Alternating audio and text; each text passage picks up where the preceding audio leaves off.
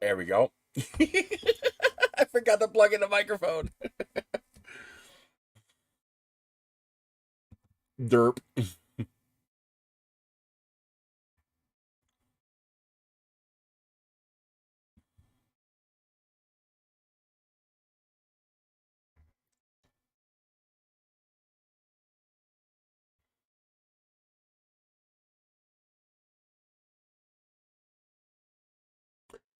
3D RCNC.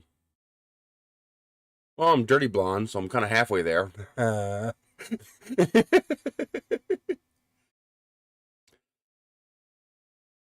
Good evening, Anne. So I'm guessing you're on the other side of the world.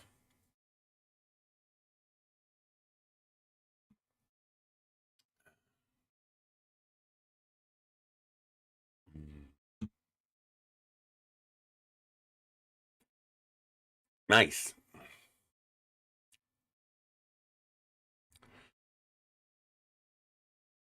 I hope at some point I can figure out how to, make it to Europe. I'd like to go to Europe at least once. Well, technically I've been to Europe. I just don't remember it because I was less than a year old. Apparently I've been to Europe many times. But of course that was all when I was an infant, so I don't remember. But as an adult, I'd like to go to Europe. Just to literally do the standard tourist crawl. I want to visit the UK and Spain and the Netherlands and Germany and Austria and Egypt, and I just like to see all those places. I'd love to see the Great Pyramids. A lot of people say it's not as interesting because the city's encroaching upon the pyramids, and to me that's even more interesting. That's like literally ancient history and modern history mixing together, and I think that's even more fascinating. I know, doesn't matter, it's all the same area. I want to visit the other side of the world.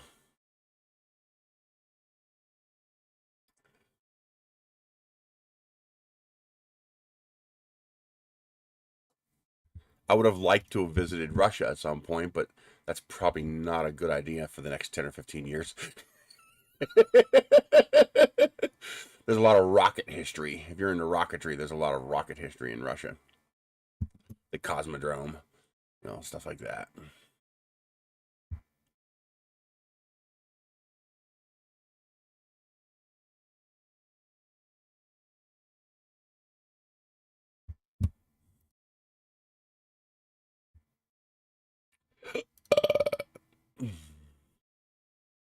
Oh, there's a lot stopping me. Yeah, here, let me show you what's stopping me. It's called lacking a whole bunch of these. You can't just do it. You got to have the money. I've been to Canada and I've been to Mexico. As a child, we went on a houseboat trip to Canada, and I think the entire universe was trying to prevent us from going because we made it 2 hours to the Poconos, and we got a flat tire in the motorhome just to find out that the spare tire was also flat. My dad had loaned the motorhome to one of his employees, and he got a flat tire and never told us. Boy, was he pissed. And the guy was like, well, I couldn't afford the tire. I was like, we don't care about the cost of the tire. Just tell us so we get it taken care of, A replacement tire is $50. But so we had to wait until the next morning to get a replacement tire. We made it another 10 miles and we got another flat tire. And so we had to get a tire for that, and we said, fuck it, we're staying overnight at grandma's. We make it up to Canada and we get 2 flat tires on the boat trailer. We had a little tiny boat, little 15-foot boat, little itty bitty boat. And both the tires on that trailer went flat within 100 miles. So 4 tires plus a replacement spare. So 5 tires. We were that close to saying screw this trip, but we went, and we rented a houseboat, and then went up the locks in Canada, all the little towns along the locks, and that was an amazing trip. Kind of a little depressing too at the start of the trip because you looked at the U.S. side of Niagara Falls, and then you looked at the Canadian side of Niagara Falls, and then you look back and go, "What the fuck's wrong with you, America?" It's a stark contrast. It's a big difference. And we went to my dad used to have these memberships in kind of like timeshares. I guess they were timeshares. I don't know, but we were able to go to Cancun for a few $1,000s. We just each had to pay for our own airline ticket and taxes. It was like $500-600 each. So we each came up with $600 to pay for the airfare and the taxes because there's a tourist tax when you go to Mexico when you fly into Cancun. And then he paid for the timeshare. So we got like a 3-bedroom condominium kind of thing right on the beach. And it cost us like $115 a night. So we got very lucky. And as a family we couldn't afford to pay for such a trip, but if everybody saved up for their own airfare, we could afford it. So we went to Cancun, and it was mind-blowingly beautiful. I mean, absolutely stupendously gorgeous. About halfway through the trip, I started getting pissed because all anybody wanted to do every goddamn day was go clubbing. It's like, we're in another goddamn country with pyramids within an hour drive of us, and we're sitting here going clubbing. I was like, the only difference between clubbing in Mexico and clubbing in Philadelphia is the booze is cheaper. That's about the only difference. And I was starting to get a little depressed and annoyed, and my dad was like, "What's the matter?" I was like, "This trip is boring. It sucks." He's like, "What?" I was like, "I want to see pyramids, and we're sitting here clubbing every day." And he's like, "You know something? You're right. Let's go. We're going to see pyramids." And we went we grabbed the van and we went down to Tulum. I'm glad we went to Tulum instead of Chichen Itza because it's a smaller pyramid, but it's on a cliff on the beach. Oh my God, it's so beautiful. Absolutely incredible. That was a hell of a trip. I enjoyed that. But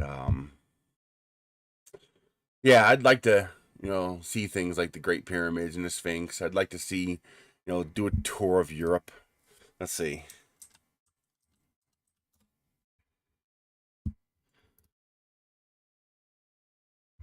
Oh, I bet. Oh, I bet it is. I was out to my chest, taking pictures of my brother and whatnot on the jet skis, and I could count my toes. The water was so crystal clear. But yeah, you got Portugal and Spain and France and Belgium and the Netherlands. I thought the Netherlands was more. I'm a weirdo. For some reason, I thought there was an East Coast to Europe, and duh, of course there isn't. It's a West Coast. For some reason my mental image of Europe was flipped. But Norway and Sweden and Finland and all these little countries, I would love to just do a tour through all of them. Even if you only spend like 2 days in each country, do a little 2 week, just peruse the countries. That'd be pretty cool. Is it good? I hope so. It's giving me a green. I'm only using 9% of the CPU, and it's a 2600 kilobit per second stream, so it should be low end 1080p.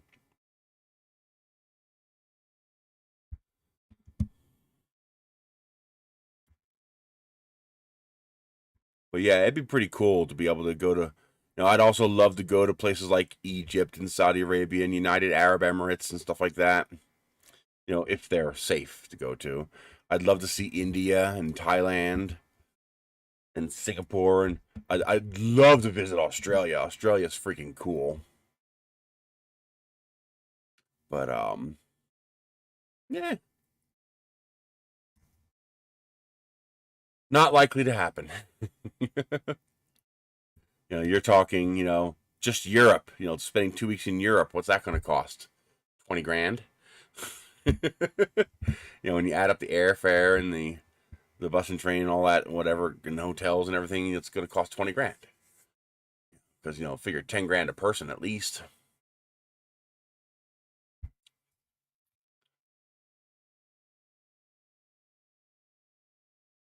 You know something? If she was capable, she's not capable of making such a trip on her own. But if she were capable of making such a trip on her own, I'm not in that kind of physical shape, Chris.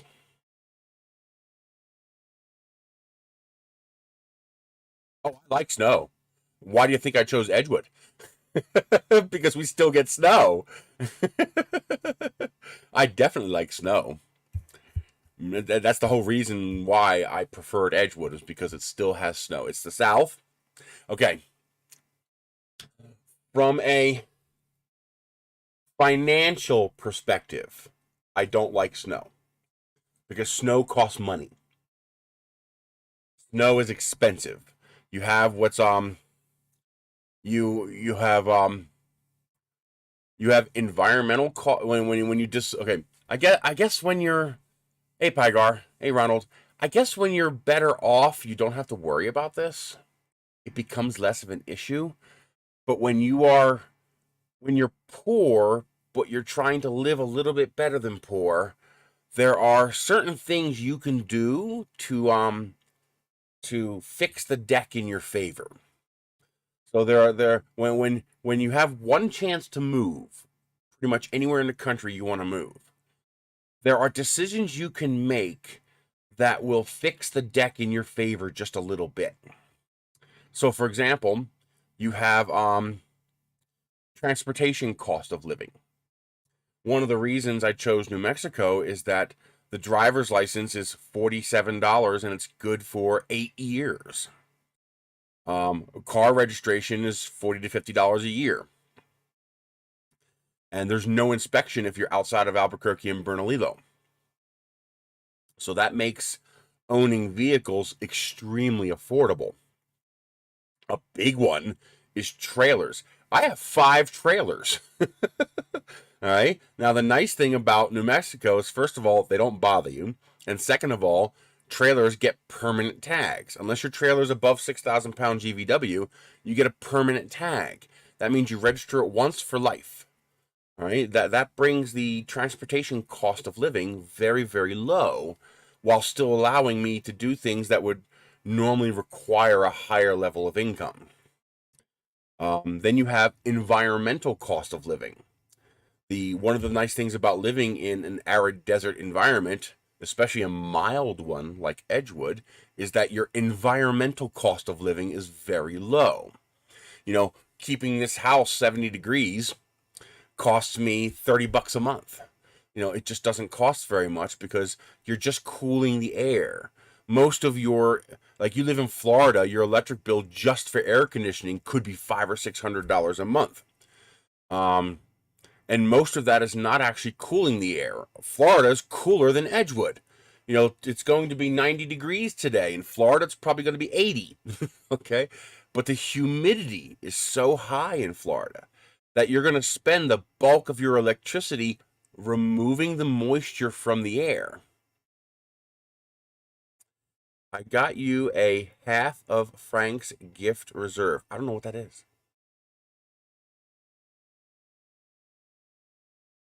Yeah, Norway's big. But Norway's also probably like the US, where most of it's unused, low density land. I'm guessing that's the case. Because it's pretty far up north. um, like Canada. Like everybody lives in that little strip ribbon of Canada. Otherwise, the rest of Canada is empty. So, by living here, my environmental cost of living is very low. So, what is a environmental cost of living? Well, that's how much it costs to keep you comfortable. The only okay, realistically, I should have moved down mountain, somewhere outside of Albuquerque, because winters are milder down there, meaning you could probably get away with minimal heat in the wintertime. Up here, you need actual heat. So it gets a little more expensive, but not by much. You know, maybe instead of $30 a month, it's $50 a month, except for the truly cold days, which is only a dozen, you know, a handful of truly cold days. And then I have the kerosene heater I pull out when that happens. And then you have another cost of living called the mechanical cost of living.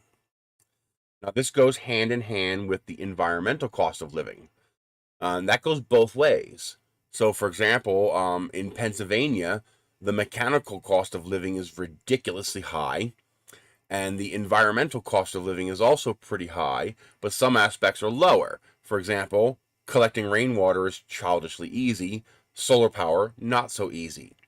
Here in New Mexico, solar power is crazy easy after you have the investment to buy some solar panels, but then you have no water. So thankfully, water's pretty cheap here, at least the amount we use. The mechanical cost of living is crazy low here. In Pennsylvania, if you get a roof leak, you need to fix it now. Like yesterday, you should have already called somebody to fix it, because you're going to have rot, mold, and deterioration just from the water. Here in New Mexico, if I get a roof leak, it's next summer I'll take care of it. Because things don't rot here because there's no moisture. Everything's dry. So as long as things aren't soaking in water, which they're not because we only get 12 inches of rain a year, and 99% of that happens in July and August during the monsoon, things just don't rot here. They don't corrode. They don't rust. There's a reason you don't see 80s and 90s vehicles driving around in Pennsylvania, and it has nothing to do with them being 40 years old. It has to do with the fact that vehicles don't typically last more than 8 to 10 years unless you go through extraordinary measures to make them last that long, because they just rust and rot. You have all the moisture, you have all the dirt, you have all the salt that we use to keep the roads clear of ice. Here in New Mexico, none of that happens.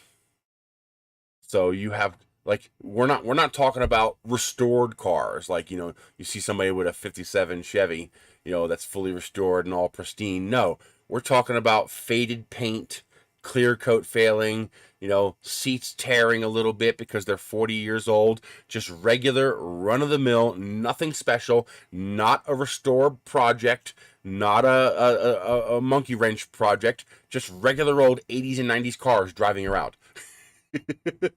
Not because they're collector's items, but because that's the same damn car that person's been driving for 30 years. Because the cars don't rot, they don't rust.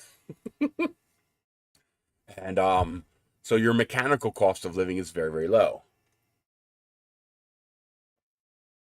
Yeah, nice. Mm-hmm. Your general weather has a huge impact. It's actually interesting. I noticed that my breathing and my sleep have been a lot better these past month and a half. And that's because the humidity is higher from the rain we're getting. Now, when I say the humidity is higher, I'm saying the humidity is 20 to 30% instead of 12 to 20%.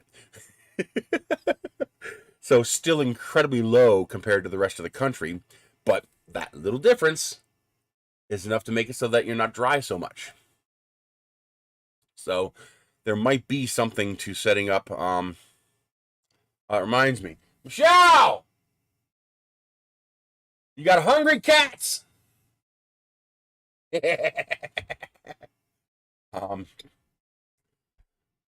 but yeah, with the Europe thing, you know, if she was capable of doing such a thing on her own, which I know she's not, if I had the opportunity to send her and I couldn't send myself, I'd do it, just so that she could have that experience.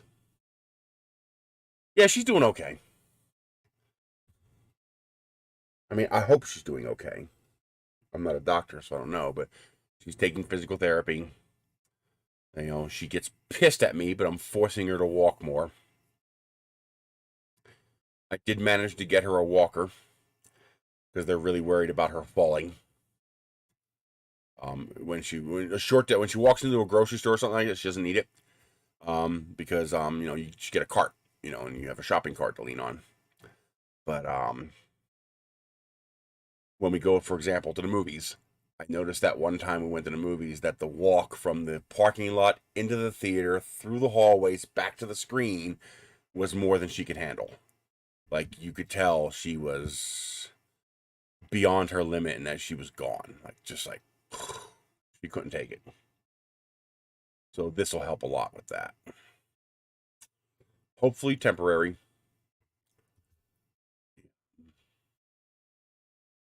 Yes, I actually have to find a copy of the paper because apparently the article got posted the next day, and people who've read it told me it was pretty good. So hopefully that will drum up more people to show up this Saturday. So this Saturday and Sunday we have a community cleanup day in Edgewood where the township brings in dumpsters. Sorry about that. If you had headphones on, God bless you. You're screwed.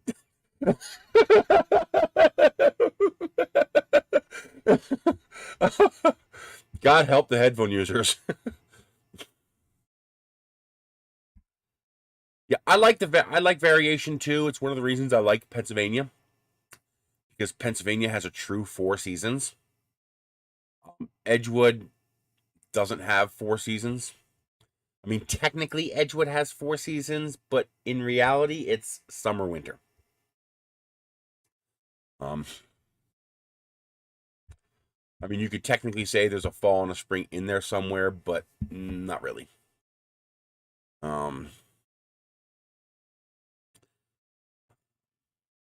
But that's okay. I'm okay with that.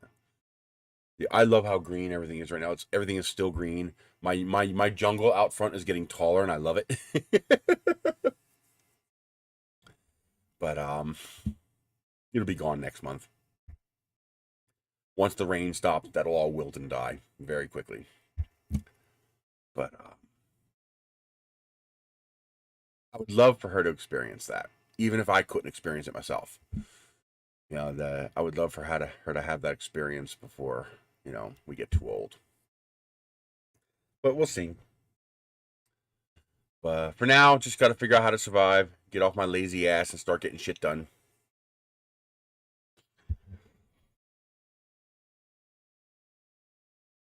Yes. Knowing what I know now, it was the right decision. I mean, from a personal point of view, I would have preferred the scenery of Colorado, and I would have preferred the beauty of Arizona. Like if I could pick any place to live, it'd probably be Tucson, Arizona. I that was one of the first places I looked, but Arizona is a relatively expensive state to live in, and Tucson in particular is a pretty expensive place to live relative to what I was capable of affording. I mean, relative to the rest of the country, Tucson's pretty cheap, but relative to my budgetary restrictions, Tucson was pretty expensive because I absolutely love the weather in Tucson. I mean, you still have a lack of rain issue, but the sunsets are just incredible, and I mean every day. Every day, the sunsets just got better. Colorado has the advantage of the Rockies. You know, technically that right there, South Mountain, is the end of the Rockies right there. But down here in New Mexico, the mountains are all rounded off. While Colorado still has those nice sharp peaks. We probably get, you know, a similar amount of snow here, but it doesn't last at all. Like, we'll have a night of snow, and we'll get 10, 12, 15 inches of snow. You know, that's almost like what 8 decimeters of snow. And but then by noon it's gone. Like literally by noon, 1 o'clock at the most, it's all gone. It just gets sublimated away in the sun. Um, it's not too common for the snow to hang around. Now, people who live here told me that in the past they have had, pretty harsh winters here where they would get 3 or 4 feet of snow, about a meter of snow, and it would stay until March. They told me that has happened, but they said for the last 10 years it's been basically drought conditions. So they haven't had that much snow. So there is the potential for that kind of snow to come back. Hopefully not. But we don't get the kind of bitter cold you guys get. It gets down to -8 degrees. That's what is that? -8 F2C. -22 centigrade. -25 centigrade. We get that cold, but it's usually very short-lived. So, for example, it might be 10 degrees Fahrenheit at night, but then it's 50 during the day. It might be, 20 or 30 during the day, but the solar radiation level is so high that it warms everything up. So even though it's cold, the solar radiation is warming everything up. The last 2 years, the last 2 winters that we've lived here, we've had -22 centigrade, actually colder. We had -9 degrees, which is like, what, -24 centigrade? But just for like 2 days. Like those 2 days would be just unbelievably cold. And then it was back to, 10 degrees and 50 degrees. So it's kind of weird. It's cold, but as long as the sun's out, you don't realize how cold it is. If you go in the shade, you realize how cold it is. If the clouds cover the sun, you realize how cold it is. But typically, the solar radiation is so strong that it warms everything up by direct radiant heating, even though it's cold. But keep in mind, you probably see sustained -10, -30. We see it a couple of days a year. Hey, Rick. So we don't see it. It doesn't stay that cold very long. Oh, they have 10-inch tubes. Interesting. Oh yeah, see, we don't have that problem. That's part of why you get so cold there. You're so far north in latitude. I mean, here, where's the map?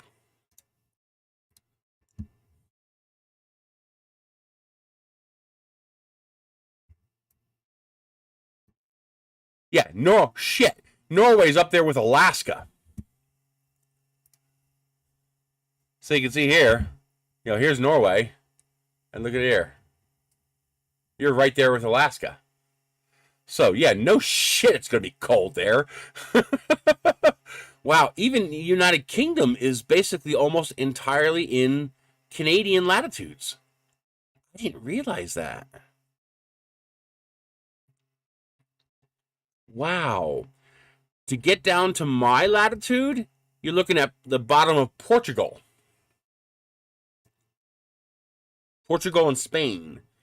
That's the kind of weather we get here.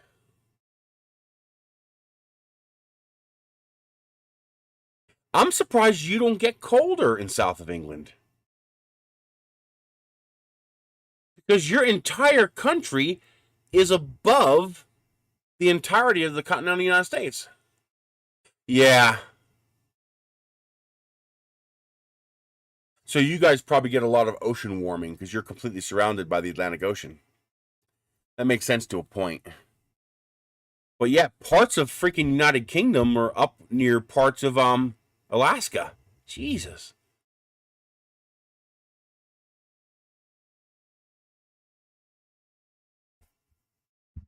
Huh. That's actually amazing.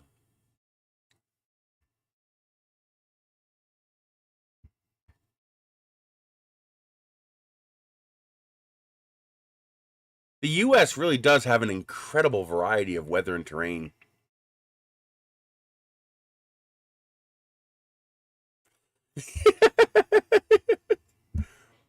Well, what we define as gangsta changes with the generations. So, that's funny because, we're comparing the things that we consider to be such and such versus what they consider to be such and such. So I can see how that would work.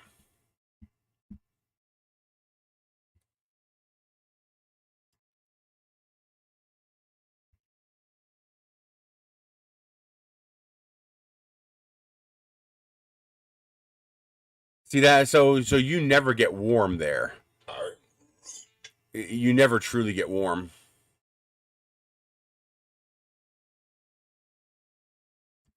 Where's Sweden? That's incredible. Because southern Sweden is above the entirety of the United States. That's amazing. They were trying. They were nickel. Instead of 50 cents, they were nickel. Oh, man.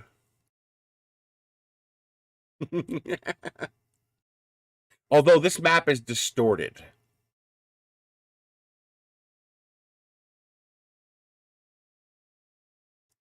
Like on this type of a map, there's massive distortion.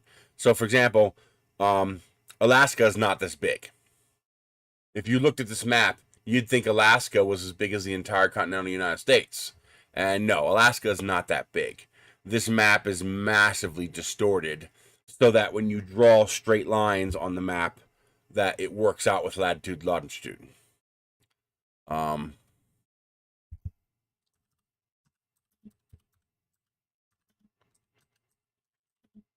bet you there is a world scale map that's true scale.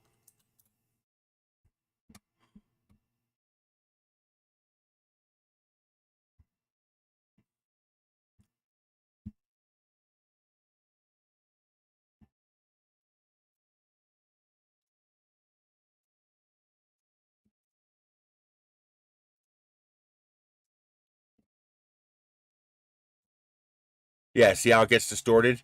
So there's the United States compared to Alaska. See? That's not a great way of looking at it, though. That's a horrible map. Now, see, 28C is hot. What is that, 90? 95?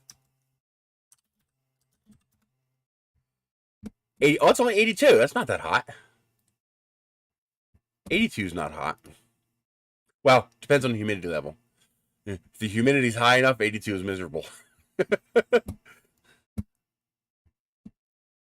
Is there any particular reason why you won't go back? See, why the fuck does it create all these link pages here? Why does it do that?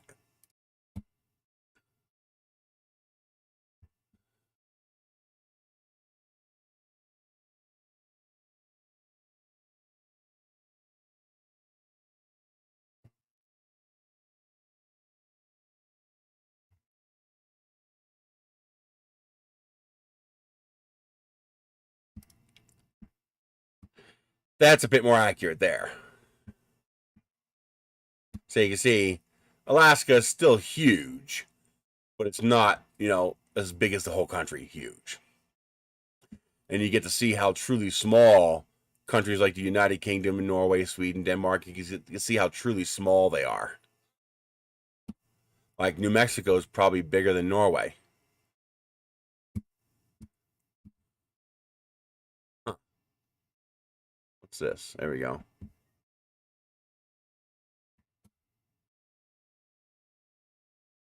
We always forget when we look at these maps that the scale is being distorted to allow mapping to be possible.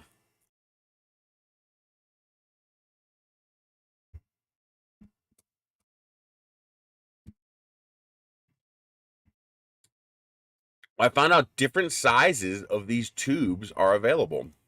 So, for example, I can get an 8-inch form tube for $12.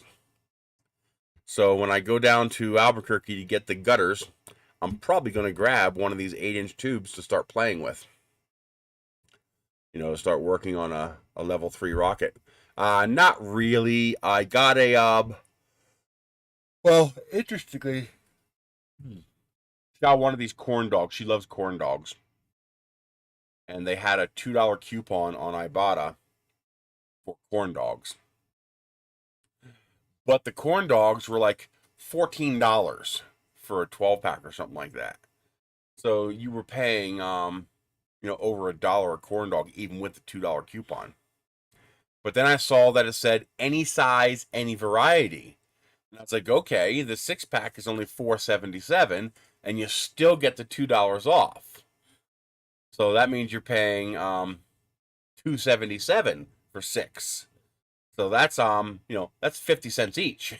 So I was like, that's a much better deal. Usually the coupons scale with the size of the package, so $1 off the small one, $2 off the big one. But when your product doesn't scale like that, then it makes sense to buy the smaller package to maximize the impact of the coupon on what you're getting. So we got that. They also had some Jimmy Dean breakfast sandwiches, so sausage, egg, and cheese croissants, microwavable. Almost turned out really bad because I maximized our freezer space. Like, we are full. Like, all 4 freezers are packed. I've got to get those 2 new freezers going so I can shut down these 4 freezers, get them thawed, move all the food to the new freezers. I was going to until I saw this.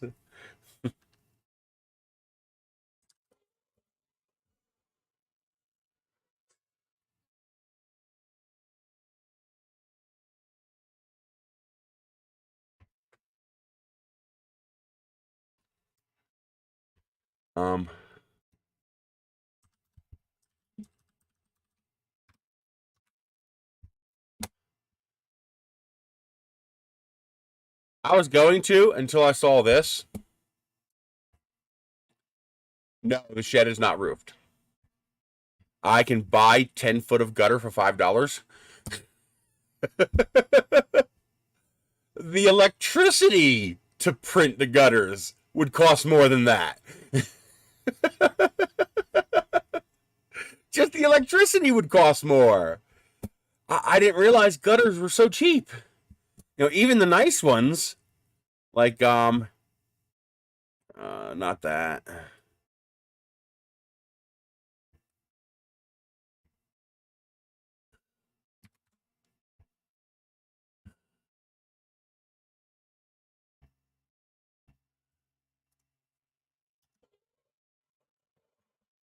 Are you hard of hearing or something?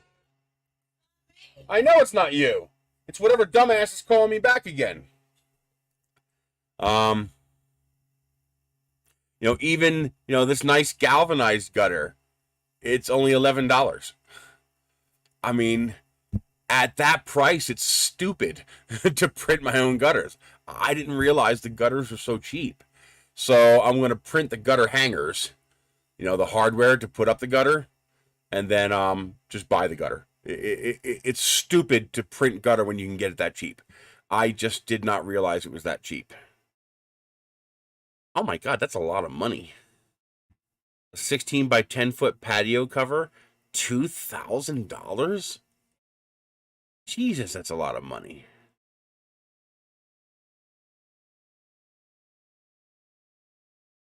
Wow.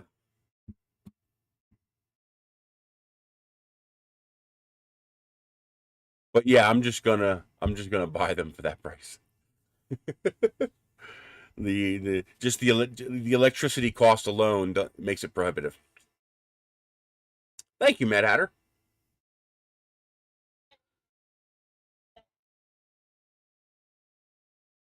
That's actually about right, Rick. That price is about right.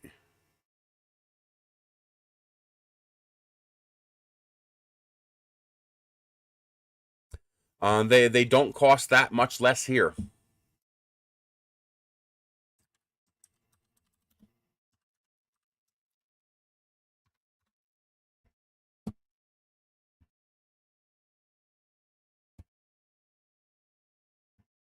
Okay, that's the mini ones. Yeah.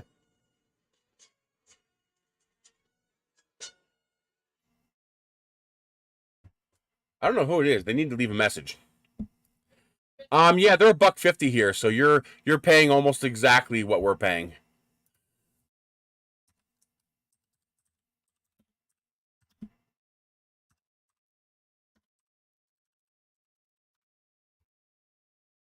You're actually paying less. Yeah, they're costing you less to buy those pies than it costs here. You're paying $12.25 for 10 of them, so you're paying $1.22 each. Here, we're paying $1.50 each.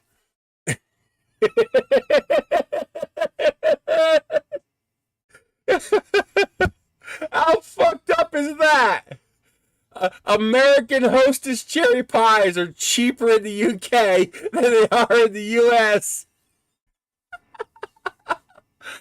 Oh, you can't make this up. Thank you, 3DRCNC. That's all right. I appreciate it.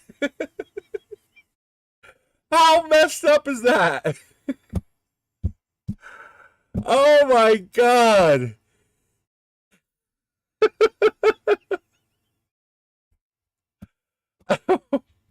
You know what happened is the pandemic gave us a labor shortage, which gave labor power. And corporations, oh yeah, fuck you. How's some price gouging for you? Yeah, I didn't like the apple ones either, but the cherry ones are amazing.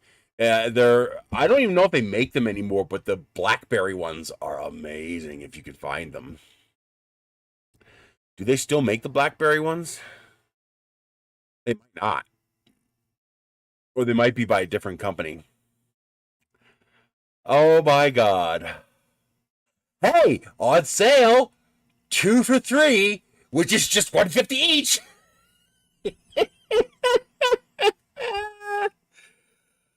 Oh my god. Oh, and by the way, there's nowhere near the same amount of cherry filling as there used to be. I remember these as a kid. They were packed full of cherry. Now there's like nothing in them.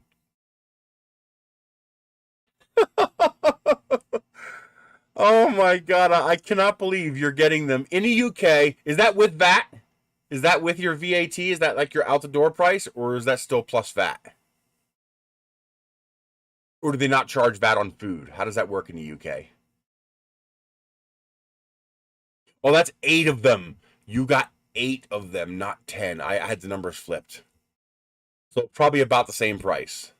12.25 divided by 8. Yeah, you're paying the same price we are. So you're not paying any penalty. You're paying the same price we are.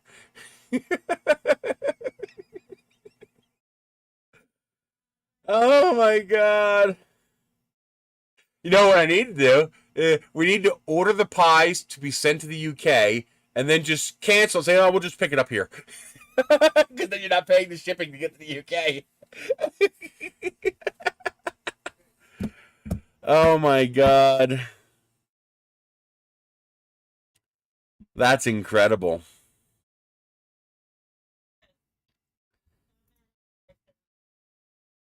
Absolutely incredible. So yeah, I'm going to grab one of these tubes.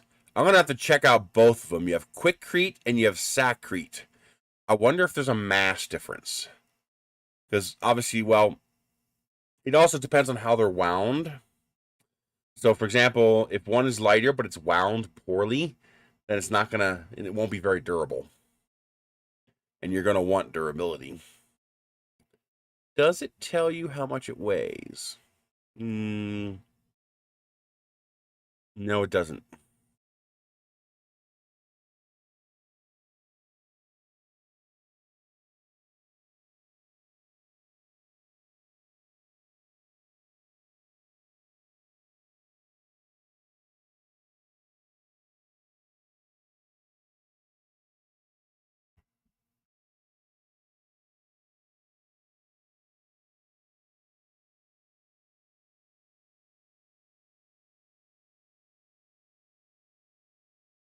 That looks like a pretty thin tube. See how the end of the tube here is tearing a little bit? That usually indicates a pretty thin tube. So it might be better off with, yeah. That looks like a pretty weak tube. Like there's not a whole lot of structure in that tube.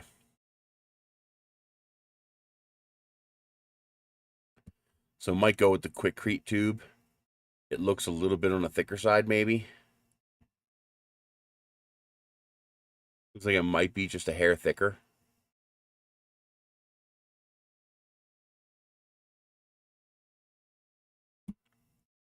So just because of the price difference alone, 12 versus 22, 12 and a half versus 22, might start off with an 8-inch. Plus with an 8-inch, if I go tube fins, which I probably will, it'll be high drag.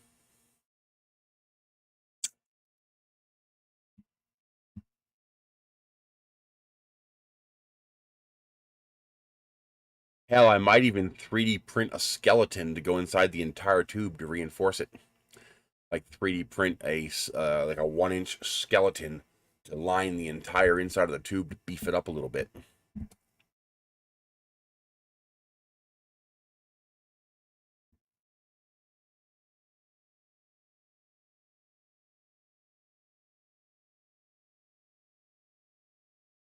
Huh.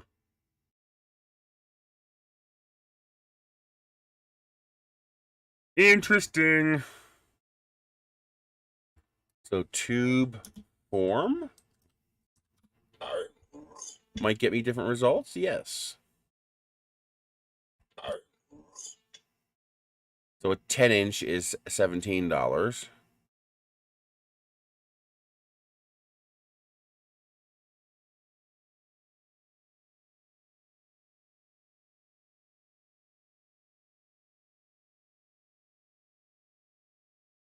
So how big would that be?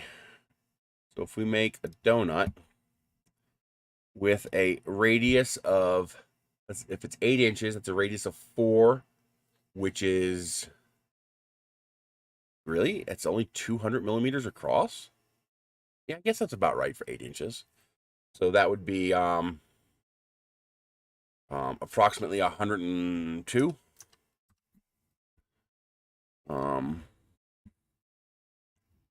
Number of sides, max it out. Let's see. And then the wall thickness.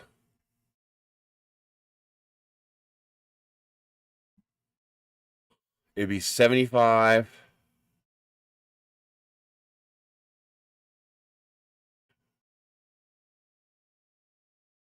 So if it's 204 millimeters across, 204 minus, let's call it 78, divided by 2, 63 wall thickness.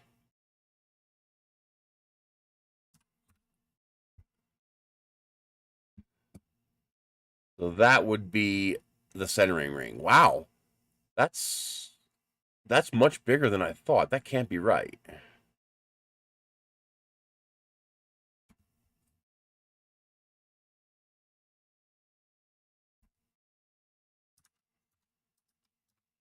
Yeah, that's wrong.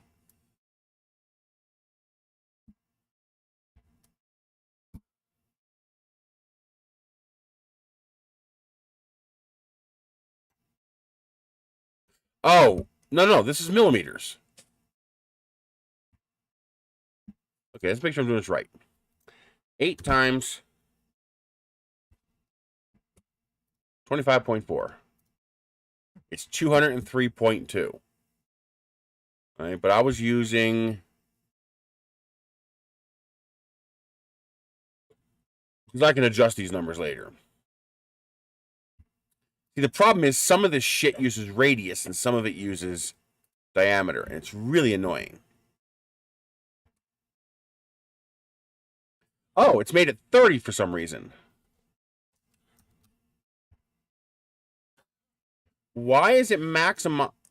It's making my wall thickness a maximum of 30. That's the problem. That's weird. Why won't it let me do a wall thickness greater than 30?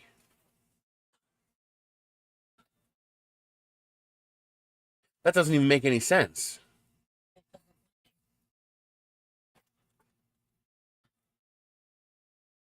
So your wall thickness can only be 30% of your radius? So I can't make it a single part simply because it won't let me make the wall thickness any bigger. Hi, everyone.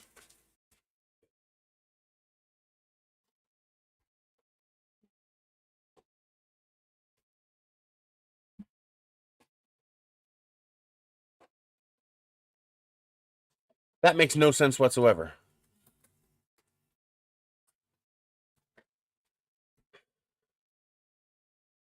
Anne said hi. Oh. I don't want to do a cut, though, because I want a bevel. That is so weird. So if I need a wall, I need my center hole.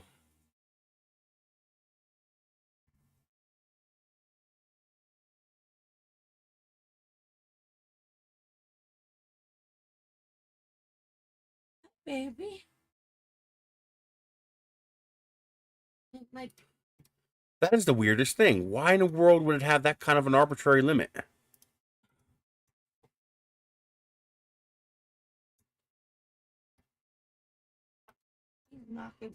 That is not what I asked you to do. That's pretty close right there. So I would have to create 2 of them.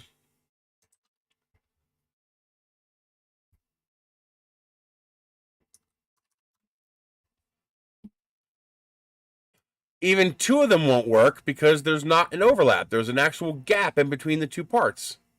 Are you fucking kidding me?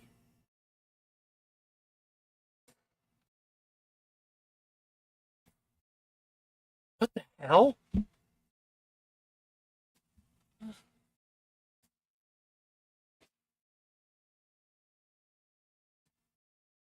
Why in the world does it have such an arbitrary limit?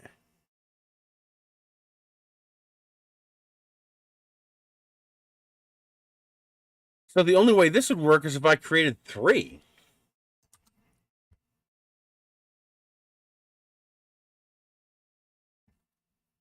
I would have to have 3 of them overlapping.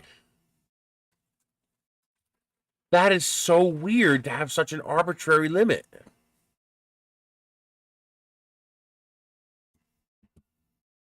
Well, see, the reason I want to do that is so that I can take this and say bevel.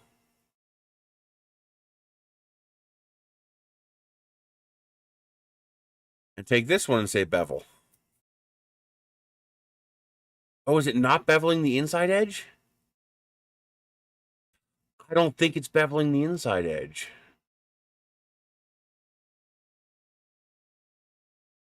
It's not. Look at that. It's not beveling the inside edge. Well, that's annoying. I was hoping to be able to one-shot make a giant centering ring, but you can't because it doesn't bevel the inside edge.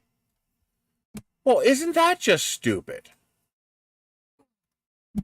That is such an arbitrary limit.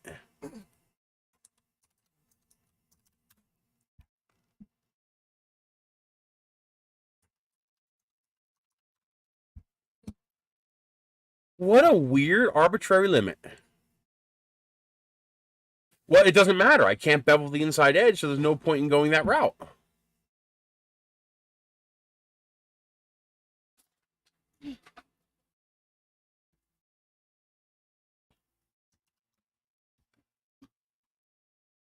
The whole point was to be able to do it in one shot. But now I have to do cut and combine, since I can't do an arbitrary bevel. That is so weird.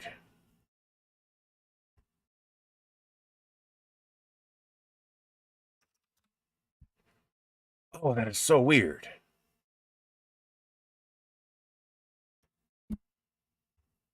So, base radius 100, top radius 90, height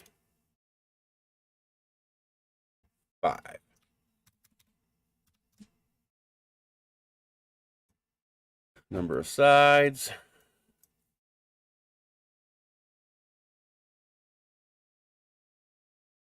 Okay, let's make the 3.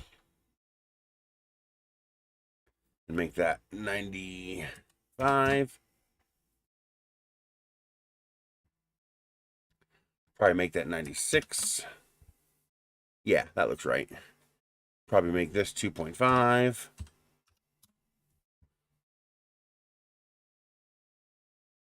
I can make that even higher. 98. There we go.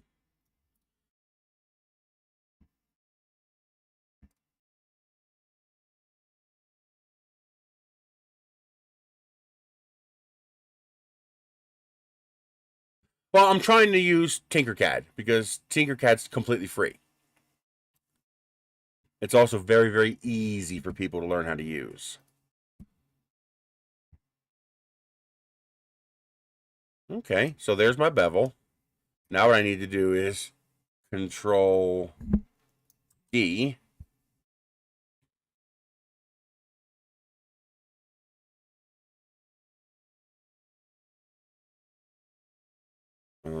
Let's see, how do I want to do that?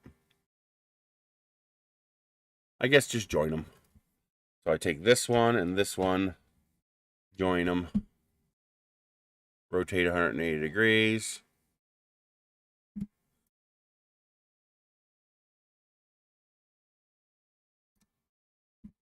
There we go. Raise it up 2.5. And then join them. So there I have the centering ring with the bevels on both ends. Now I create a hole.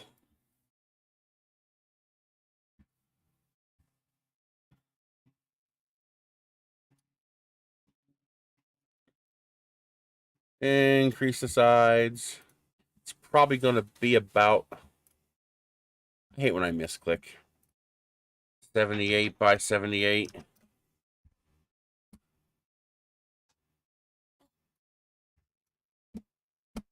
Center it.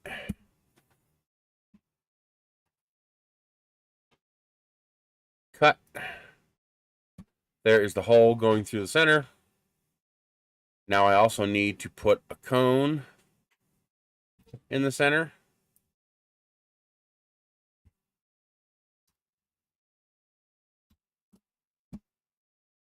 Increase the number of sides. Make this hollow. Center and align.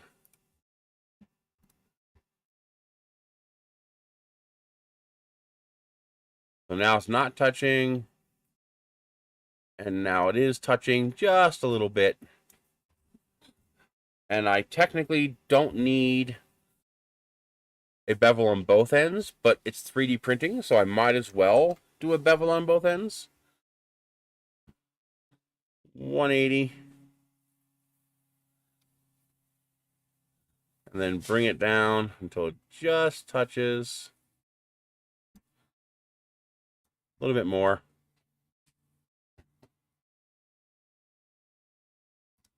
There we go. Make that a cut. Make that a cut. Make that not a cut. Join them together. There. There's a double bevel centering. Now the whole point of that is so that when you go to insert a tube, because it's beveled, you don't have the tube catching onto the edge of the ring. The bevel allows it to self-center and slide right in.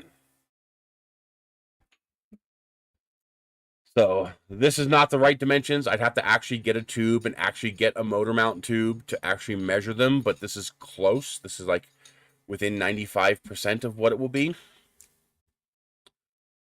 So this will give me an idea of how much plastic we're talking about here.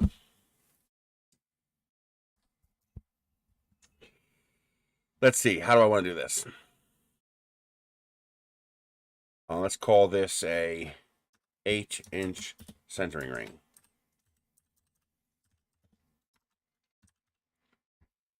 I can't use that. 8IN, 8-inch centering ring. Export STL. 8-inch centering ring.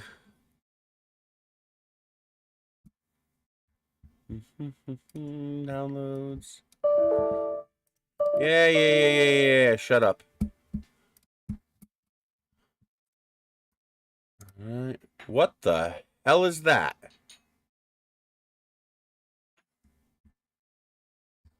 What the hell is that?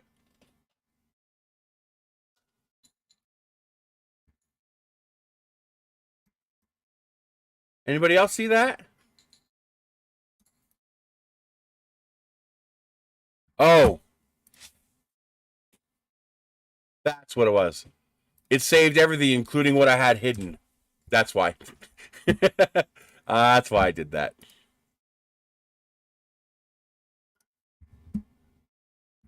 Yeah, that was very unexpected. I'm like, what the hell was that? It saved the hidden part. There we go. So let's do, I already have a configuration set up on the Chiron, so let's use that.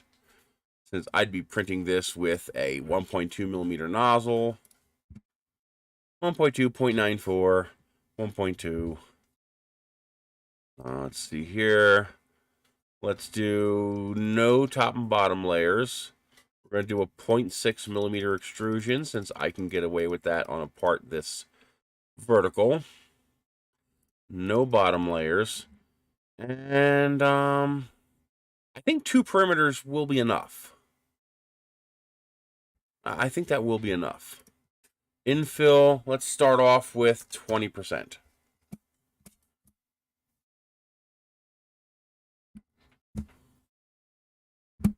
Let's see what that looks like. Wow, 1 pound. I don't think I need it to be that big. I have a feeling that's going to be way overkill. But we'd be looking at 6 hours to print it. That's 2 perimeters. So that's a 2.4 millimeter thick wall with 20% infill.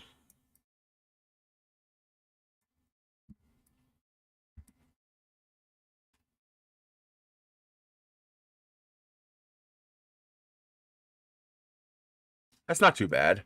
I think it's way overkill. I don't think I need to make it anywhere near that thick. So just for shiggles,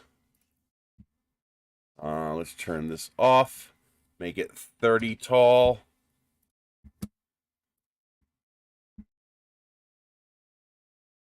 That's a little more reasonable. 3 hours, 275 grams. I don't know. I think the 20% is about right. See, what I'm basing my infill on is the number of connections here. See? 1, 2, 3, 4, 5, 6, 7, 8, 9, 10, 11, 12, 13, 14, 15, 16, 17, 18, 19, 20. So there's 20 connections between the inside and the outside. So all the G-forces of this model are touching at 20 different points on the inside. You need a sufficient number of points to handle the load. I'd rather have too much than too little. It's not going to save much time. If I go down to even 15% infill,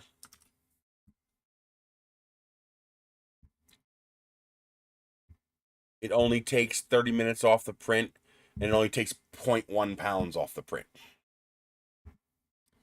So you're only saving 1/10 of a pound. You're saving 40 grams. You're saving 40 grams. It's irrelevant. This is a centering ring. So when you build a rocket, you have the tube, that's the flight airframe, but then you have an engine that you have to put in the rocket. And that engine is smaller than the airframe.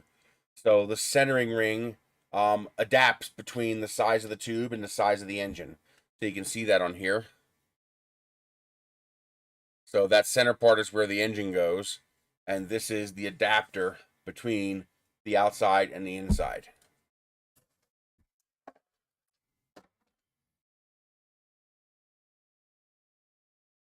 So there are people who don't think 3D printing can be used for structural parts of a level 3 rocket. I intend to prove them wrong, assuming they're wrong. Maybe they're right. Maybe it's not practical. But so the question is 1 inch large enough? Is 1 inch of vertical space enough? I'll probably have 3 of these in the rocket. So what I'll have to do is I'll have to make one of these, put it under load, see how much force it can handle. Yeah, very large. It's going to have a the rocket motor by itself is going to weigh 7 pounds and produce 340 pounds of thrust. Yeah, this is actually a small level 3 rocket using an 8-inch airframe. So using an 8-inch tube. You know, a lot of people fly this with a 12-inch tube. So 8, 10, and 12-inch tubes. No, okay, well, not quite the same thing. A 1G load to a 100-gram object is very, very different from a 1G load to a 1,000-gram object. It's a factor of 10. All right, so when your average, you know, it's like the difference between being punched by me and being punched by a tank. All right, it does not scale linear. So what is ridiculously over-strengthened for, you know, a 4-inch rocket with a 50-pound thrust motor in it is no comparison to a rocket that might weigh 100 pounds with a 340-pound thrust motor, and it's going to provide over 150 pounds of thrust for 9 seconds. That's a different scale of force involved here. Well, typically there's 2 ways you do that. So on a rocket like this, typically what I would do,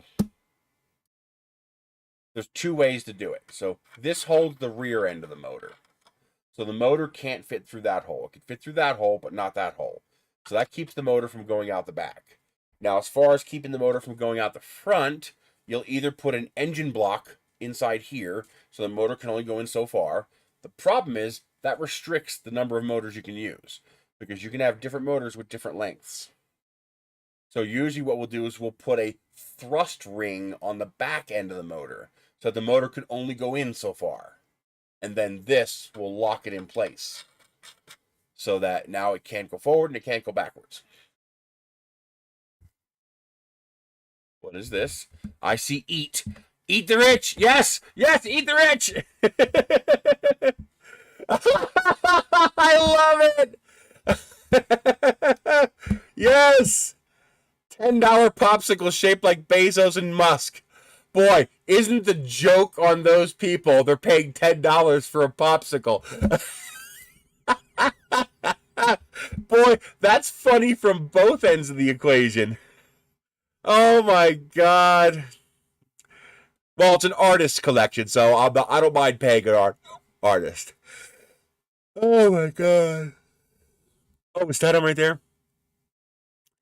You can barely see them. Come on, really? That's the picture you're going to show us? Oh, that is so lame.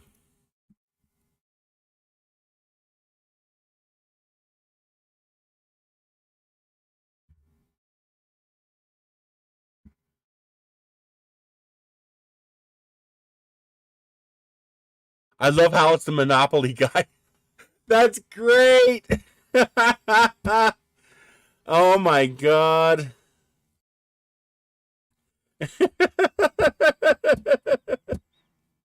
Yeah, you know we're gonna have to 3D print these, right? You realize that, right? I now I've got to make these so I can 3D print them. Oh my God. Well, it is an artist, so they are going to be probably niche, you know, handmade. You know, if it was a company, that'd be an oxymoronic thing. But being an artist, I'm kind of okay with that. I mean, what's a regular popsicle cost? It's like $5, $6 now. So he's not even charging that much of a premium anymore.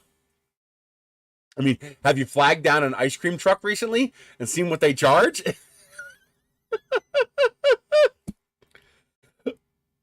Oh my god. Yep, I'm gonna have to 3D model these. Yep, that's just gonna have to happen. Oh my god. Looks like they're using looks like the same template for these three, but a different template for this one. I can make popsicle molds, but I was thinking just making plastic versions of these popsicles. You know, just why not? Just because it'd be cool. I could use my multicolor technique, you know, print the black, print the pink, print the brown, then print the Caucasian. But yeah, you can make molds too, make cookie molds. Actually, that's not a bad idea. Cookie molds. And then people can make their own Eat the Rich cookies at home. Oh, that's a good idea. Yep. We're gonna make some Eat the Rich cookie molds. Yes. Oh my god, that's awesome.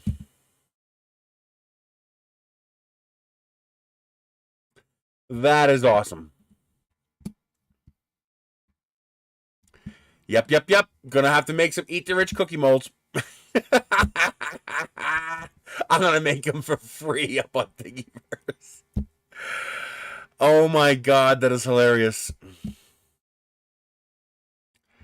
So I'm gonna start with an 8-inch model, just because. Oh my god, it's cheaper. It's a lot cheaper because I'll need 2 of these tubes. That's $25 versus 2 of these tubes, which is $44 plus 8% sales tax. That's a lot of money. That's $3.20 in sales tax, so $3.50 in sales tax. So it'd be a lot cheaper to start off with a 8-inch model, and then you could just scale these parts up to whatever size you want at that point.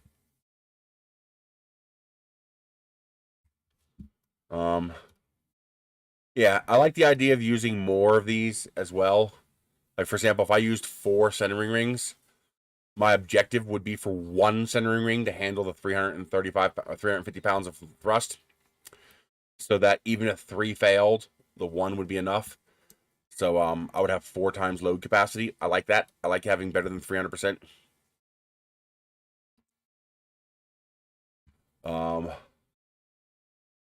Yeah, 15% might be enough. With a 1.2 millimeter extrusion, maybe 15% will be enough. The nice thing about this is that I can print 4 of them in a kilogram.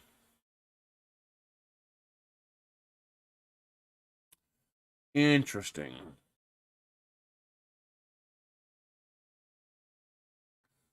Very, very interesting.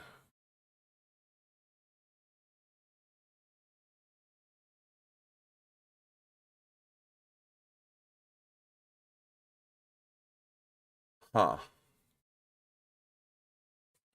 But yeah, that's typically how you do it with this. Now, with this kind of a model, um, I might be tempted to design this for one specific motor casing. So have a forward block and a rear block. There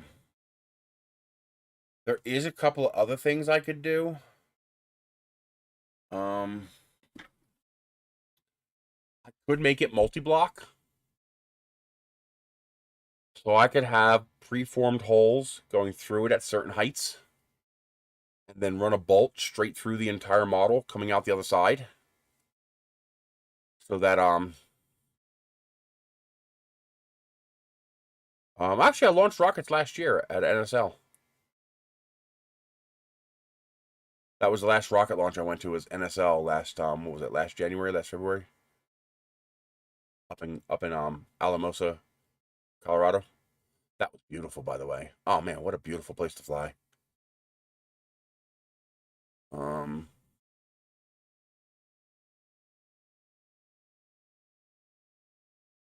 They released a record last year? Are they still a band? Pretty good, Lightspeed. Keep my victims happy. If they're not happy, we eat them. Are they dead? Yeah. I like their music. Not all of it, but I like their music. Nirvana. Oh, wow. That was a long time ago then.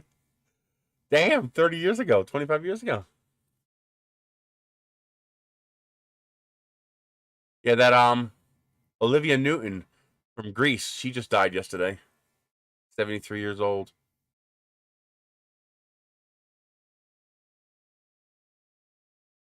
Yeah. Or a day before. But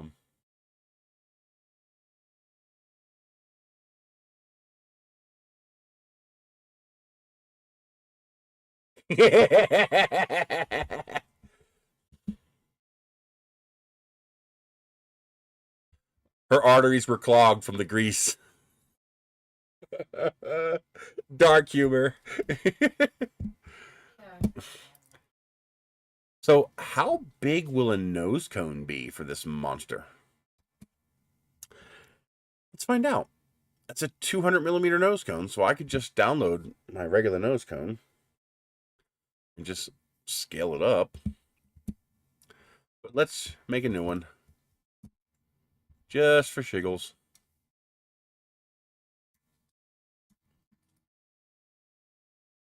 Shits and giggles. Otherwise shortened to shiggles. Okay, so take a sphere.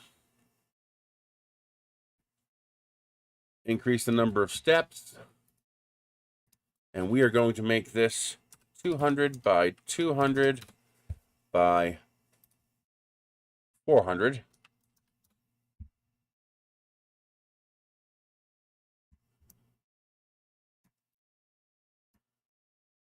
I don't like it. Let's go with a parabola. Oh, especially not you. Ew. Hey, you walked right into that. Doesn't look very good with such a short number of steps, but it's a good start. Figure make it 400 millimeters tall, so it's a 2-to-1 ogive.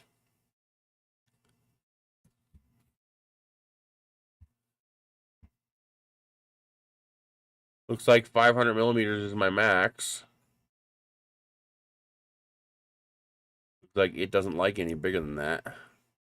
I gotta make it shorter since I need to put a base on it. I don't like how crude that is. That's pretty ugly. Makes you ugly. Yeah. Definitely. Definitely makes you ugly. Ugh.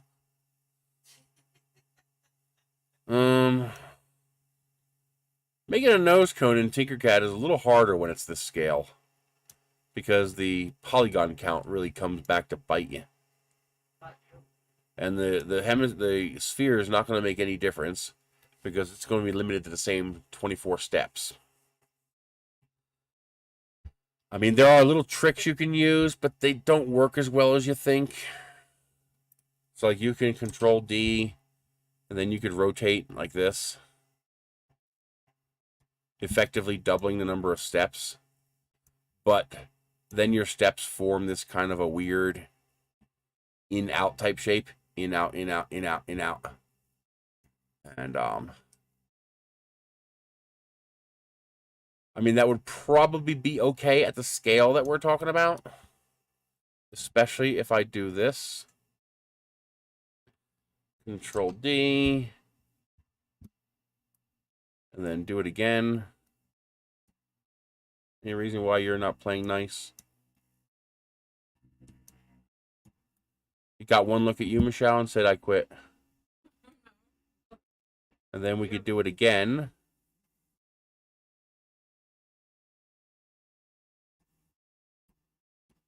join it again. As you can see, each time we do this, we are having the distance between them.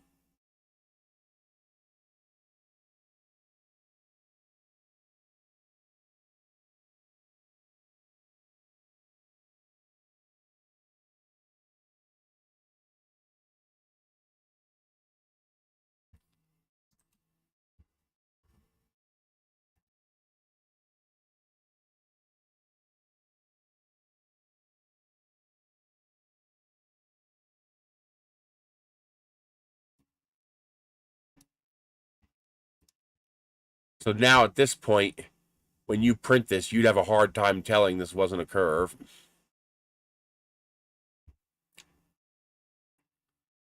There's better ways to do it than I just did, but you get the idea. Now, one thing you have to be careful with is that this is becoming a pretty complex shape, and then Tinkercad does shit like this, where it breaks your model. Like, where the fuck did that come from? Why is that there? That should not be there.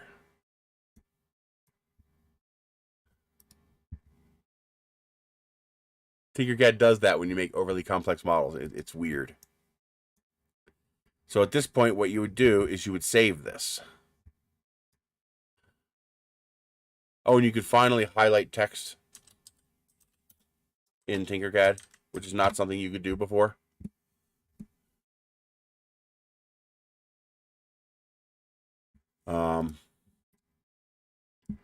So now what we would do is we would, oh, no, got to select both pieces.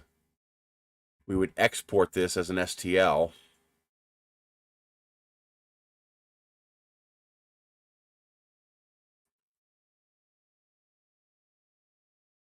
I think it's actually trying to merge it.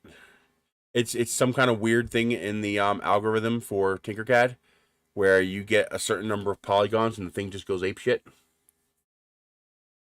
It'll just randomly add and subtract shapes to the object for no apparent reason. So now what we do is we delete this completely. And then we import the model we just exported. This way it doesn't come with all the baggage that Tinkercad added to it.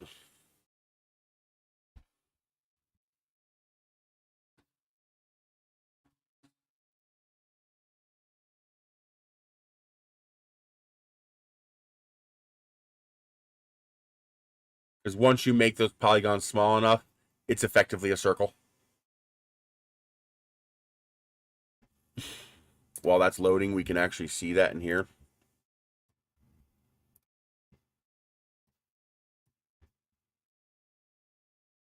So you can see it's got all these little polygons. But when you print that, that's effectively a circle. You're not going to be able to tell the difference, really. Especially once you paint and sand it. So if we were to print this,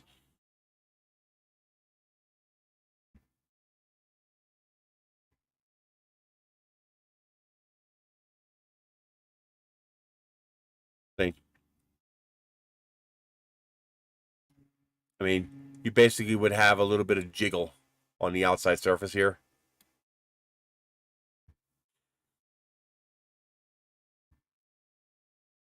So your outside edge would have this little jiggle. But when you're holding an 8-inch diameter, 16-inch long nose cone in your hands, you're not going to notice that.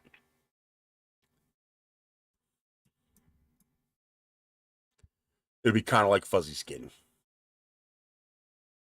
But so for a level 3 rocket, that'd be more than sufficient.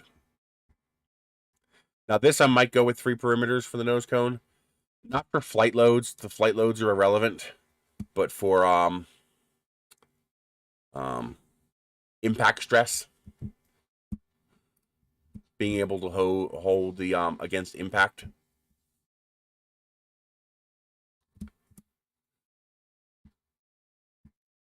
There it is. So now we can continue modifying this without problems. So I need to make this a little shorter. So this needs to be more like 385 roughly, because I need to fit the shoulder onto this. Would you go to 385, please? I want 385. Thank you. Let's see. Rotate that. Shove you down. You can make a taller object by just going halfway through the bed, but my print volume is 405 millimeters, I think. So here we are, 200 by 200. We're going to make this our surface. Add a cone. Increase the number of sides. And the bottom radius is going to be 100. And the top radius is going to be... Oh, if it's a 2 millimeter thick, so 98, 97.5.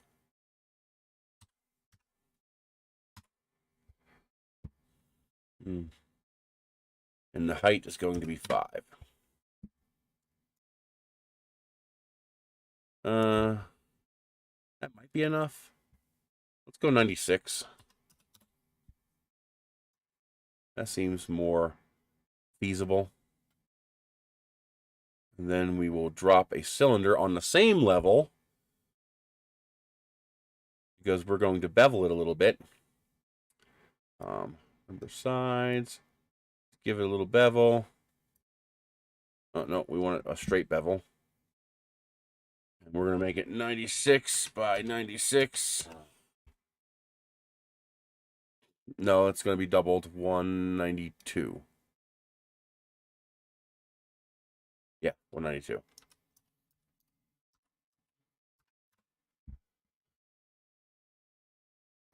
Let's center them all. Excuse me. Do what you're told.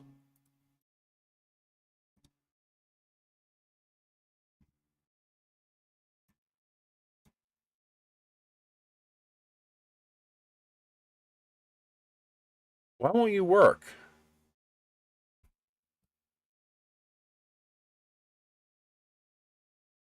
Oh, that's right. This has horrible beveling. I hate the way Tinkercad bevels this. It's making the bevel nowhere near steep enough. I want it like that.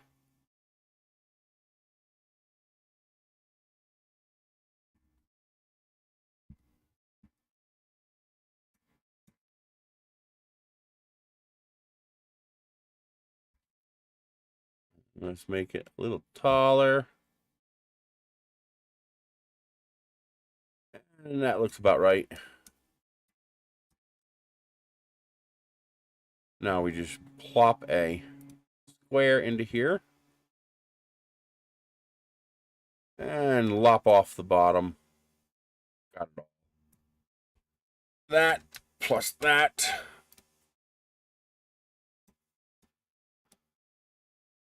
And then we do it again.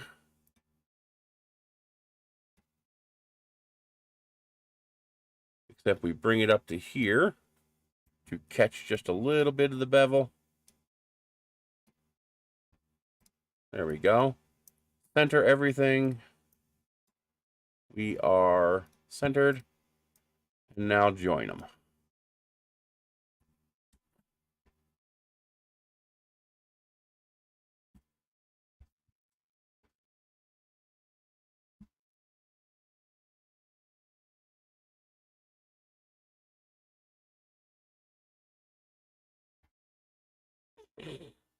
There we go. How tall is this? Way too tall. Let's see. I got to shorten it.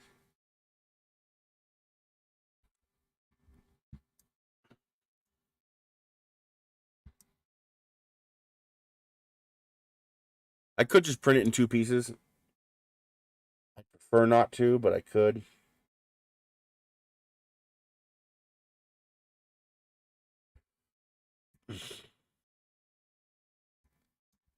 Yeah, I'll just print it in 2 pieces.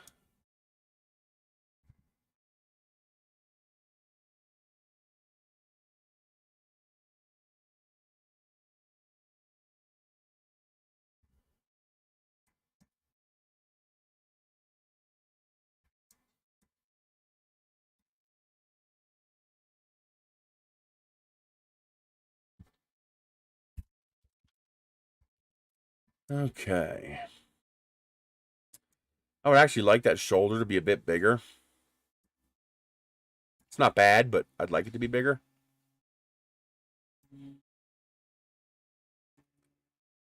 Less chance of wobble.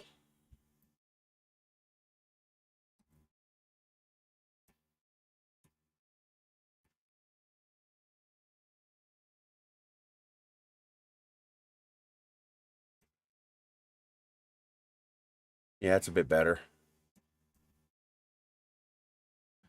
If I get the CR10S5 working, I can print that in one piece. Okay, now I don't have to print this in spiralized vase mode. I could, but I don't have to. What I could do is just... No, I don't have a P.O. box anymore. They doubled the price from $60 a year to $120 a year for a P.O. box, so I had to get rid of it.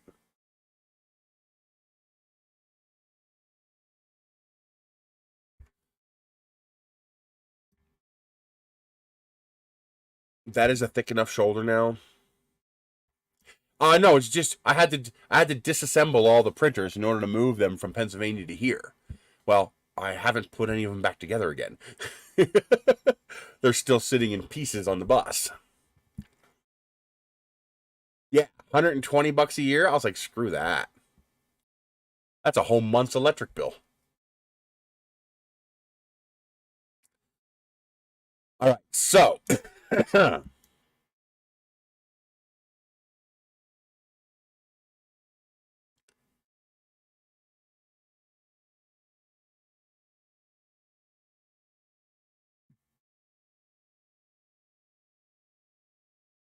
what I can do,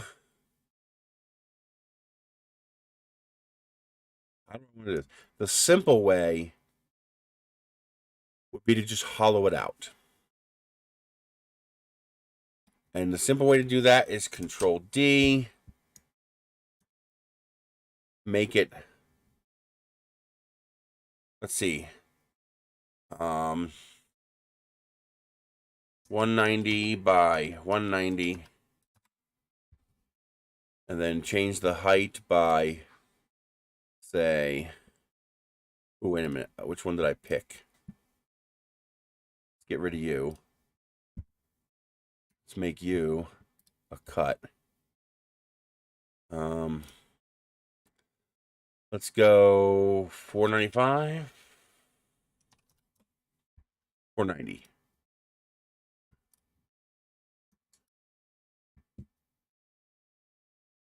We are not aligned. Now we are. Now let's do a cut. Let's see how pissy Tinkercad gets over this.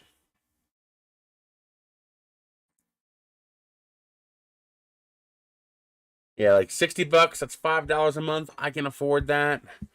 But 120, that's price gouging. That's not right. What I hate is the fact that they won't give us virtual P.O. boxes. There is nothing except greed stopping them from just letting me have a P.O. Box 842 that happens to come to this address. Give me a virtual address. How hard can that be? Well, I know how hard it can be. They're going to lose P.O. Box sales if they do that. What's general delivery? Anything that would take away from P.O. Box sales, they probably won't have for that reason.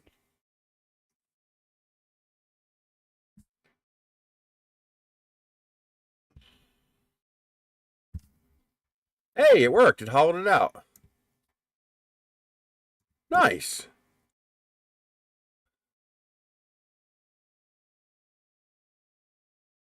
Okay, let's see what that looks like.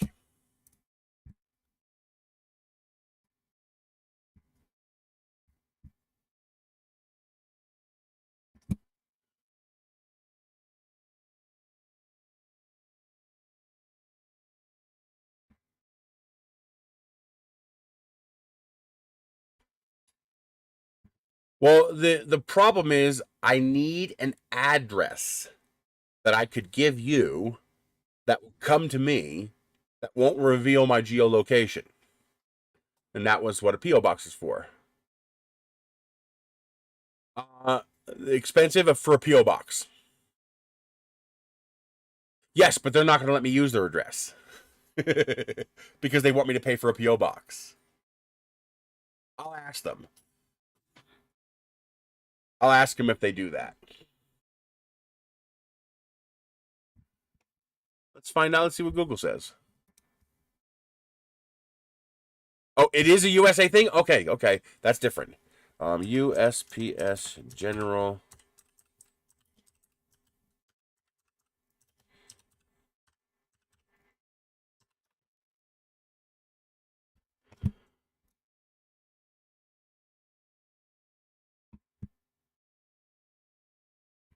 Yeah, if you go to my my 500 Pix account, I have it there. Okay, general delivery is a mail service for those without a permanent address.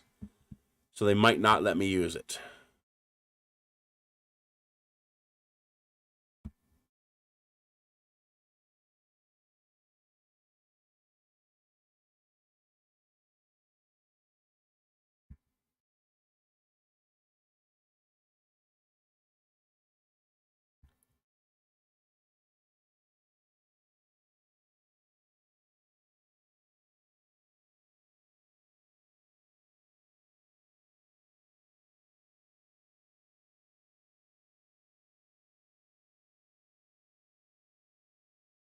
Okay, so it looks like I should be able to do that.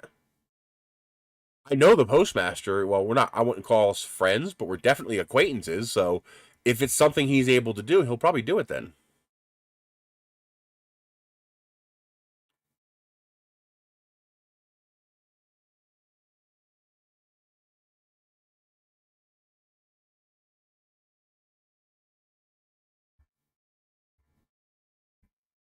Oh, okay.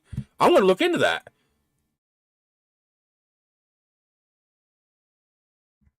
Good idea. It's definitely listed here, so yeah, 500px account.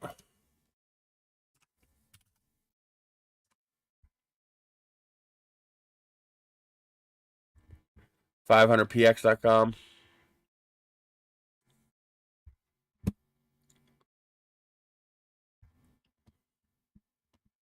So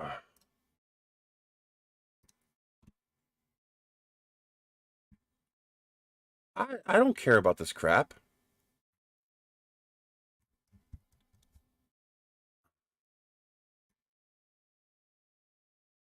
Oh, galleries.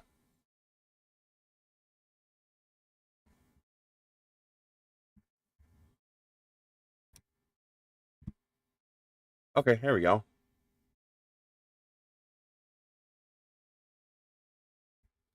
Can I link to that? Let me know if this works.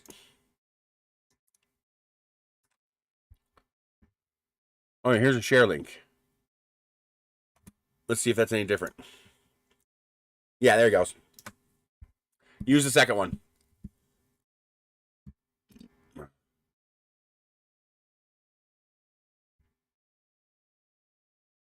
There's some of the pictures I took.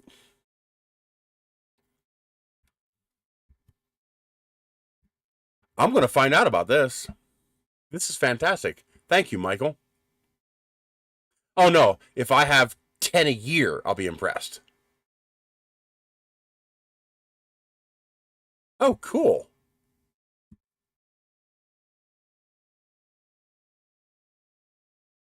Joe Velasco. Thank you, Joe.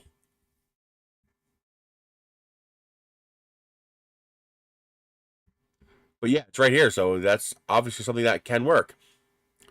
So I just need to get the general delivery address, and then they'll recognize my name.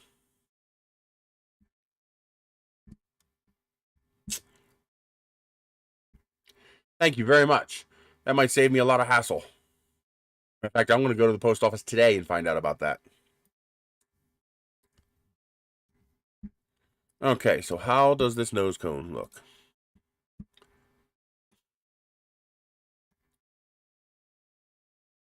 Yeehaw, that's a big nose cone.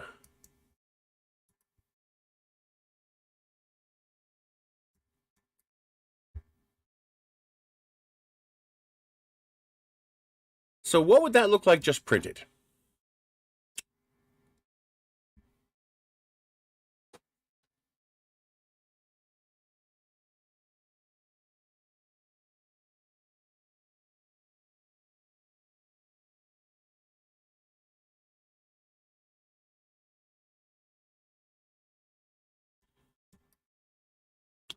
It is 1,200 grams. Not bad. I can live with that. So no infill. It's just going to be a double perimeter all the way around. It's probably not a good idea. Actually, it looks like it's just basically 4 walls. That has no structure. So I don't like that. It needs some structure. So let's break that back apart again.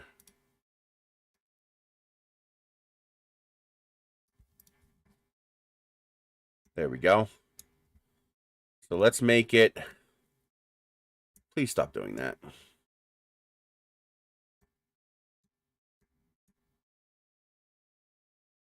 Let's make it 475 tall. And let's lop off. Let's go down to 170.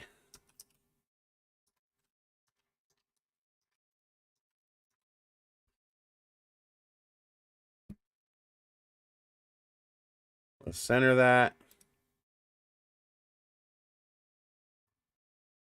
Recombine. Yeah, when I'm done the stream today, I'm gonna go stop by the post office and find out about that.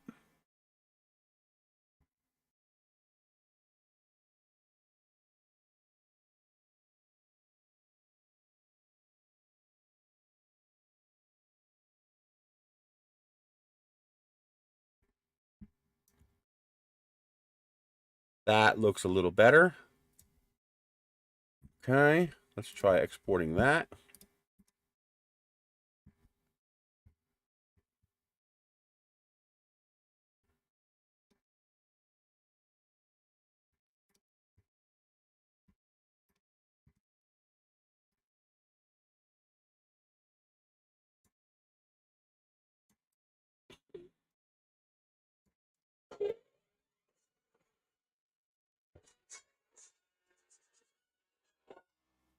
Hey, I'm on stream. What's up?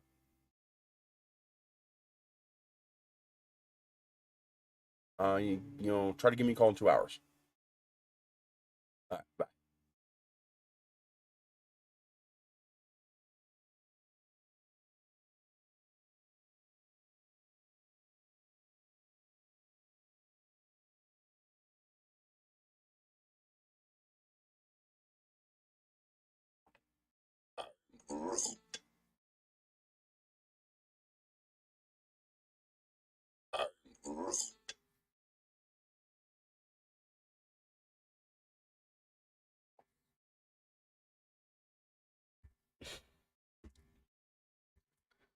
Okay. All right, so how did that slice? Ah, there we go. We have a little bit of structure now. Is it enough, though? I think so. It looks pretty good. Let's see what it looks like on the inside.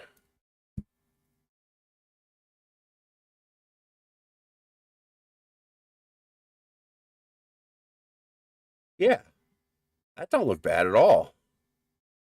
Decent amount of structure. It only adds about half a pound. Not even. About 500 grams. I can live with that.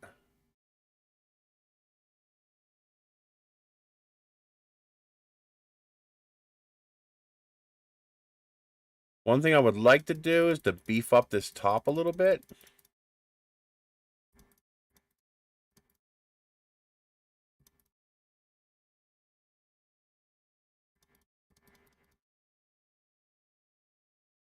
Yeah, I want to make that top a little beefier. The 500 grams, the difference between one and the other. Well, it was 2.67 to 4.15. Okay, 300 grams. It went from 1,553 grams to 1,883 grams. I think. I don't know. which way I want to beef up the tip a little bit. I want a little bit more structure in that tip. So let's grab the nose cone. There it is.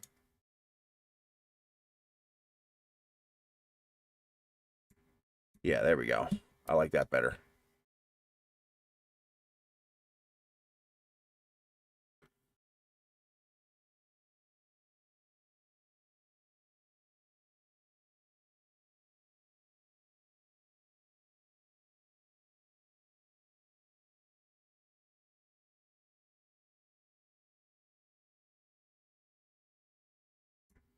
That looks good. Export STL. Okay. Go back. Move. Drag in the new one. We're going to split the process. Variable settings at 450 millimeters. Add split. Increase the infill to 30% for the last little bit.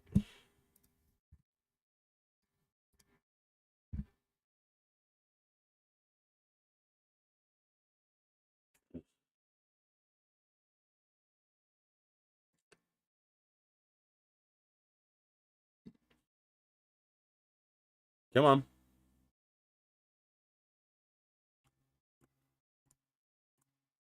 Oh.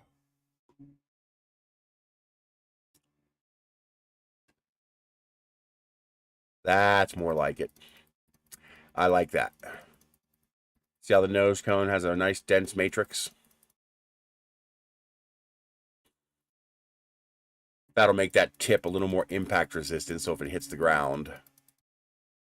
Oh yeah, I like that a lot. And then we back off to the 15% for the main body. Yeah, that's fine. That is totally fine.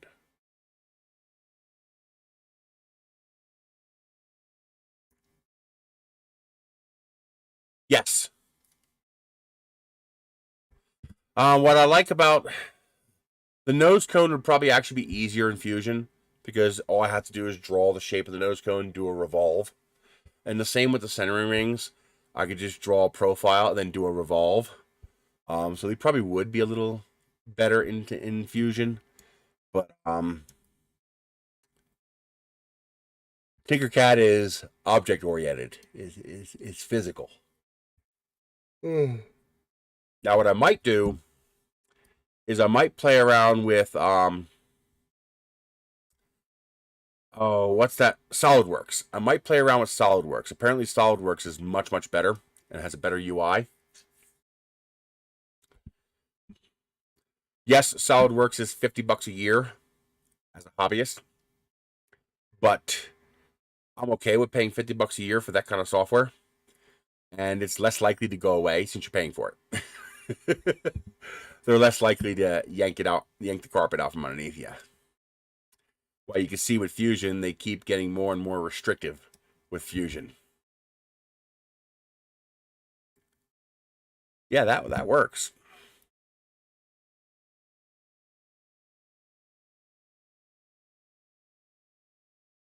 Yeah, I could totally live with that. I'll have to add a couple of structures on the inside for attaching shock cords. But yeah, otherwise that looks good.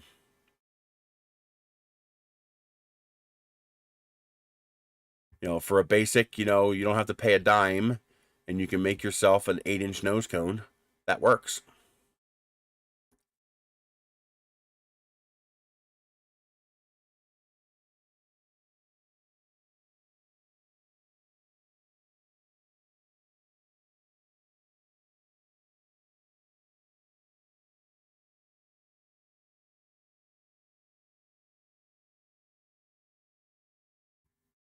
I'm not a fan of how short that shoulder is. I really would like that shoulder to be longer, but I can live without it.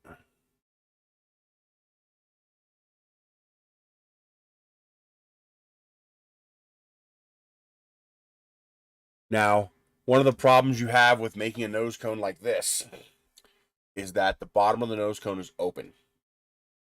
And an open bottom nose cone is a potential issue because there's nothing to stop your, so for example here,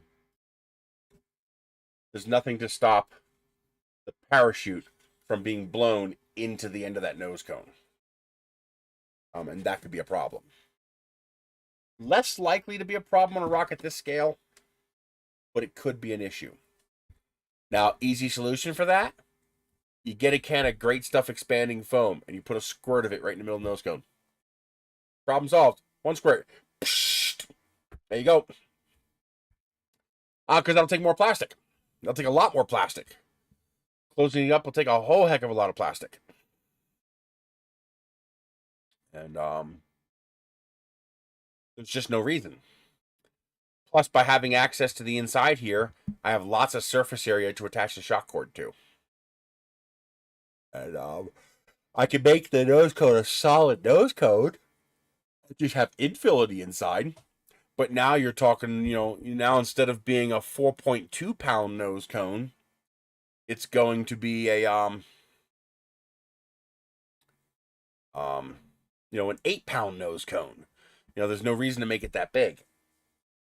Now, the only bad thing about this is a heavy nose cone.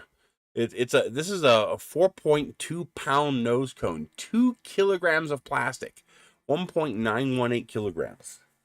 That's a beefy freaking nose cone. I bet you I could do a vase mode version of this at less than a third that weight.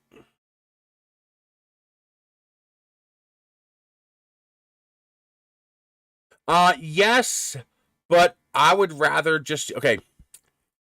For me, it's about using the right materials for the job. And I would rather print the nose cone properly like this, and then just jam a piece of styrofoam in the bottom. Done. You take a nickel's worth of styrofoam and stick it in the bottom, and then your problem is solved. Well, vase mode would take several hours for me to model that. Because I'd have to make sure the inner surface and the outer surface actually touch. Because if they didn't actually touch, then you're going to have problems with the two surfaces not being melded into one. But yes, I would like to try to make a vase mode version of this. If I could figure out how to make... That's the one thing that's convincing me to tinker with something like SolidWorks. If I could make... It's not that simple. You can't print a vase mode nose cone at 8 inches. It's going to collapse. Even with a 1.2 millimeter nozzle, that's not going to be a very strong nose cone. So in order to make it work, it would have to be a multi-surface model. And to make a multi-surface model that doesn't break vase mode takes a lot of work. Yeah, I can make it 2 pieces if I want. Now, I could make it vase mode and then just fill it with foam, but that kind of defeats the point. Well, no, it's not. That's not how it works. Okay. The easiest way is to show you.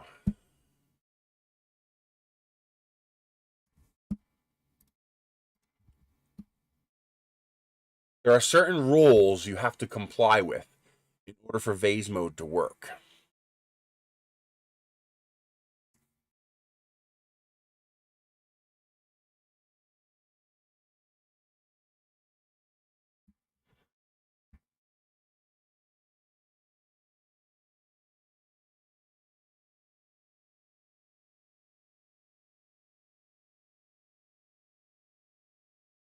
That's just straight up. Did I make... I think I did... Wait a minute. Did I make that nose cone actually a proper vase mode nose cone?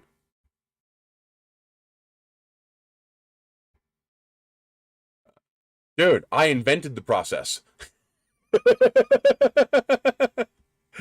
I came up with the process for multi-surface vase mode.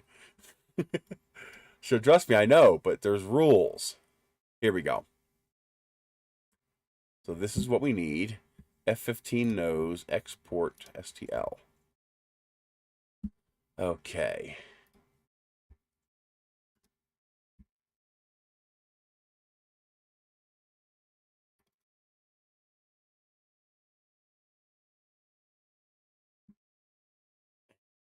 Yeah, you can.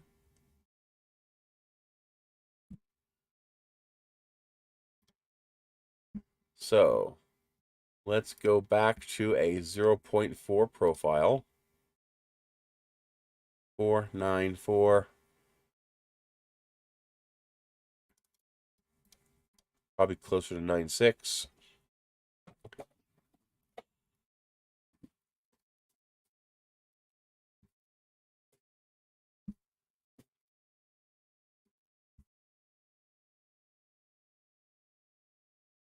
Okay, so here is a vase mode nose cone.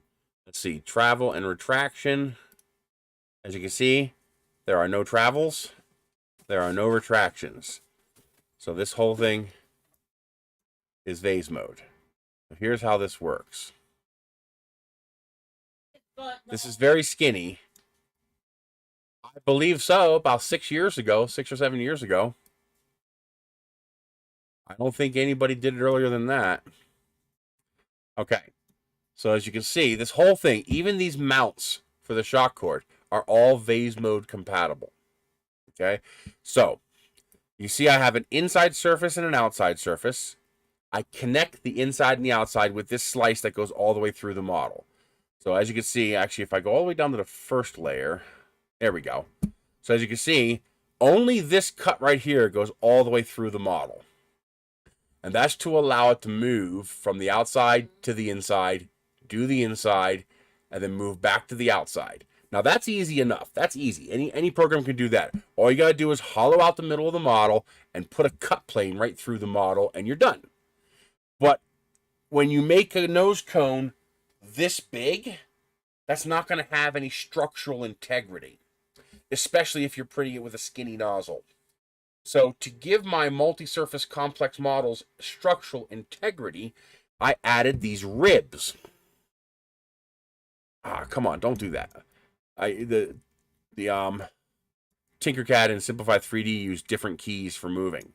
So this one here goes all the way through, but this one here doesn't. See? So it comes out to the outside surface and then back in again, and then continues around. This is close enough because the gap here is 2 times the nozzle width. Yeah, 2x nozzle width. Because of the way Simplify 3D does the G code. If you're going to be slicing with Cura or Prusa slicer, you need to use 1 times the nozzle width.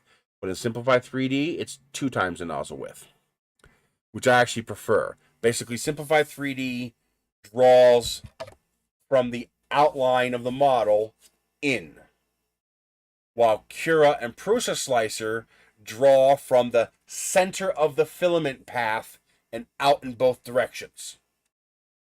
That's the difference in the way the two programs handle slicing. That's why some of my vase mode models don't work right in Cura, or they don't touch. So the gap ends up being too large, and so the surfaces don't touch. And then the vase mode breaks here because I basically have this gap set at 0, which when you're using the edge of the model works, but when you're using the center of the filament path doesn't work. So in Cura, this gap here needs to be 2x the nozzle diameter, while this gap here needs to be 0. It could be 0, so I make it 0.001. However, if you're slicing with Cura, this gap here needs to be 1 times the nozzle diameter, half each way, and then this gap here needs to be 1 times the nozzle diameter, so that there's space for it to draw the path. Be careful at 1.5x, you could have a disconnect. It depends on how much you're over extruding. So when I print with these models, I tend to over extrude a little bit. So instead of printing at 0.92, I'll print at 0.96 or even 1.0. That's to make sure that it over extrudes enough for those 2 filament paths to touch. If you make your gap too big, every now and then the filament path might not touch, and then you'll have 2 disconnected surfaces. If it's working for you, that's fine. Whatever process you have in place is working, keep doing that. But from a mathematical perspective, it's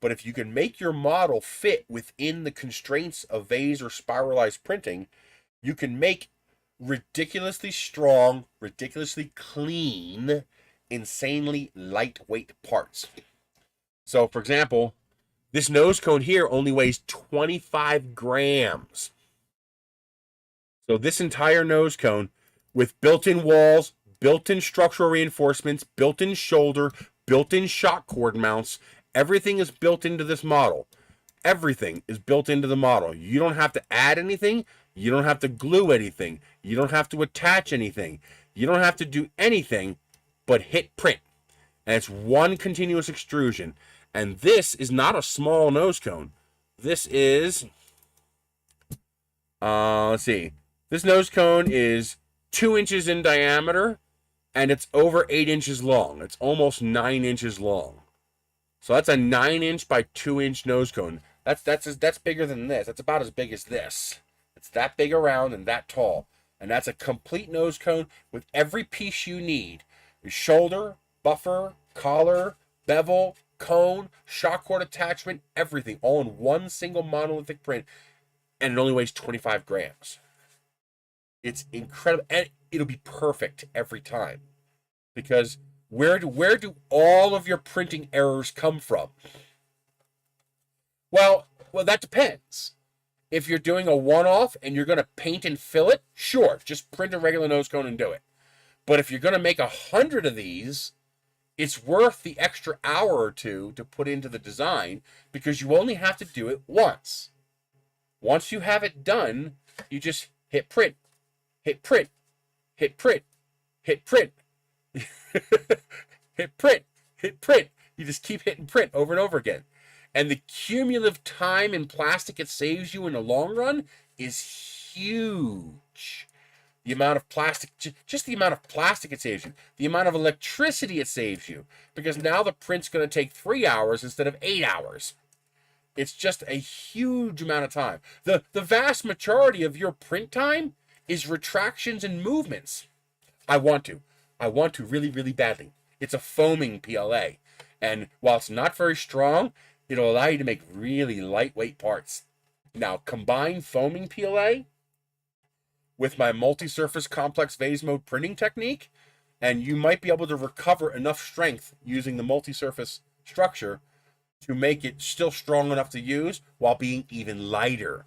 So an LWPLA print of this nose cone would be closer to like 12 grams. You're getting into competition mass now. You're getting into comp weight now. You know, this instead of being 80 grams, you know, might be 40 grams. We're talking, you're now getting into the territory of what paper and balsa wood would weigh. So, again, it depends on what you're printing.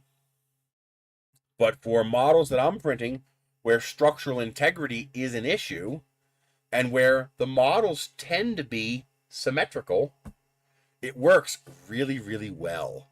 And I can add so many different, I wish I could find the newer, I have a newer one of these printed. This is one of the early models, like there's no reinforcements in the, and also, hey, vase mode. Look at this. I mean, how many construction techniques can you do that with? And not break it? Because it's one continuous extrusion. Your layer adhesion is going to be better. How clean, look how clean the surface is on that. Look how clean that is. Because it's all vase mode. So there's no layer changes, there's no retractions, there's no travel movements, there's no coast, there's no wipe, there's nothing. It's just one continuous non-stop extrusion.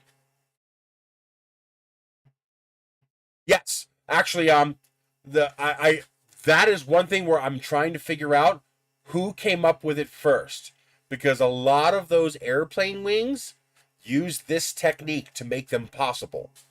A lot of those airplane wings use complex vase mode techniques in order to make those wings monolithic reinforced structures. So a lot of those airplane wings you download, a lot of those airplane kits you buy that are printed, they're using this multi-surface vase mode technique to make them work. And those airplanes weren't available when I was designing these. So did they see me do it and say, hey, that's a great idea, let's make airplane wings, or did they come up with it independently? For all I know, a dozen of us came up with the same idea all independently of each other. What I know is I made my first complex vase mode print like 6 or 7 years ago. So if anybody has claimed to before then congratulations, you were first.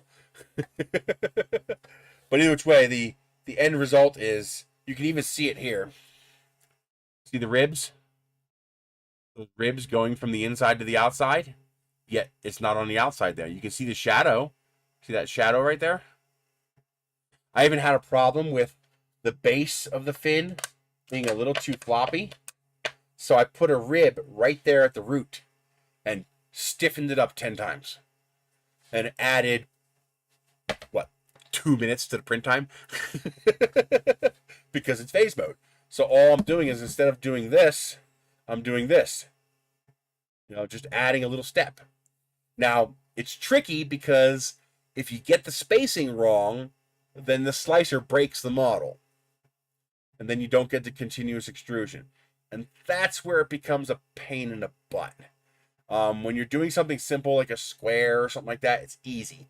But when you're doing more complex shapes, the rules get a little weird. So, for example, what I'm hoping is that something like SolidWorks, I'm hoping that I can create a cut in the model that I can then revolve an array and then create a constraint to say, I want the distance from this edge to this edge to always be this.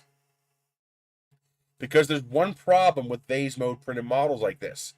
You can't scale it. I cannot change the size. Now, I can change the size a multiple of the nozzle diameter. So, for example, if I wanted to print this at 200% size, I can do that if I use a 0.8 millimeter nose cone. I could print it at 150% scale if I do a 0.6 millimeter nozzle. I can do it at 300% scale if I do a 1.2 millimeter nozzle. But it has to be a multiple of the nozzle diameter. So if I double the nozzle diameter, I can double the nose cone size. But I can't do, for example, well, actually I could do 125% using a 0.5 millimeter nozzle, which I wouldn't even need a 0.5 millimeter nozzle. I could just tell the slicer to print, 0.5 out of the 0.4 millimeter nozzle, and that should work. But otherwise, basically, you can only scale it by multiples of the nozzle diameter. Because otherwise, what happens is, you can go a little bit. You can go like 10% up or down sometimes.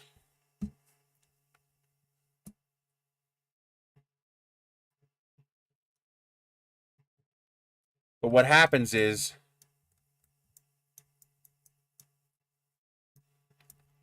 in Simplify 3D, this gap here needs to be 2 times the nozzle diameter. By making it 2 times the nozzle diameter, as you can see, the two surfaces touch. Oh, you're not seeing. As you can see, the two surfaces touch.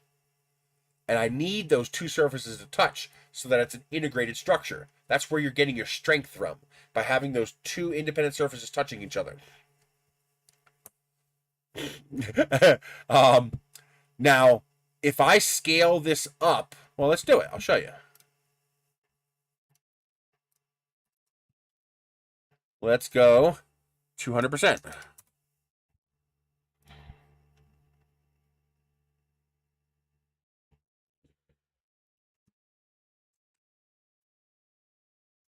As you can see, it prints vase mode just fine. Except now, I have this big gap between the rib and the outer skin. Well, that's not going to work. These need to touch. Because I scaled the model 200%, I made this gap is now 4 times the nozzle diameter. And that's not going to work. Because now it'll print fine, but it'll have no structural integrity. It won't be strong. Because this inner surface won't be connected to this outer surface. So what I'm hoping is that if I do the work to make a model like this in like SolidWorks, that I can define this gap here as a constraint and have it modify the dimension of this part, this cut, to always maintain whatever gap I specify. So if I decide I want to print this with a 0.6 millimeter nozzle, I can make the gap bigger. If I decide I want to print this at 200%, I can make the gap smaller to maintain that proper gap distance between the cut and the wall. I don't know if that's possible. I have no idea if that's possible or not. I'm hoping it is. So we'll see. But here's where it becomes a problem. So let's see here. Let's go to a new one.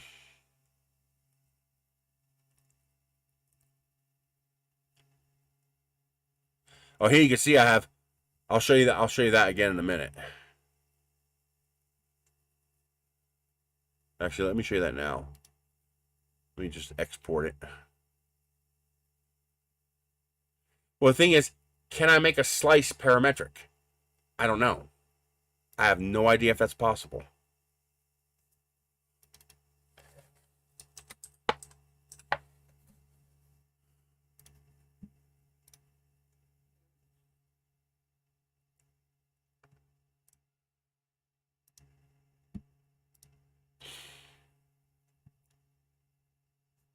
Okay.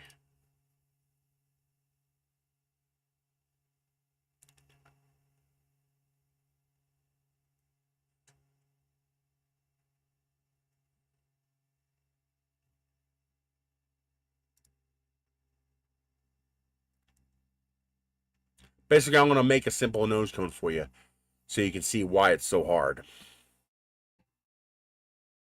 Are you sleeping, Michelle? Yeah, I think she's sleeping. So here we go. Simple nose cone, right?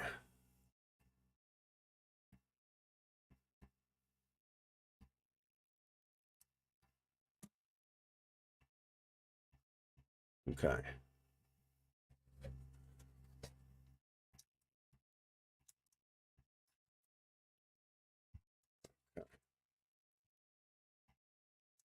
So here we have a simple cone, right? Now, I want to make this cone vase mode. Well, that comes with several problems. So first of all, we're going to duplicate this because I know I'm going to need to. So the first thing you're thinking, okay, well, what if I just, you know, do what I did with the other nose cone?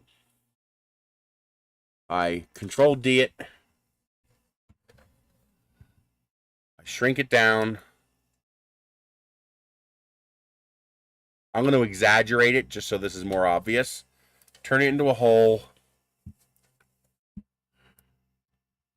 And join. So here we have a nose cone that's hollowed out, right? But now I need to join the inside and the outside surface. Okay, I can do that just by putting a slice through it. Ah, come on. So how big is this? We are going to make this 36 by 36 in order to keep our brains from exploding. Okay, so all I do is I put a block in here. And probably the easiest way is to make it 36. Center it. Oh, let's shrink it first. So we're going to make this 0.01. Now, we're going to make this taller than the model. There we go. Because we're going to slice the model, right? Center it. There we go. Now, shrink this by half.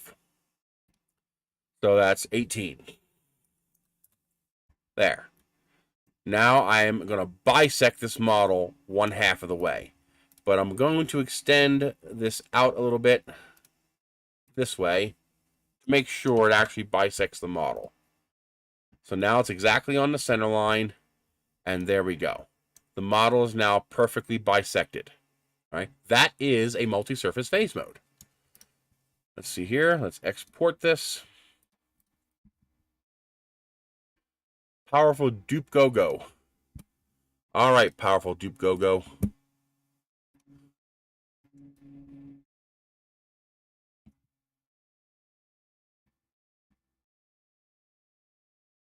And there we go. Now the tip is broken, but I'll get more into that later.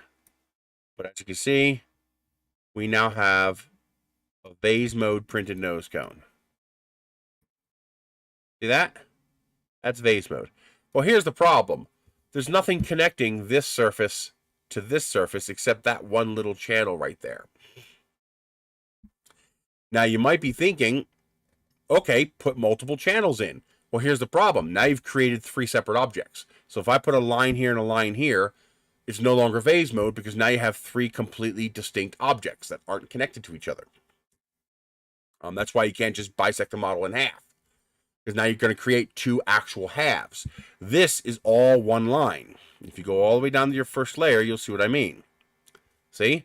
If you start here, you go around the outside, you come inside, go around the inside, you go outside, and you get back to where you started. If I have multiple cuts in here, you won't be able to get back to where you started. You'll have islands. You'll have 3 separate pieces. So we have to somehow add cuts into this model to reinforce it without breaking the vase mode. And that's harder than you think. So here's what we're going to do. You're thinking, okay, well, why don't I just take the model, which you already know is 36 by 36. Okay, so why don't I just take this model and flatten it down until it's, 0.01, turn it into a hole, and then cut the model. Scale it down. Let's say I want the I'm going to use a 0.4 millimeter nozzle. I need 2 times the nozzle diameter. That means I need 0.8 millimeter gap. There are 2 sides to a symmetrical model, so I need a 1.6 millimeter delta. So that means I need to make this model 1.6 millimeters smaller than this model.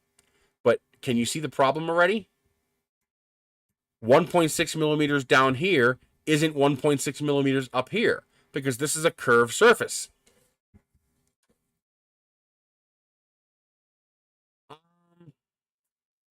That would require the slicer to have a lot more knowledge than it currently has. The slicer would have to be much more intelligent, and you're gonna see why in a minute. In theory, that's something that could happen in the slicer, and I would switch immediately to a new slicer if someone came up with that, because boy, would that make life easier. So I can't just shrink the shape, because as you can see, the change down here is much bigger than the change up here, because it's a curved surface. So here's what I actually have to do. I need to translate sideways. I need to move sideways so that this is 1.6 millimeters away, and this is 1.6 millimeters away, and this is 1.6 millimeters away. Okay, well, the first thing I'm going to have to do is, lop off the top. We should have done the same thing to this one, but I'll get more into that later. We're going to ignore the top of the model for now because that gets a little more, it's not complex, it's just different. So the solution here is a little more interesting than people think. What I have to do is create 36 tall. I have to bisect this model into 2 pieces. So let's align them up this way. Now what I need to do is I need to Control D this, and I need to shrink one of these this way to 18 millimeters. Like that. And I need to shrink this one this way to 18 millimeters, like that. And it just moved. I hate when it does that. Why can't I pick 18? There we go. So now I have two 18 millimeter boxes. All right. So the first thing I'm going to do is I'm going to hide one. I need to duplicate this. And we're going to change it to a different color. Okay. So the first thing is I select the yellow one and this one. And I cut them. And then I unhide. I select this box and this one. And I cut it. And you can see Tinkercad screwed up my model again. I have no idea why this happens. This is just something Tinkercad does every now and then. It's weird. I don't care. I'm past the point of caring. It's just, this is just a demonstration to show you guys how this works. So now I have two halves of the cone. See? There's two halves. So what I need to do now is I need to translate this cone 2 times the nozzle diameter. Negative 1.6. No. Wrong. 0.8. That's right? Don't screw this up. Did I get that right?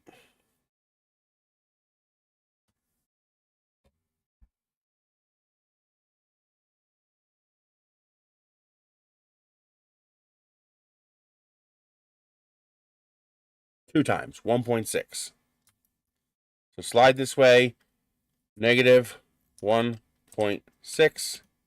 And I need to grab this one, slide it this way, 1.6. All right, join them together. Get rid of the broken ass shit on top, just for the purpose of this discussion. There we go. Good enough. Good enough. Okay, now what I can do is I can start rotating this.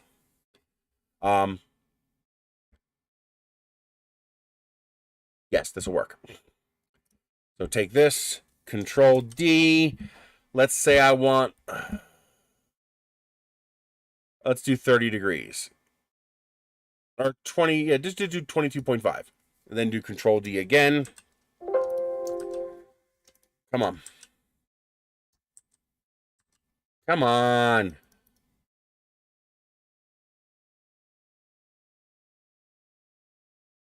Okay. Control D, 22 degrees. Then D, D, D, D, D, D. There. Now I have a whole bunch of cuts that I could put in the nose cone. I take this, I join it all together, turn it into a cut.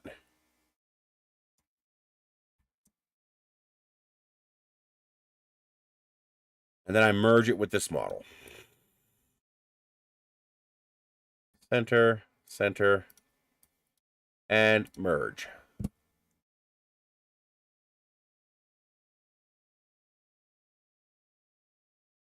There. Now you see I have all these little cuts in the model on the inside, but not the outside. And now when I export this model into Simplify 3D,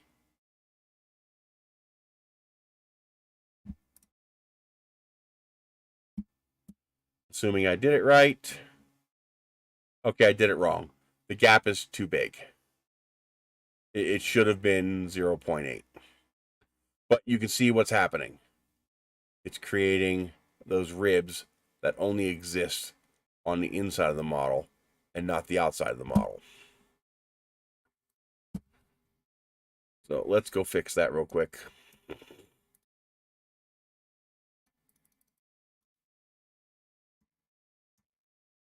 Okay. Split you back apart. You need to go 0.8. Yeah, why did I do... I did 4 times. I was... I was thinking a 0.8 millimeter nozzle. 0.8 is double. I'm an idiot. And then negative 0.8. There we go. Now join it back together. I was thinking the 0.8 millimeter nozzle and double that as 1.6. Not thinking right. Control D. Rotate. Control D, D, D, D, D, D. Join them together.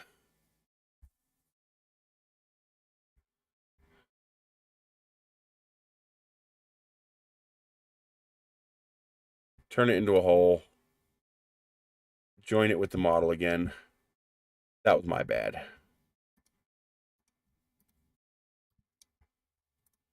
Thunder!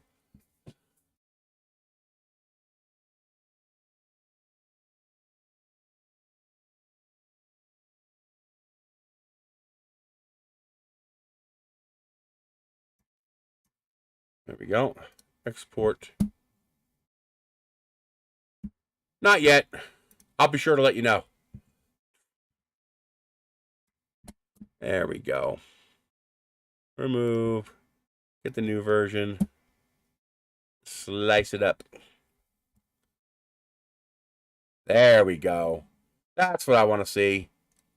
Now you see each of those ribs goes out and touches the outer wall. There's actually a slight discrepancy in this one because the number of polygons don't line up with the ribs. Now what I could do is I could make the degrees of my ribs the same as the degrees of the polygons so that each of these ribs lines up either with the center or with the point. That's not that hard to do. Just gotta 24. So I would have to make it 360 divided by 24, 15 degrees. So if I made each rib 15 degrees, then they would line up with the polygons of the model and you get a better model. But obviously, you know, do better software and you have less polygons or more polygons. But there you go. Now you have a vase mode nose cone that's massively reinforced. This is way more reinforced than it needs to be. You do not need this many. Also, when you have little glitches like this, that has something to do with the start point. So I don't know exactly why, but it has something to do with this setting right here. So it's something to do with, or it's just a glitch in the model that the slicer isn't handling correctly. Sometimes doing this will take care of it.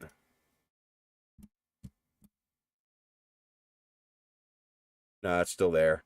It's not going to affect anything really. It's just a glitch in the model. Now, what I would normally do is when I got to about here, I would slice off the top of the model and make it a single cone after that. Because you're going to have a problem with this confluence of points here. So you just lop off the top and then make it a single cone after that to break that problem there at the top. But this does not need anywhere near this many of points. I just did this to exaggerate. So for example,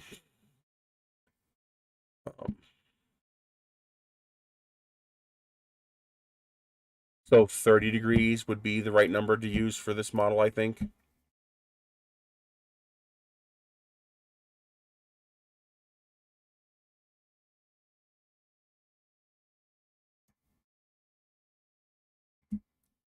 So Control D, rotate 30 degrees, and now Control D, Control D, Control D, Control D.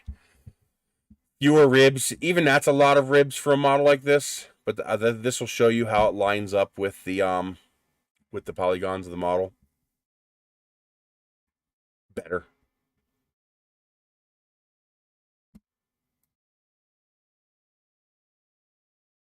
And with a nose cone this small, I can get away with half the number of ribs. You don't need this many ribs. I'm just exaggerating the point so that you can see what's happening. Okay. Let's hide this.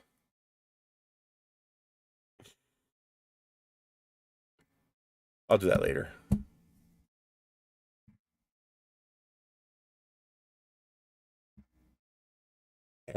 Are you still wanting to chill after the stream? I'm going to go to the post office and get that general address. Let's see.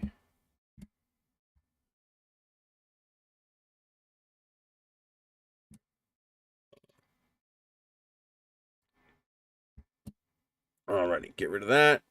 Bring in the new one.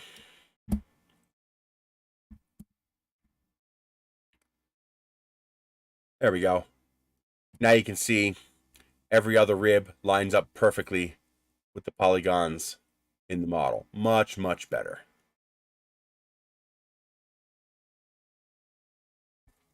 Ow. Now, not only is this going to be a perfectly clean print and a perfectly fast print and a lightweight print. So, for example, this nose cone is 9.79 grams. So if I were to try to print this using a regular printing mode, that would be equivalent to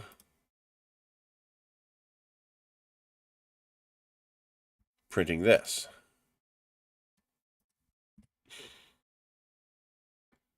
So if we were to print this with the same nose cone, but without the phase mode advantage, you're going to need at least 2 perimeters, but we're only going to use 2. We're still going to stick with no top and bottom layers.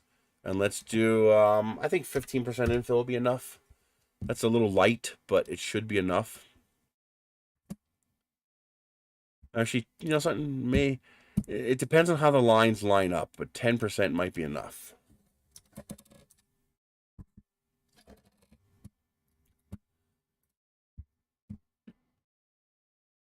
So the nose cone is more than twice as heavy at 20.39 grams, and it's going to take more than twice as long to print. And that's just to get you this, with a similar number of reinforcement, similar amount of reinforcement. Now, will this cone be stronger than the vase mode cone? Maybe. It's basically 6 walls, because you have the 2 perimeters, plus you have a piece of the infill every other section. I can also get rid of this. I won't need that in this model. But that doesn't change the time very much, adding that. But now, instead of being an hour, it's 2 hours and 45 minutes. And instead of being 9.8 grams, it's 20.4 grams. So my vase mode nose cone is going to look cleaner. It's going to be lighter. It's going to be almost as strong. And it's going to print in less than half the time. So big, big difference. It really can make a huge difference. And of course, any structures I add to this model are going to increase the print time. While with the vase mode, it's not really going to increase the print time very much, because most of your print time comes from stops, lifts, retractions, and travel moves. Probably 40% of your print time is stops, lifts, retracts, and travel moves.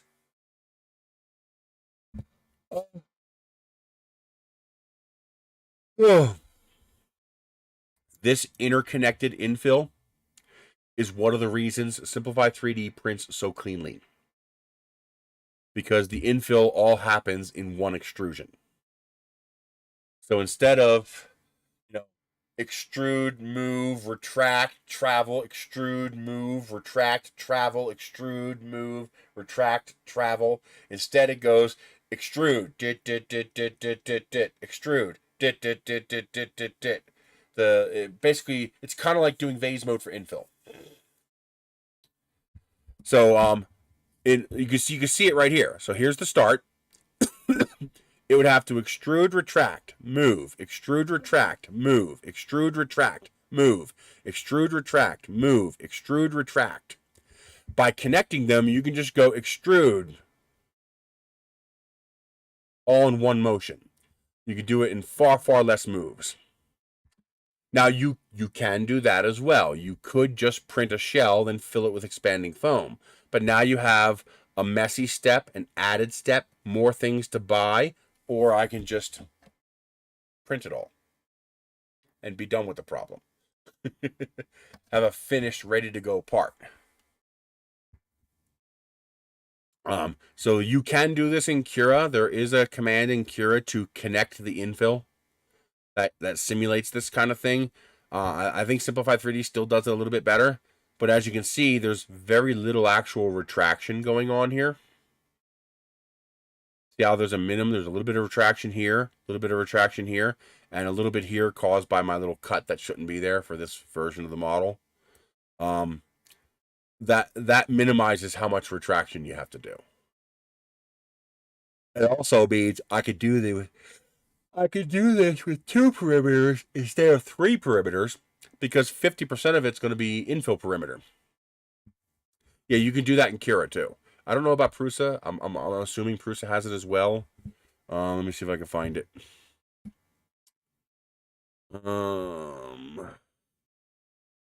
Where is Cura?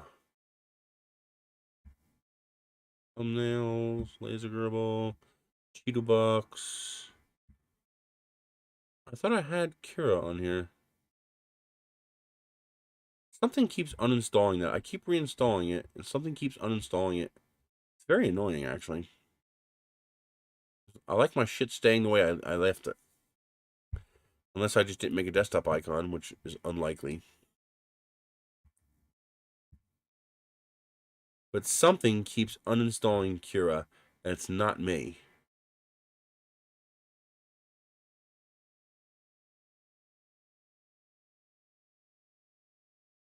And it's extremely annoying.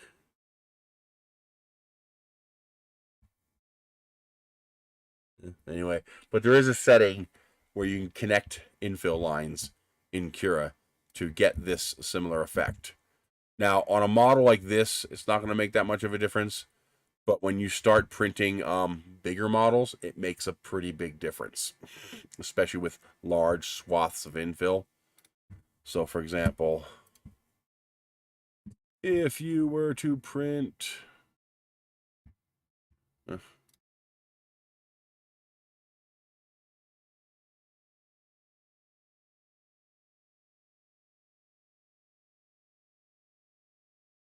Here we go.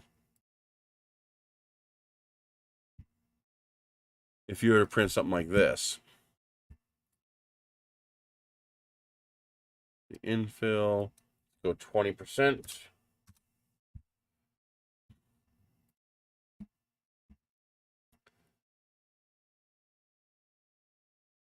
So as you can see, the model basically has no retractions. Just here, here, and here. Now in Cura, you would go extrude, print, retract, move, extrude, print, retract, move, extrude, print, retract, move, extrude, print, retract, move. Well, Simplify 3D doesn't do that. Instead, it goes one continuous extrusion, and it goes here to here to here to here to here to here to here to here, and it keeps doing that throughout the entire model. You can actually follow along with the traces here, okay? And then it does the next path, starting here. It extrudes to here, and then to here, and then to here. And it does this continuous, it figures out how to lay out the filament with the minimum a number of retractions possible. And that's why you have these little bars here connecting the different chunks of infill together, so that I could do it all in one motion. Because 40%, maybe more, of your print time is spent stopping, retracting, lifting, moving, and re-extruding, and then finally printing again. So if you could get rid of all of those motions, all of those things that take time, that you don't have to do anymore, a retract is not instantaneous. If you're retracting 6 millimeters, there's an acceleration curve. There's a maximum speed. So you're going to be... G-code. Where is it at here? Here we go. You're going to be extruding at retracting at 25 millimeters per second at an acceleration rate, a jerk of 10 and an acceleration of 500 for 8 millimeters. That's going to take a finite period of time to do. And guess what the printer's doing while it's sitting there doing that? Nothing. It's sitting there in one spot while it performs this action based on these acceleration, jerk, and linear curve motions. It's performing that function. And that takes a specific amount of time. Let's say it takes, I don't know, let's say it takes 1 second. Let's say it just takes 1 second. If I have to do 100 of those retractions, that's 100 seconds. If I can reduce that to 10 of those retractions, well, I just saved 90 seconds. And that's for one layer. Now, if you got 500 layers and you're saving 90 seconds per layer, that's a lot of fucking time. And then, of course, don't forget, you have the same math for re-extruding the filament, because when basically you come to a filament, okay, we're going to call, you have to extrude filament, okay, so you have to extrude 8 millimeters. After you've extruded 8 millimeters at a jerk of 10 and a speed of 25 millimeters per second, then you begin printing. And then when you get to the end of your print line, you have to retract 8 millimeters at 25 millimeters per second at a jerk of 10. And then you can now travel to your next location, extrude 8 millimeters at 25 millimeters a second, a jerk of 10, then begin printing, and then stop, retract 8 millimeters, 25 millimeters per second, and then travel move to your next location and begin the next extrude process. So each time you have to do that, stop, retract, travel move, extrude, then begin printing. Each time you do that is time. And it adds up to a tremendous amount of time over time. So, a model like this, because Simplify 3D was able to connect the travel movements all together into print movements, there's only 3 retractions per layer. 1, 2, 3. 3 retractions, 3 travel moves. So instead of, 1, 2, 3, 4, 5, 6, 7, 8, 9, 10, 11, 12, 13, 14, 15, 16, 17, 18, 19, 20, 21, 22, 23, 24. So this model in Cura requires 24 stops, 24 retractions, 24 travel moves, and 24 extrudes. Pushing the filament back out the 8 millimeters before it can then begin printing again. So it has to stop, retract, travel move, extrude, and then begin printing. So Simplify 3D has reduced 24 full retraction cycles to 3. Right? So even if it only takes you half a second per cycle of stop, retract, move, extrude, even if that only takes half a second, that's still a savings of your total for your printer at 24 of those would be 12 seconds. I only need 3. So we're saving 10.5 seconds per layer.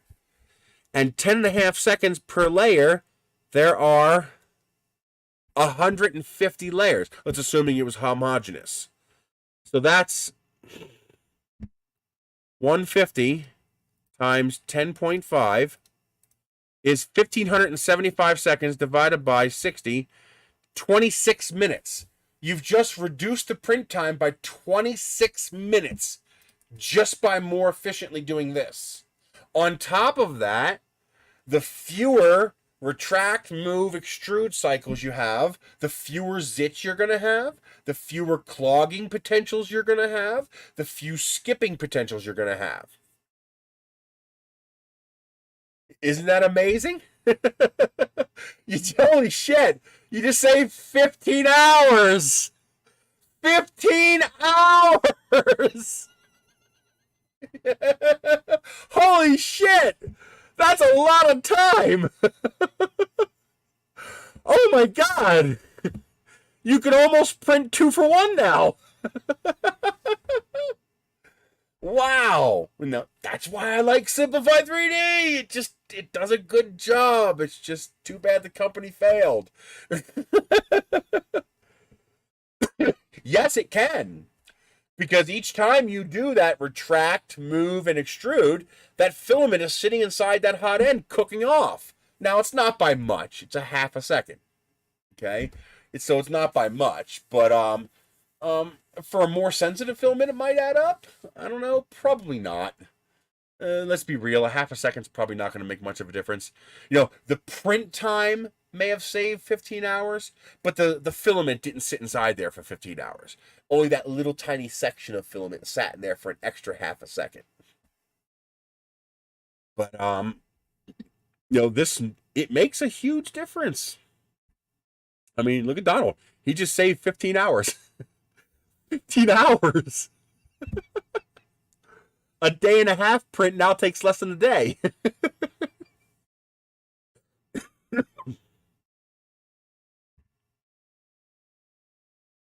Yes, filament does suffer from thermal cycling and crystallizing. So that's why you usually like to print a purge line, because you get rid of that hydrolyzed plastic that's sitting in the hot end just cooking while your printer's heating up. You know, your printer's heating up, and before you've started a print, that filament is just sitting inside that end cooking. So that's why we do a purge line. Get rid of all that crap that's sitting inside the hot end all that time. That's why I always print a skirt. Even if I know the model's going to print perfectly, I always print a skirt. Because this way, if there's any hydrolyzed or, you know, otherwise, you know, abused or sadistically tortured bits of filament in the hot end, it's going to come out during the skirt. And then I'll have good, clean filament when I get to print the actual model. That's why you'll see me, you know, I might only use 2 skirts for a bigger model, but I might use 4 or 5 skirts for a tiny model, because I want to make sure all that hydrolyzed plastic is out of the hot end, so that it's nice and clean native plastic coming out when it goes to print my actual part. But now what we're doing with these nose cones, with this multi-surface vase mode, is like, it's like hypermiling. It's like taking this concept to the extreme. It's like, you know, how far can I push this optimization? You know, so the first one would be, yeah, I can actually show you. So we can get rid of this. That is not what I wanted to do. I wanted you to just pick that. So export. Probably not. If you have the money, if $150 is an impulse buy to you, if it doesn't really mean a lot to you, like you can afford $150, like you can afford a Starbucks, like it's not a big deal. Who cares? It's only $150. Then sure, go ahead and get it. There are uses for it. There are things about it that I really like, but yes, absolutely. In fact, they're easier. The boxes are even easier because all you have to do is scale it. Matter of fact, I did that. This here is a vase mode box. I took this guy's box and I modified it so instead of taking 13 hours to print, it takes 2 hours to print, or 2.5 hours. And that's done with vase mode. So you can see, this is the rib that goes all the way through, so it's on the inside and the outside. And then these ribs are only on the inside, but not the outside. So these are the same thing as the ribs you see in my nose cone, except they're in the model. So those are the reinforcement ribs to keep this from being floppy, to give this wall integrity. But yeah, that's a vase mode box right there.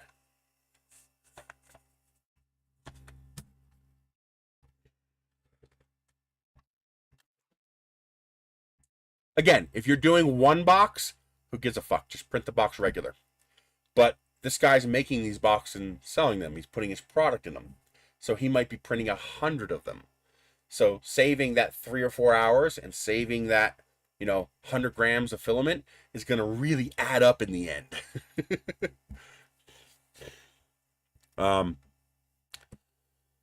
Did I save that?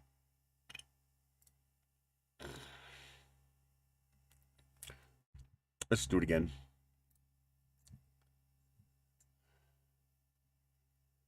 I don't think I did. Okay, so 6. And then separate this again. Export 7. So here would be your normal nose cone.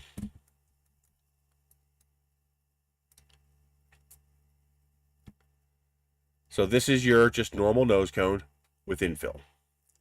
Now this nose cone is going to be very, very strong. There's not going to be a strength issue with this nose cone. But it's going to weigh 22 grams and take 2 hours and 41 minutes to print. Okay? So that's just printing the whole thing with infill. Now, if we go one step up, I think it's this one. Yeah. So now let's, we're going to print 2 shoulders close together. We don't need as much infill. We can do 10% infill now, easily. We might even be able to go down to like 8% infill. So now we're 2 hours and 37 minutes. We've only saved like 5 minutes of print time because it's a more complex shape, but we've also managed to save about 8 grams of plastic. Now, 8 grams of plastic is not much, but when your nose cone only weighs 23 grams, 8 grams is a lot. That's 1/3 the mass of the nose cone. So we've dropped the mass of the nose cone. Oh, that's the wrong one. No, wrong one. Oh, wait a minute. I got the setting. Yeah, hang on. This setting right here. Here we go. There we go. So, this actually takes the same print time. Weird. 2 hours, 41 minutes, 20 grams. It only saves 2 grams. If I lower the infill more, let's see here. Let's go, oh, rectilinear. And let's drop it down to 8%.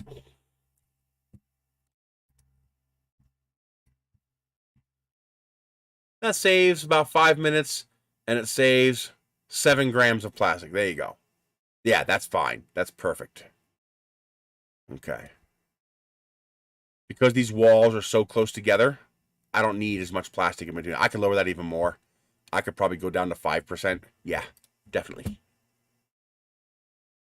Infill. I think I can go down to 5%, no problem.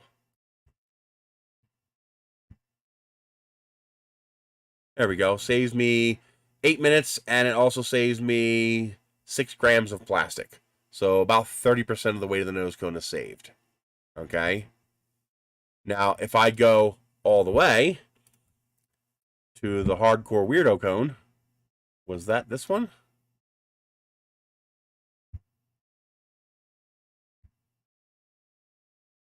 I don't remember if that was this one or not.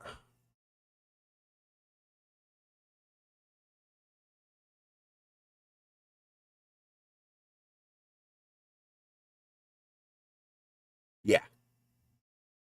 Now I can go this way, and I can drop the print time by 31 minutes, and I can drop the amount of plastic to 7 grams.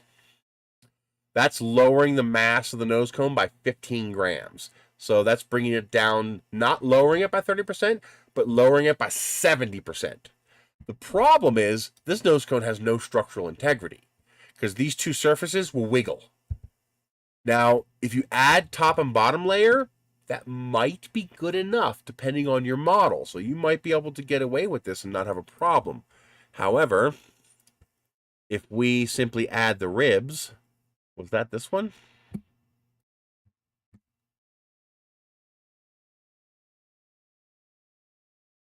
No, this is the inside and outside without anything.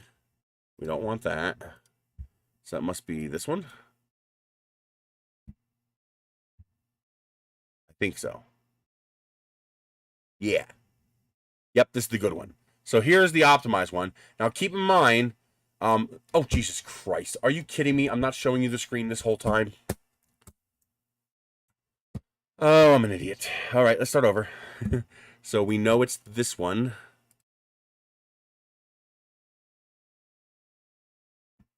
This is the complex phase. This one is the solid.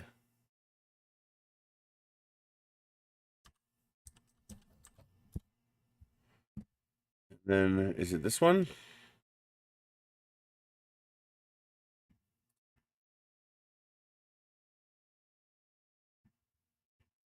Yeah.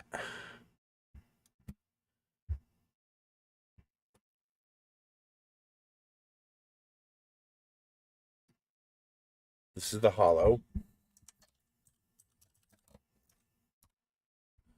Okay. So you start off with your basic nose cone. Let's go relatively lightweight, 20% infill.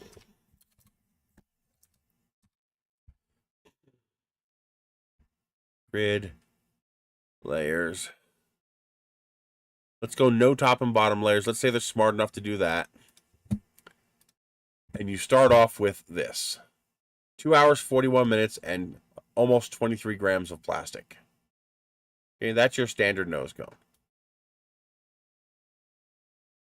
Now you could try to print this in vase mode, and that will be your lightest option. And your fastest option. That's going to print in 1 hour and 59 minutes and weigh 4 grams. The problem is this nose cone is going to have no strength. Now, depending on what you're flying, this might be good enough. You might be totally okay with just flying a single wall nose cone like this. For example, that works just fine for this nose cone. This is a single wall. There's no complex structure in here except for my shock cord mounts that I added to it. Okay, otherwise, this is a single wall print. I did add structure to the tip here just so it would be nice, so it would print nicely. But otherwise, that's just a single wall nose cone. And for a rocket this size, that's perfectly fine. But if you're going to start printing, a nose cone this big, that's going to become a problem because that's going to get floppier and floppier the bigger you make it. So that's where we add the multi-surface. Which one was that? Was that 6?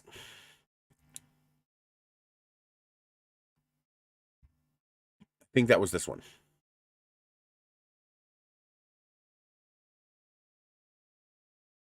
Okay, that's just the 2 walls. So this would be if I hollowed out the nose cone. So if I hollowed out the nose cone, printed just 5% infill, did it in rectilinear, and just did 2 perimeters, because otherwise it won't be a clean print, you'd get this. So this is your regular nose cone, nice and clean, and you have your inside and outside walls. This hollows it out, and that makes it lighter. So now, not only is this nose cone stronger, but it's actually less weight. So this nose cone only weighs 17 grams, so you're saving 5.5 grams of plastic, and you're not saving much time. You're saving about 10 minutes of print time. Okay, because even though you're printing less plastic, you're making a more complex structure, and that takes a little bit longer. However, if we then go to complex vase mode, that would be this one. I can now get the lightweight of the single wall model with a very small mass penalty. So now instead of being 5 grams, we're 9.8 grams. So I'm only getting a 3.8 gram penalty. So I'm almost as light as the ultralight nose cone. I am saving 30 minutes of print time. But the result is I have a nose cone that is equally as strong as the nose cone with the 2 walls in the infill. Because I have 2 nose cones here. I have this inner nose cone and this outer nose cone. And they're connected by these ribs, which dramatically strengthens them. In fact, I could get away with doing half the number of ribs. This does not need this many ribs. And if I did half the number of ribs, it'd be a little bit lighter and print a little bit faster, but not by much. You'd save maybe another 5 or 10 minutes of print time, if that. And you would save a tiny bit of plastic. The little bit of plastic this rib uses all the way up and down. So you wouldn't save that much. But the difference in mass and the difference in final print quality is huge. This print is going to be perfect. The only imperfection on this print is going to be this seam right here. That's the only imperfection on that print. And because that seam is not a retraction, it's going to be a clean seam. So you can actually see that on this model here.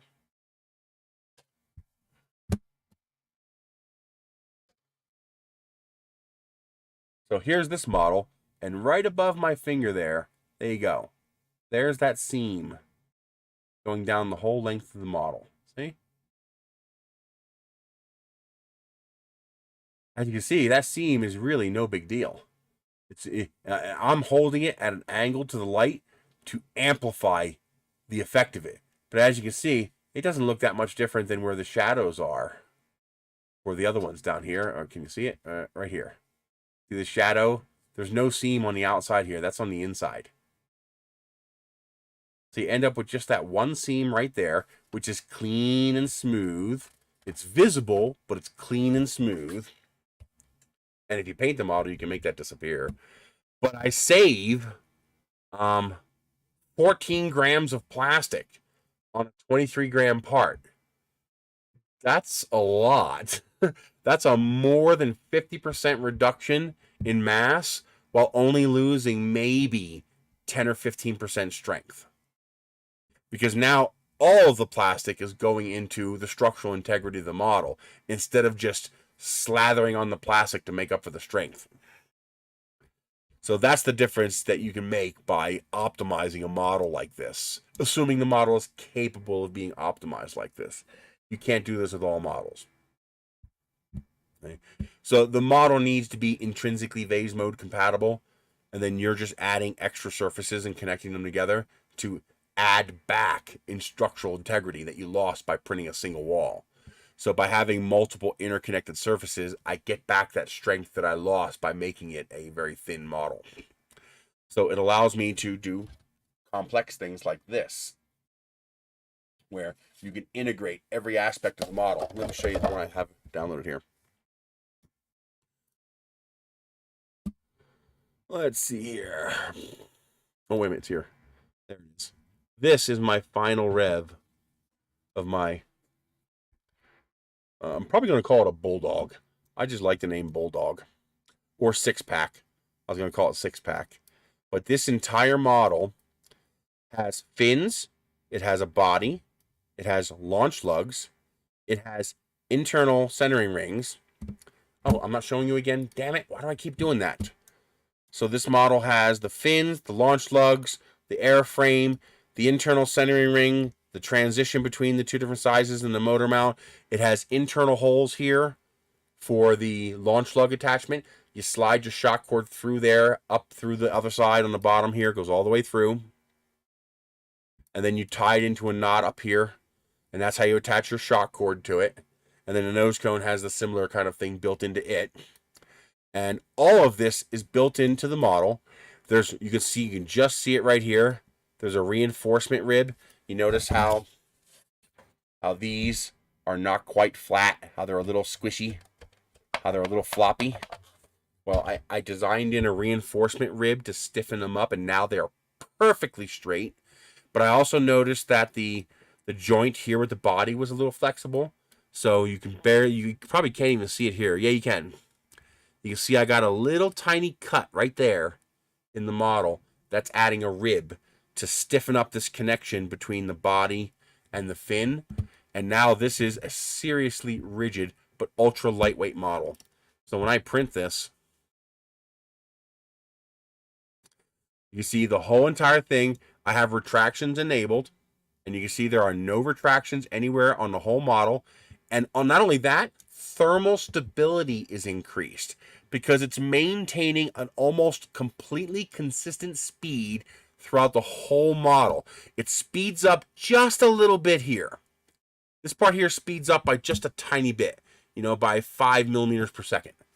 But otherwise, it's maintaining a consistent 25 millimeters per second throughout the entire model from start to finish. So your thermal stability is there, your layer adhesion is there, your print quality is there, and everything is built in. I'm going to scroll down to here. Let's see. You can see here. So here are the launch, the attachment points for the shock cord. Here's one of the launch lugs being formed. Here's the ribs connecting the inside to the outside. I intentionally made the top of each fin exactly double the nozzle width wide so that the two sides would touch and would seal the fins shut without having a weird wiggle overlap or anything like that. All of this is built into the design of the model from the get-go. And if you come down here, and you can see how it transitions from the smaller motor tube to the larger cavity for the parachute bay. Yeah, you got that beautiful transition. All of this without any retractions, without any plastic that's not needed, no extra plastic. And if I come down to here, you can see how it really gets complicated.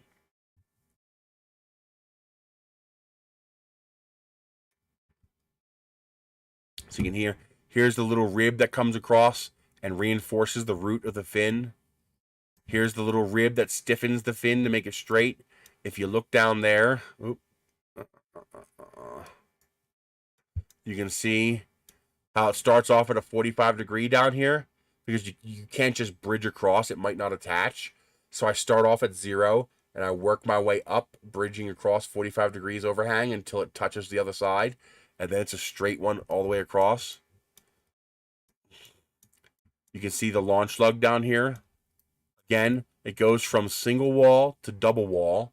That's important because that allows it to go around, come inside here, form the interior of the launch lug, come back out here. Actually, it goes back inside the model. So it comes from out here and forms all of this structure. So the entire, every piece of the model, this would normally be, you'd have the fins be pieces, centering rings be pieces, launch lugs be pieces, the attachment points would be separate pieces. I was able to integrate all of those pieces into the model so that they all print when the model prints. So this is a single piece print. Now that would normally be, 6 fins, 2 launch lugs, 2 centering rings, a motor mount tube, and a launch lug attachment point inside the model here. And none of this would be beveled, okay? Now it's all one single piece that you don't have to glue together. It's literally a single monolithic piece without one single retraction in the entire model. In fact, there's one retraction cycle in the entire model. Extrude, print, retract at the very top when it's done.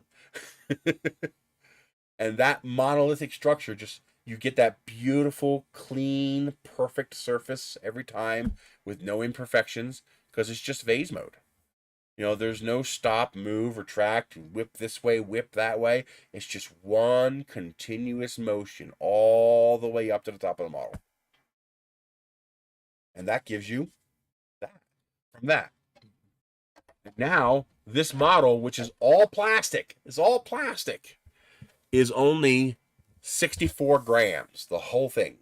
That whole thing is only 64 grams. And the only thing I have to add to this is a paper tube that'll go right through that hole right there for the motor.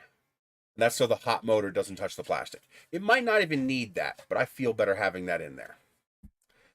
And that's it. I can make a whole model that does that. That's pretty darn cool. No, because vase mode is a continuous extrusion. So yes, in theory, you could pause and then resume, but you might have a gap and you're definitely going to have an imperfection. There's going to be a zit there where you stopped. Your best way, if you want to do that, is to, who did that? Was it Teaching Tech? Hang on.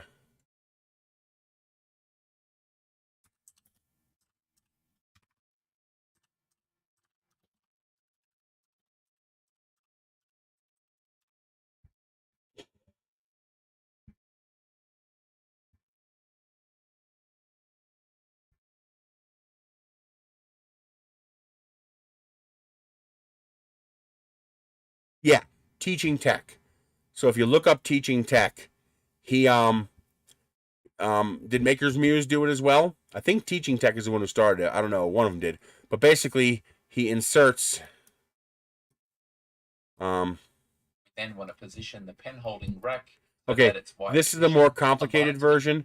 He has a much simpler version that you just basically put a marker in touch with the filament as it goes into the extruder, and the marker colors the filament as it goes in. Let's see. There's a simpler way to do this. Hang on.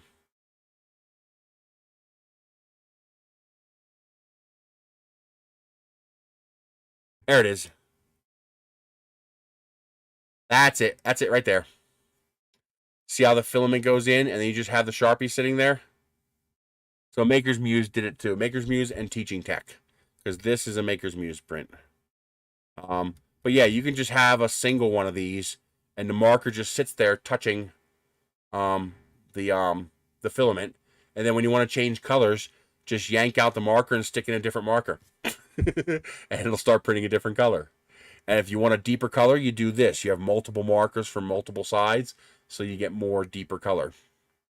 But yeah, there are ways to do that without having to stop. In fact, that might be pretty cool to try printing this and just like, you know, every 10 minutes or 20 minutes put in a different marker. That might actually be kind of cool.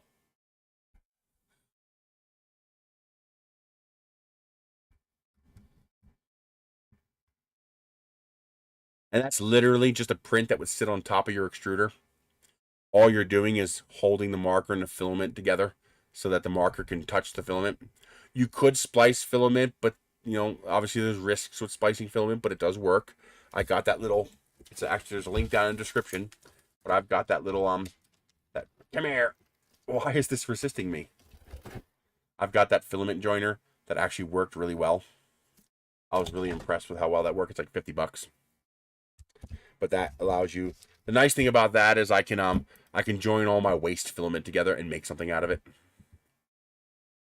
Just make sure you dry the filament, otherwise it just cracks.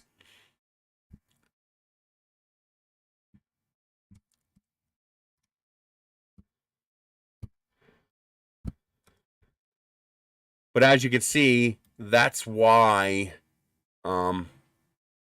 it can get complicated when making this print. You have to actually translate the hole cutout so that the gap between the two walls is consistent along the whole length of the cut. He might have done something with it too. All three of those are good channels. Teaching Tech, Make Anything. I haven't seen a Make Anything video in a long time. I'm gonna have to check to see if YouTube has just stopped showing me his video because I like him. What's his name? Oh, I forget the guy's name, but he's a good guy. He does some very cool projects.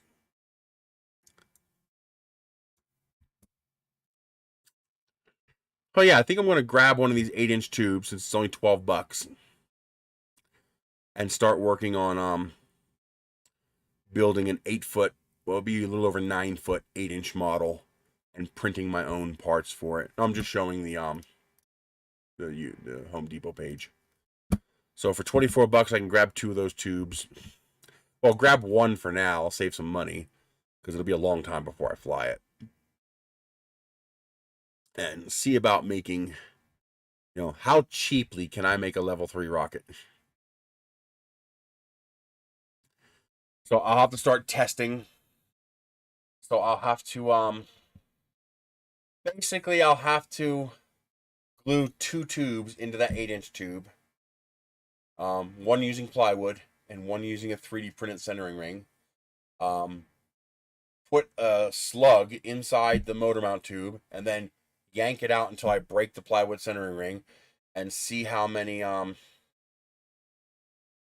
pounds of force it takes to break the plywood centering ring, and then see if my plastic centering ring is equally as strong.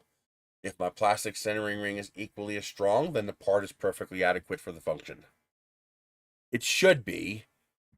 Plywood is 26 to 34 megapascals in tensile strength, while PLA is 37 megapascals, so it should be strong enough.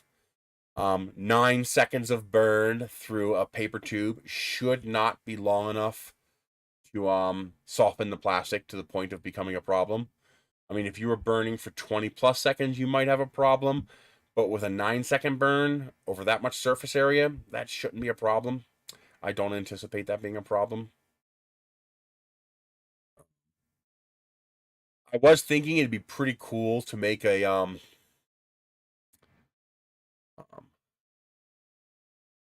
to go to wipe my butt. Yes, I have to. I'm too fat.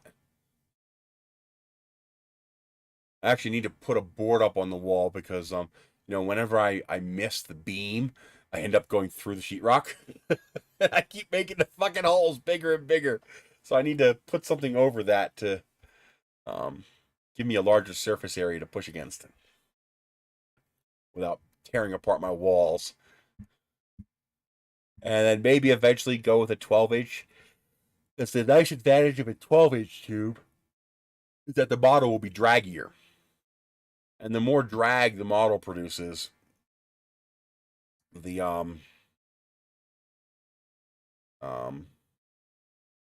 more drag the model makes, the lower the altitude. I don't want it to go very high. I want to watch it. I want to see it happen. So I don't want this thing going 10,000 feet. I want to keep it under 5,000 feet. And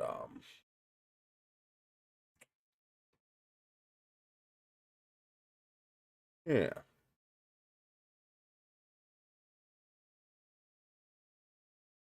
Or maybe just go halfway, go with a 10-inch as a compromise between 8 and 12. Just go 10-inch and just leave it at that.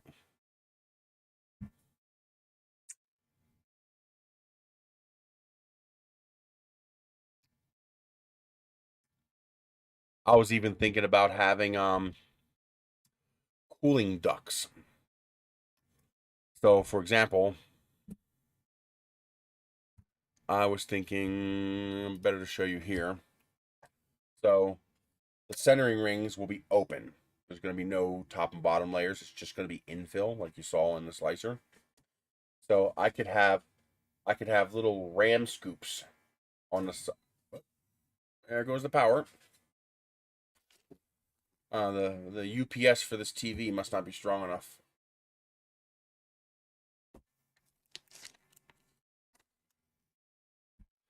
Computer stayed on, the internet stayed on, but the TV turned off. So the UPS I have that TV plugged into must not have enough watts to keep that TV going.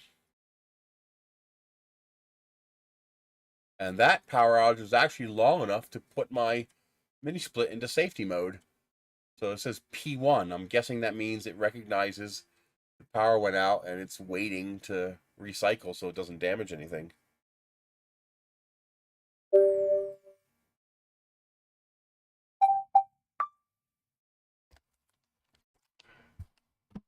Well, at least all the windows shifted over to this screen when it recognized that something went wrong. That's pretty cool. I actually didn't realize it was smart enough to do that. When this monitor disconnected, it shifted all the windows over to this screen over here. So if I have some ram scoops here, I can have air go through the centering rings inside. So I can have active cooling to prevent the centering rings from overheating. They go a little too fast. The whistle would have to be tuned for the speed.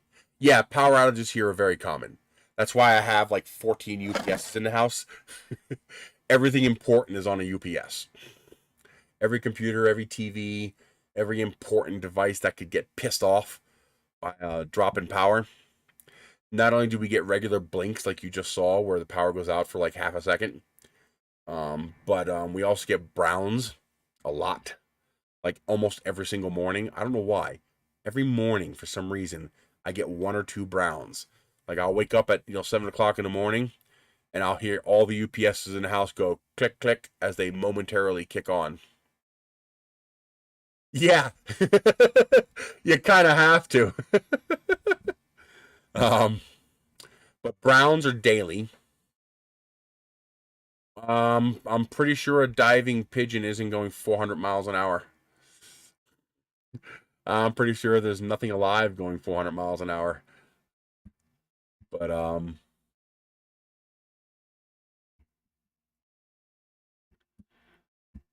would you just do it already?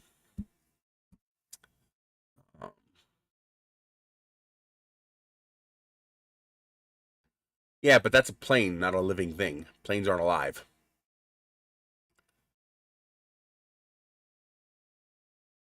No, they're not. They just are. Actually, I just read a good audiobook that was a pretty dark ending, actually. I just realized the ending was pretty dark. It's called Buzzkill. And yeah, I realized, the AI kills most of the people on the planet. That's a pretty fucking dark ending.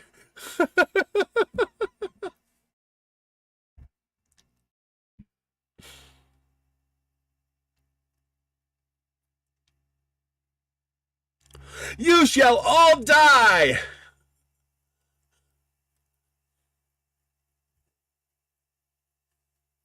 Well, the guy is tasked with creating an AI to notice and stop kids from committing suicide online. And the AI eventually figures out the primary cause of people having problems is other people. Oops.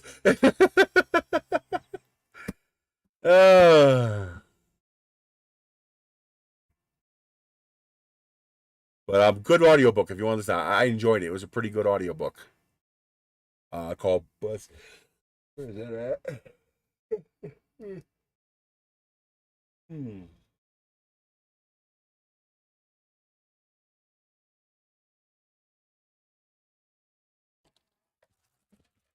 Really? Fight me.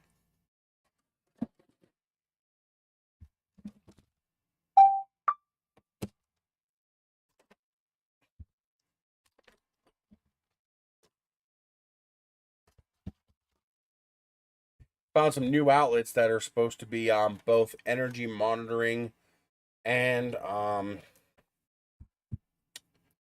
hate that. Energy monitoring and smart life compatible, but they're only 1,000 watt compatible. They're not the 1,800 watts of the other ones that I have. So these can't handle like, microwave and toaster and stuff like that.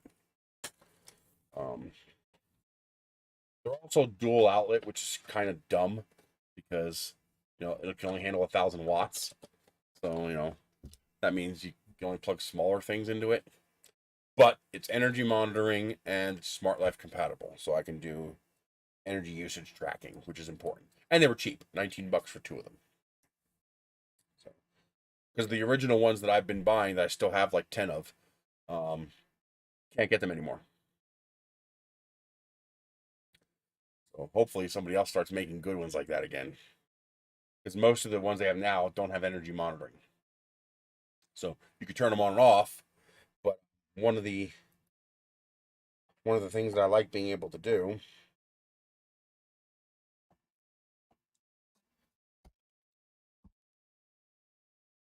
is to be, so here's all my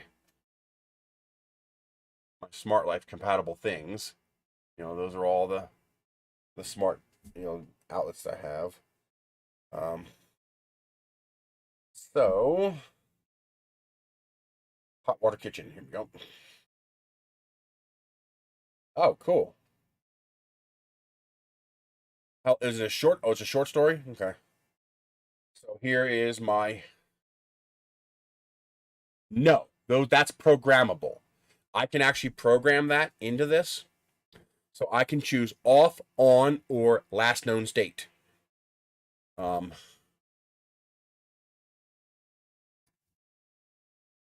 So I can either tell it to, when power comes back on, stay off, power comes back on, turn on, always, or when the power comes back on, resume whatever state it was when the power went out. So if that's handy for devices that have program timers. The Wise outlets might not do that, but like here, I'll show you. So settings, relay status. So relay status is off, on, or remember status from before restart. So for example, this one I have set to on. So when the power comes back on, it turns on. But the nice thing about these is that I can monitor power consumption. So that's the kilowatt hours that it consumes each month. So you can see in July, I consumed 16.79 kilowatt hours, and you can actually see my usage over time. You know, different days where I use more water, less water. So you can see how much power I use on a day-by-day basis. This one here, I only use things that are Toyo or Smart Life compatible, simply because I initially got a bunch of Smart Life items, and I don't want multiple apps. I don't want 10 different smart devices with 10 different apps. I want one fucking app for everything. And so I only buy things that are Smart Life compatible. This doesn't even say on the box, but on the website, you know, on the Amazon listing, I made sure it was Smart Life compatible. But these are Avatar, Capsule, Dual Control. And, let me get you a link.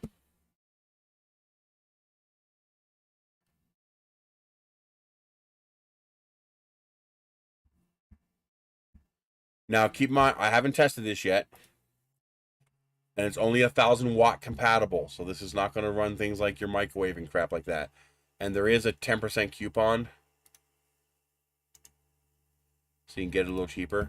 Right now, it's $18 with a 10% coupon, so it's like 16 bucks. So not bad. Comes with 2, which is nice. It's dual outlet, although I don't know if it's dual outlet the wrong way. I need it to be this way. Because this way runs into the USB ports. But I'll have to try it out, play with it. The outlets that I was getting are not available anymore.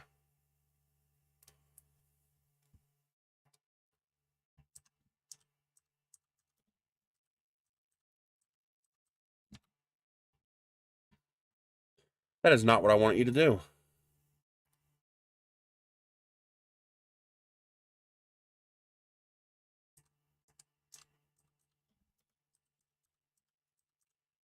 I am Groot.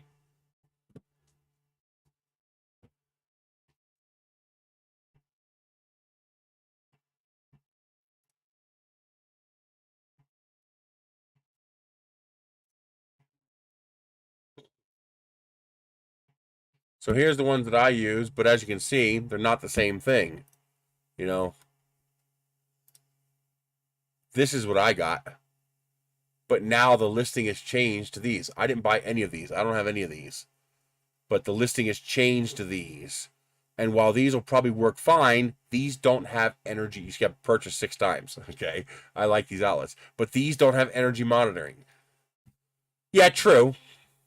Matter of fact, most microwaves are less than a kilowatt. But the point is, the ones I had, I can plug anything into. They were 1800-watt compatible. So I have one running my rotisserie. I have one running my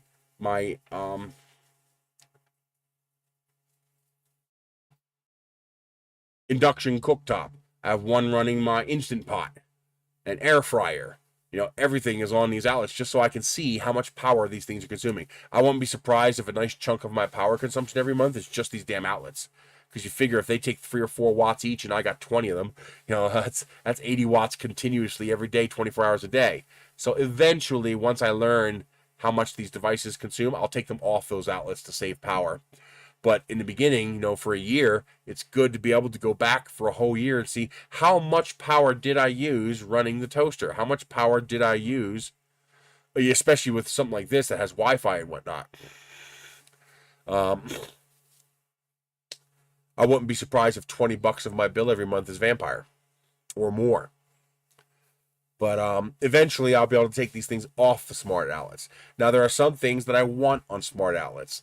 I want the water heater, the little water heater. I can't do the big one. I have a smart plug for the big one, but it's not monitoring. It's just on off. I can't see how much power it's using. I wish I could. If I could find a 40 amp, 240 volt version of this that would do monitoring, that'd be great. So this is not what I ordered. This is something that's different. It probably works fine, but it doesn't. These are also limited to 10 amps.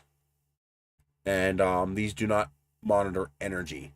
These monitor energy and handle a lot more than 10 amps. I wonder. Let's just do a search for smart things.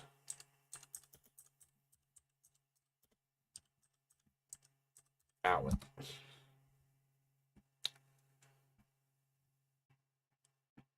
Okay, well, these do not look like energy monitoring.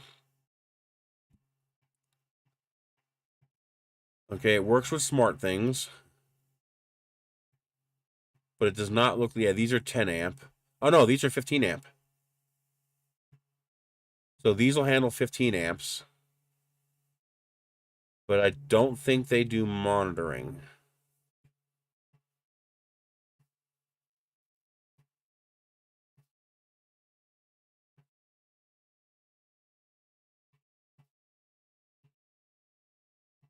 $3D Jeff? I don't think so. These are a 4-pack for $21 with a 15% discount, so that's less than $20. And these will do 15 amps. That's pretty significant. And for a good price. So I'm going to save that.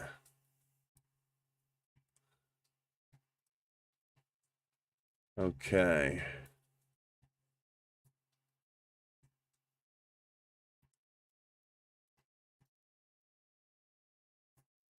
Oh, really? That sucks. Wow.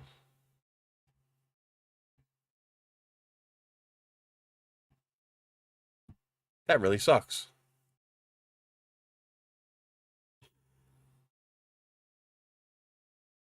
I kept buying outlets. Let's see. I don't see monitoring. Looks like it doesn't work with smart things. Yeah, if it don't work with smart things, I don't even want it. I don't even want to touch it if it doesn't work with smart things. Well, what I need to do is add monitoring.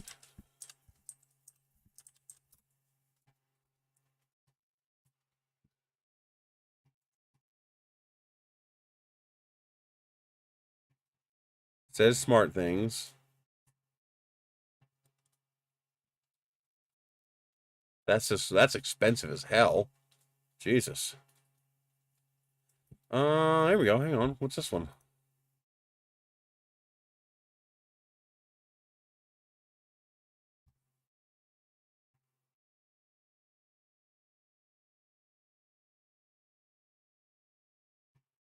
It says it monitors consumption. Is it smart things compatible? I don't see smart things. It's IFT compatible, but I don't see smart things.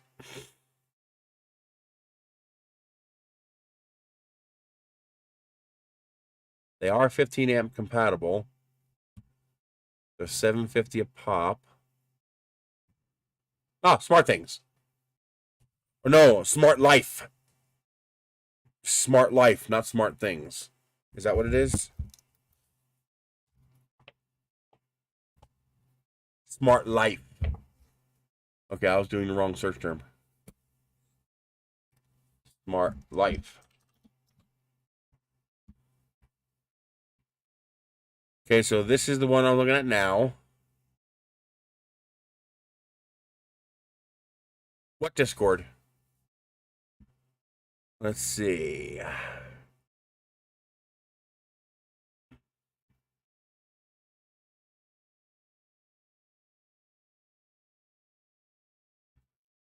Also compatible with Tuyo and Smart Life. So this is supposed to be Smart Life compatible. Is it 15 amp?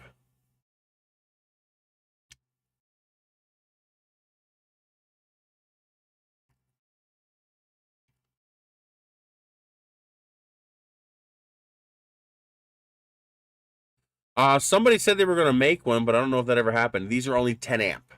These are Smart Life. They are monitoring, but they're only 10 amp. So you might as well get the cheaper ones. Let's see if there's any others. What's this one? It says heavy duty. Does that mean 15 amps? App control. Doesn't say, doesn't say, doesn't say. Does not say.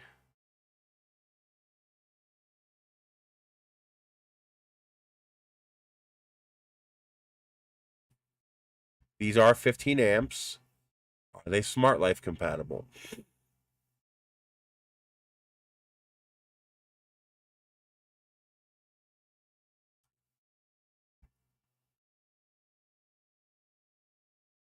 Yeah, I don't want to use another fucking app. You know, I just don't want to use another goddamn app.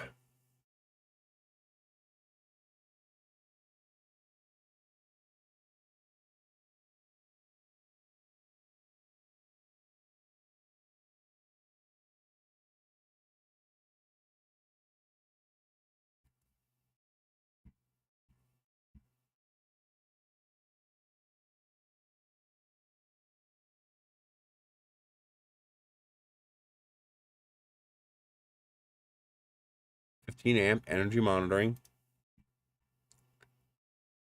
Is it Smart Life? Smart things, but not Smart Life. Yeah, not Smart Life.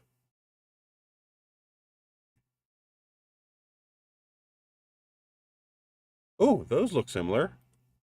Unavailable. And they're only 10 amps. Those look similar. They say Smart Life. They say 15 amp. Do they do energy monitoring? 1800 watt appliances.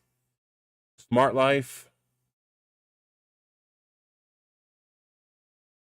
Do they do energy monitoring?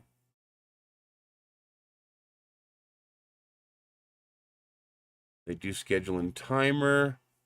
Do they monitor? You would think they would be pretty prominent about that if they did.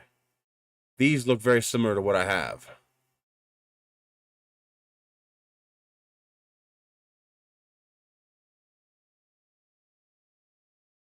It looks like they do not monitor.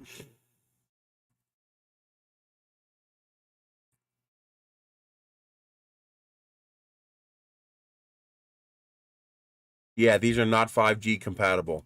They're only 2.4G compatible.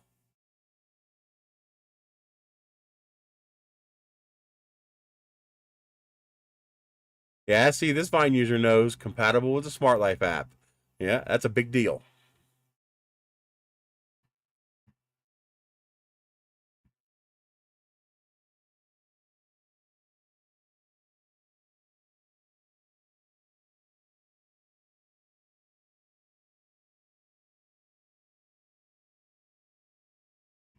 Does it do monitoring, though?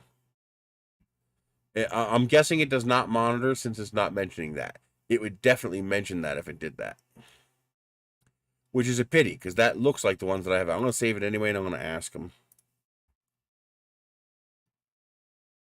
Because they're the 1800 watt and monitoring.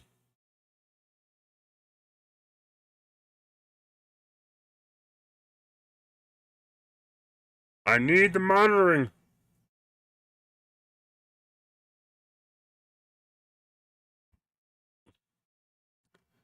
Yeah, I'll have to look around more.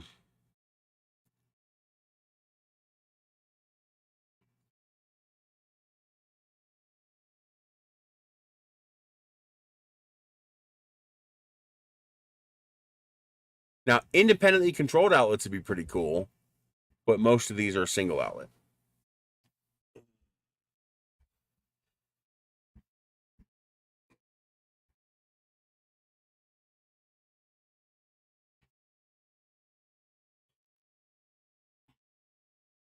It's just a pain in the ass. Like, I was getting cameras from Vine and stuff like that, and it was such a pain.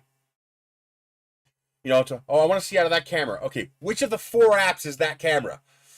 Ugh. Yeah, once you have monitoring, you don't want to go back. Although, monitoring probably consumes more power. I'm willing to bet you the vampire load on the non-monitoring is a heck of a lot lower. But even still, it has to maintain a continuous Wi-Fi connection. Otherwise, how's it going to know when you press the button on your app, you know?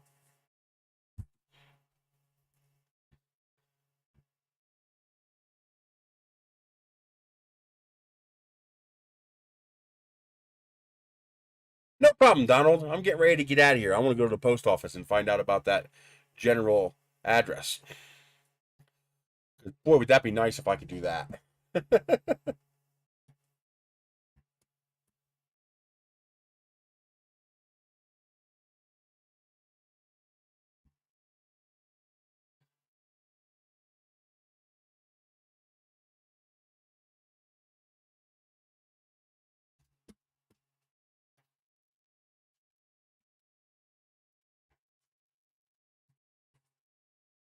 These all work with Alexa. You can create instructions to go from the app to Alexa, so you can do Alexa stuff. But the problem is the Alexa stuff's annoying. You know, it's. I don't know why this is still not possible. At least for simple things. Okay, I want to be. Alexa is the ideal device to do this with, or Google Home, because you can set up. You can set up multiple of them. So I could put one here, and I could put one there, and I could put one in there. And the idea would be, it would be smart enough to realize, hey, he's closer to this one. I don't want to say, Alexa, turn on living room light. I don't want to do that. That's stupid. I want to sit here in the living room and go, lights. And that thing be smart enough to realize, okay, there's a light. You're closest to that microphone, so you probably want that light to turn on or off. Well, why is that so hard? I don't want to, give a speech every time I want to turn something on or off. I just want to say lights, and that light turns off. And if I say lights again, that light turns back on again. Exactly, like Star Trek. Now, I mean, we're not going to be able to do it as seamlessly as Star Trek, but lights is a pretty simple word. It's not a complex word. It's a pretty distinguishable word. Lights. And have the lights turn on or off. Whatever toggle, whatever state they're currently in. I go into my room and I say lights. And the system goes, okay, he's in the bedroom, so turn on the bedroom light. I lay down in bed. I read a book. I put the blanket on me. Why do you keep doing that? I lay down in bed and I go, lights. And it goes, hey, he's in the bedroom. Turn that light off. It's not hard. But for some reason, I know it's not hard. Because I can go, Alexa. And the nearest Alexa to me answers. So everything's there. It's all there. I said one word, it knew I said that one word, and it knew I was closest to that Alexa unit. So now just extend that to the single word, lights, and control the nearest light. Have you ever tried a camera system like Blink before? No, what is that?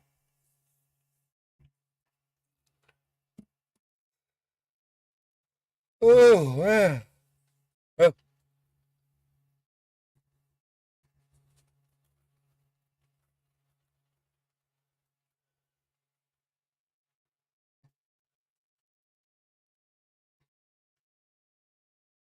I don't trust Amazon. I'm sorry. I don't trust Amazon. I wouldn't trust Amazon with my home automation if you paid me. Nope, I just don't trust Amazon.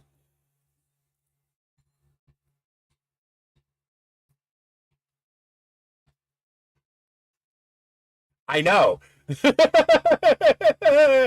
you hear anything happening? Alexa, do you hear anything? No? Okay.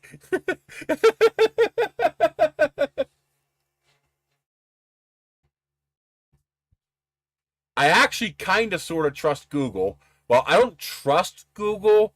I trust that their best interests are going to screw me less than Amazon's best interests.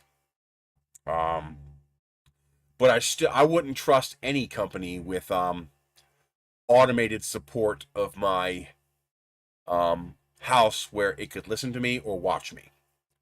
You know, outlets and shit like that. Yeah, sell my data all you fucking want. I really don't care who knows how often my toaster turns on and off. I don't care. But being able to, unlock my door, like Ring doorbells, like them giving police copies of video from your Ring doorbell without a warrant and without letting you know, nah, I don't think so. No, yeah, that ain't happening. And now Amazon is buying Roomba. Um, you know, hey, Amazon SWAT team here. We'd like to access the Roomba. Okay, we see 3 people in the house from the Roombas. Yeah, I don't think so. Oh man, screw that noise. You think that's far-fetched? They're already giving police your Ring camera videos and not even telling you.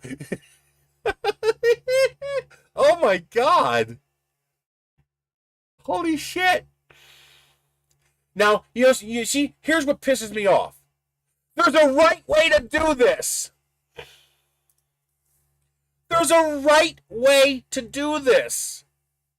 Giving police access to my camera is a good thing. How many crimes could they solve if they could access the networked feeds of 1,000 cameras? A lot. I just want it to be with my permission and supported by a warrant. That's all. I want the option to say no. I want the option to say, okay, show me the video they want first. Show me the video they want first and allow me to approve each video. Okay, that's what I want. So, Amazon could send me an email saying, Edgewood PD or Santa Fe State Police would like to access this video on this date and this time. And I can click play video. Okay, it's not showing anything in my personal, privacy. Go ahead, give them the video. That's all. That's all they have to do. And if I say no, then Amazon would send a message saying, XYZ Ring user has declined to give you permission to see the video. Okay? That's the way it should be. And you know what I'm going to do for 99% of videos they request? I'm going to say yes. Because 99% of the time, I'm not going to be in the video. And whatever car is passing by, it might actually help them track down some criminal or some lost kid. That's a great idea. It's fantastic. Network this shit. Just leave me in control. I mean...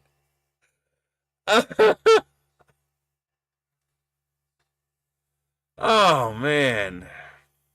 I'm not some Luddite who doesn't want police to have access to this wonderful technology. I just want control of it. It's like window tint laws.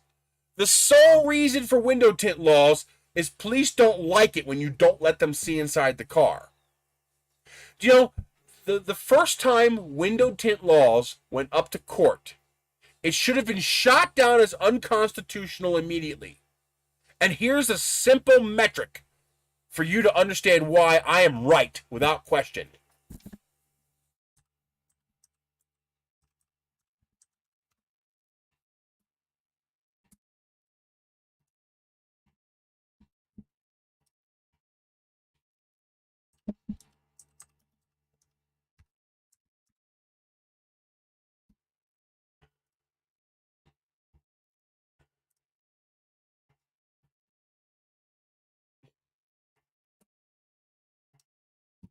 This is a Ford E150.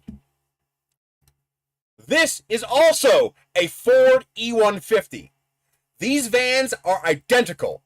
The only difference between these vans is that this one has a nice cloth interior with multiple rows of seats and windows along the whole length, and this van has no seats inside the back, and there's no windows along the whole side of the van. Otherwise, these two vehicles are identical. What the fuck is the difference between having limo tint on this and having no windows on this? What's the difference? Is having no windows on this illegal? No, of course not. Therefore, having tint you can't see through on this also should not be illegal, because it's no different than having this. If I'm not legally required to have the window to begin with, I shouldn't be legally required to allow you to see through said window. On top of that, I can just put curtains up on the window. Oh my God. Police just don't like being told no. Tint laws are literally, whiny crybaby cop law for, boo, I can't see through your window. How dare you not let me see through your window?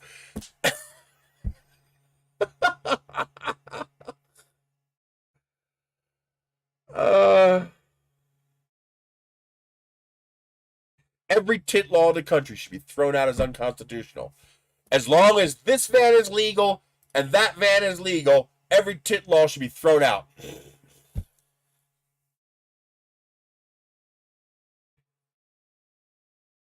Oh my God. It's like, you can't make this shit up. When they said reality was stranger than fiction, they weren't freaking kidding. I mean, legal, legal, legal, legal, legal. I mean, there you go. There it is. There's the same damn van. Legal, not legal, legal, not legal.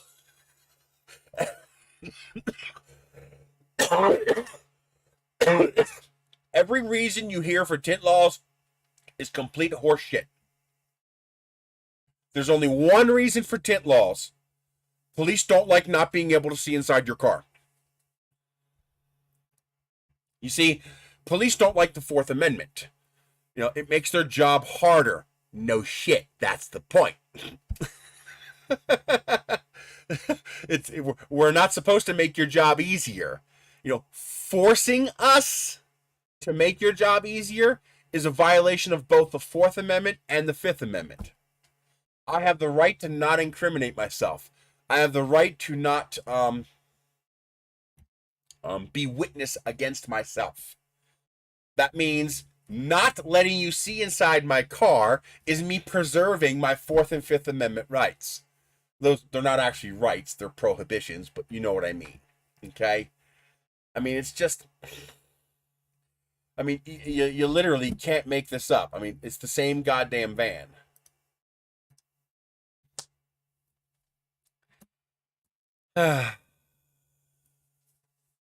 What are you gonna do? It's not the government's job to make the country crime free. That's not their job. I'll show you my van, which was stolen, by the way. Literally, I was driving down to the store to sell it, and the night before, someone stole it.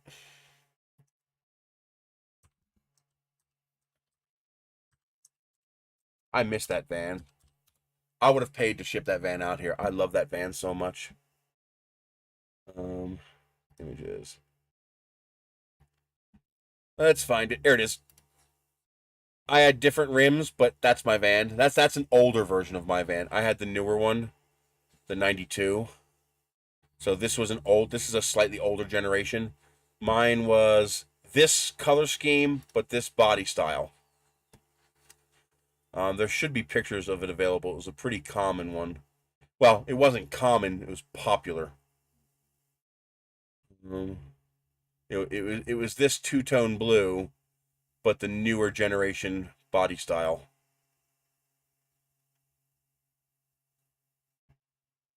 This is the old body style. This is the 80s van. Well, 91 is the changeover. So mine was a 92.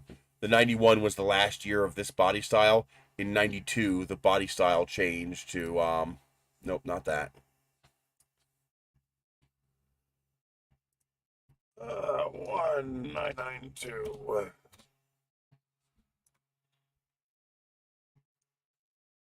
Come on, do what I say. Don't argue with me. I can't believe that usually the picture pops right up. I'm surprised it's this hard to find the exact picture of that van.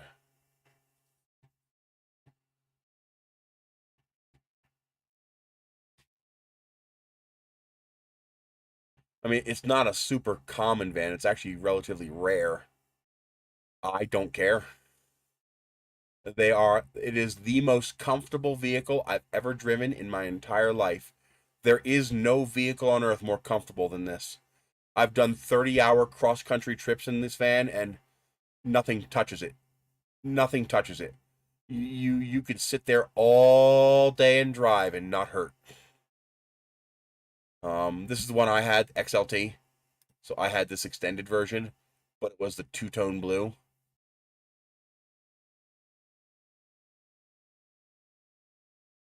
It had the queen bed that would fold down. The third bed sheet actually folded down into a queen-size bed. It was pretty fucking cool. But you could fit everything there. You could tow anything with it. But it was this van right here, but in that two-tone blue. No, it was crushed the same night. I guarantee you it was crushed the same night. They weren't going to sell it. They wanted to get rid of the vehicles. And they stole my vehicles from me and got rid of them. Yeah. If I could prove it, I'd fuck them up. I can't believe it's this hard to find this picture. It should not be this hard. Maybe my name?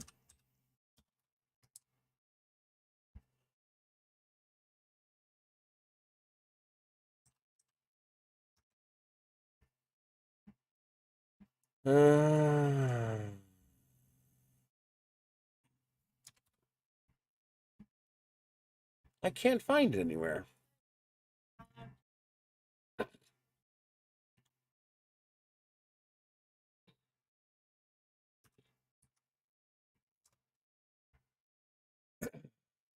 I guess I never posted any pictures online, at least not that I could find. Yeah, I guess I have no pictures online. I'm surprised. I thought for sure I'd have pictures online. I don't know who did it. I'm pretty certain I know who did it. I don't know for sure. Not enough to take action against him. He stole 2 of my trailers, my pickup truck, my van, and my tow dolly. Yep, that tow dolly especially hurts, because I could use that. Oh yeah, he's been nailing mice. I had to beat him over the head with one of his own dead mice the other day. I was like, how dare you leave this dead mouse lying? I find the dead carcasses lying around and I flush them down the toilet.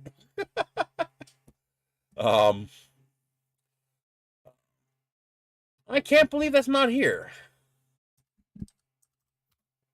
I thought for sure I would have had pictures online. I guess I don't. Oh well. But you get the idea. I got to do an argument with a guy about electric cars.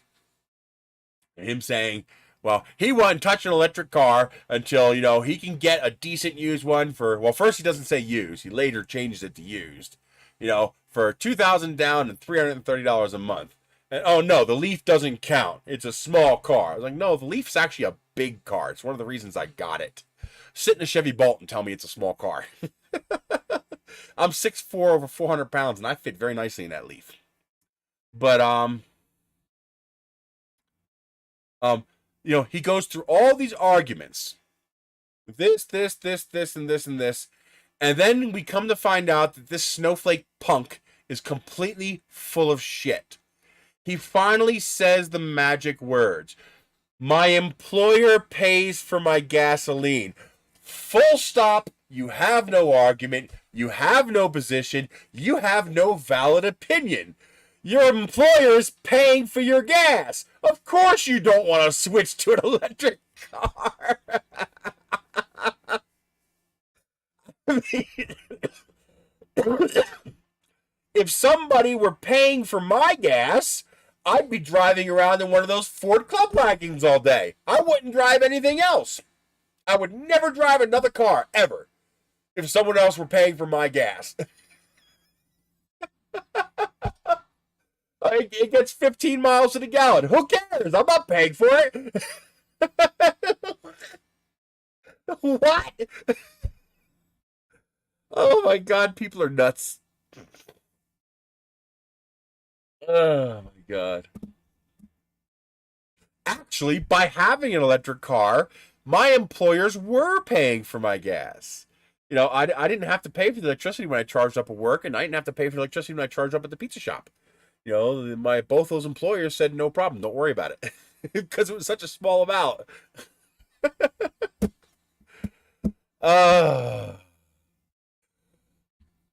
People are crazy. What are you gonna do? Eventually, we'll start eating them.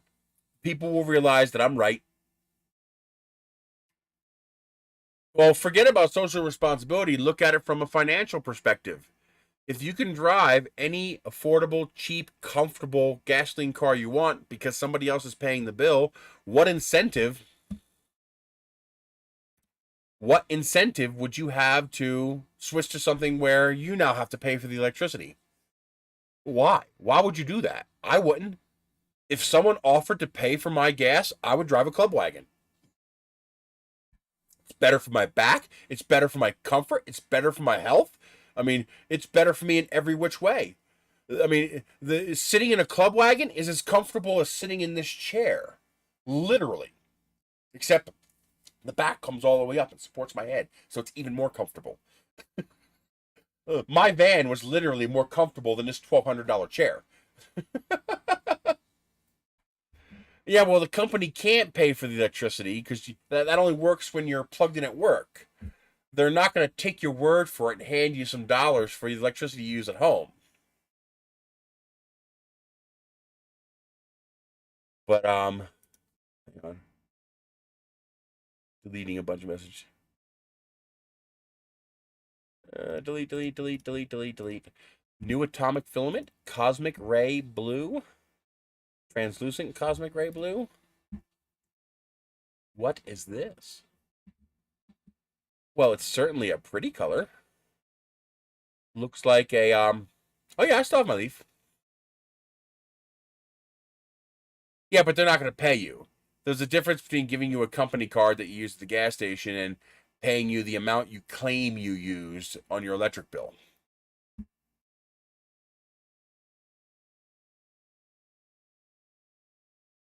Wow, that's cool.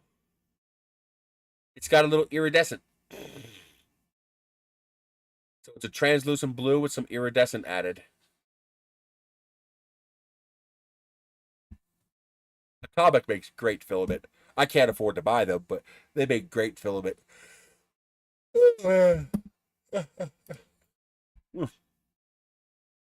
So I'll queue one of these up tonight.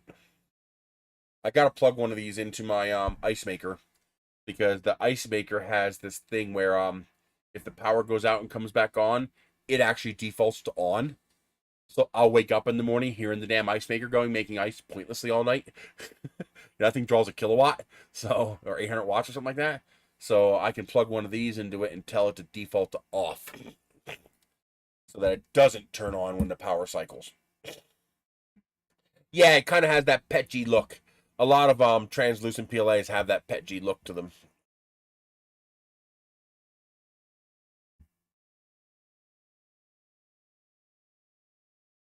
But I guess they don't need it, but I wish I can get it in with like atomic filament where whenever they'd come out with a new filament, they'd send me a roll or two. and I would make prints for it and, you know, show people how it looks and stuff like that. I would do that in a heartbeat because Atomic is great. Yes, I'm going to get the gutter and the tubes from Home Depot. I just got to wait until I have a need to go into Albuquerque. I don't want to waste the $20 in gas driving into town if I don't have to. So I'll wait until whenever her next in-town appointment is, or if I have a need to go into town for some reason, and then I'll stop at Home Depot and grab it. The nice thing about grabbing it with the tubes is I could put the gutters in the tube, which will make strapping it to the roof a lot easier. Because that was the one thing I was worried about, is supporting the gutters for the drive home. Because they're 10 foot long. And they're floppy. A cheap source for iridescent filament. It's hard just finding iridescent filament because a lot of the times it's not listed as such. But yeah, you'll find a few iridescent colors from Atomic. Hang on. There it is. So let's see. 3D printing filaments. Let's see. Oh, they have a clearance section? Ooh. Sold out, sold out, sold out, sold out, sold out. They got ABS, but it's 2.85, which I can't use. Did you ever build adjust voltages on your Jazzla? No, I haven't had a need to. I mean, I haven't used it in a while, but it worked fine when I used it. I didn't have to adjust anything. Let's see. PLA. Let's see. They have the Galactic Purple with the iridescent.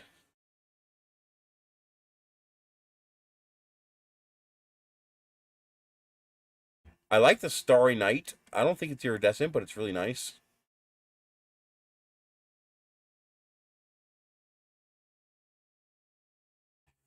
They have the Atomic is where I get my pearl iridescent filament. It's really freaking nice. I'll show you that in just a moment. But I'm loading up a few of their other iridescent colors. Ooh, their Sunset is beautiful. If you haven't tried their Sunset, it's a real nice color. The Electric Blue is a good one.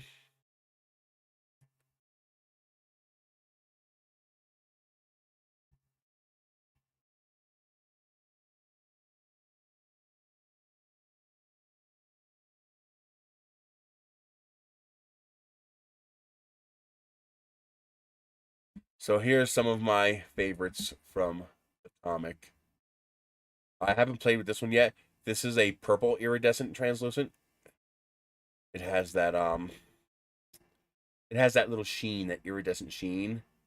The Starry Night is really nice. It's not really an iridescent, but it has a kind of iridescent look going to it. It's a nice one. This is their classic iridescent pearlescent filament.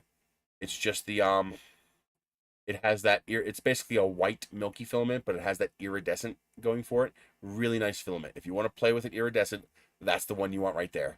That's basically pure iridescent.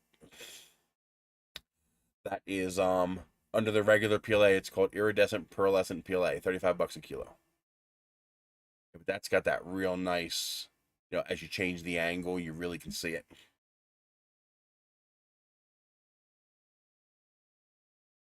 Yeah, 3D printing at Nerisse.com. Amazon banning 3D printers? Yeah, right.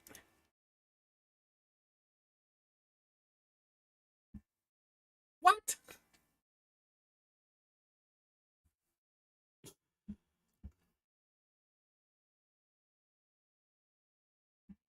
It was a joke. It was an April Fool's bullshit.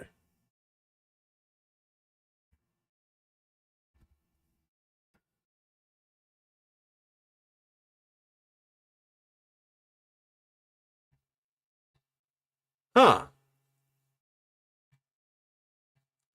Well, that sucks. Yeah, it's an April Fool's joke.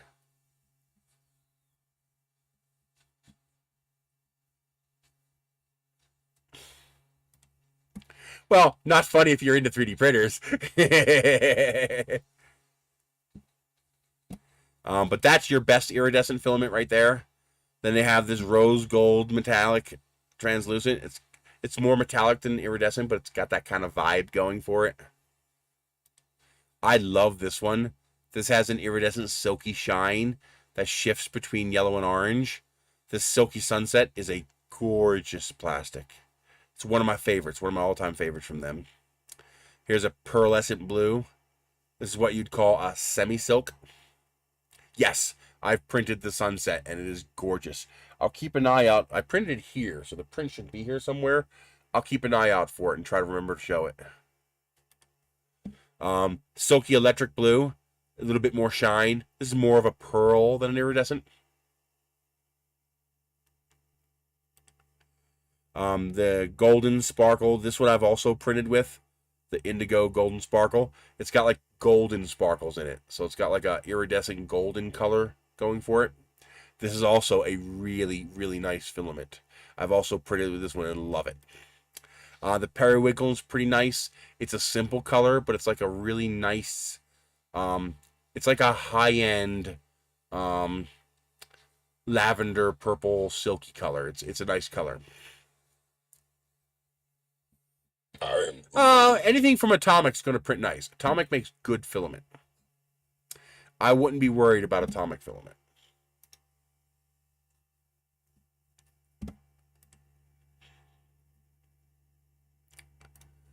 But yeah, I also love their neon orange. I haven't tried their bright translucent orange yet. I'd like to try that one day. It looks just like a translucent orange, like it's nothing special, but it's a nice clean orange. They do have a really bright, here it is. I like this. It's UV reactive, but I don't really care about the UV reactive aspect. I care about the fact that it's a ridiculously bright orange. Oh man, it's a good orange. That's right up there with Uncle Jesse's mystery orange. The printed solid Uncle Jesse mystery color. It's an orange. It's right up there with that one. It's a really nice, vibrant orange. I've also printed with that. I like that one.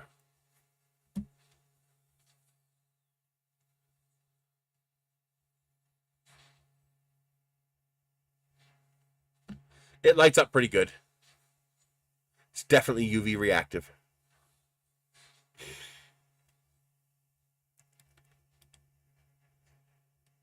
Now you see, me and Atomic have a difference in opinion here because these are named wrong. Okay, that is not perfect orange. That's what I would call pumpkin orange. That's perfect orange. Yeah. The more it burns your retina, the better. It's what I call RBO, retinal burn orange. The more your eyes hurt, the better. I like bright orange. I really like bright orange.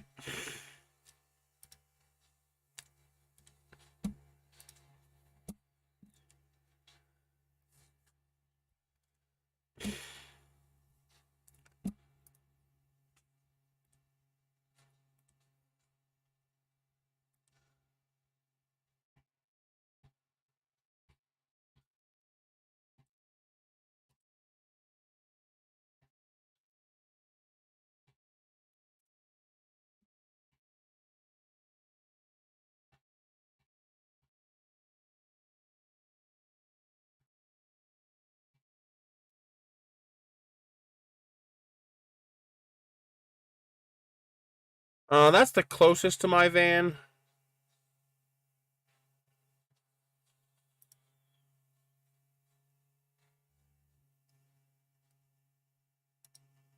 And well, fuck you then. You don't like my ad blocker? Go screw yourself.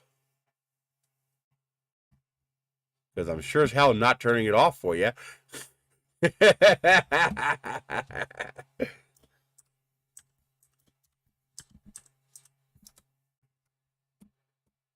Kind of annoying me that I can't find a picture of my van.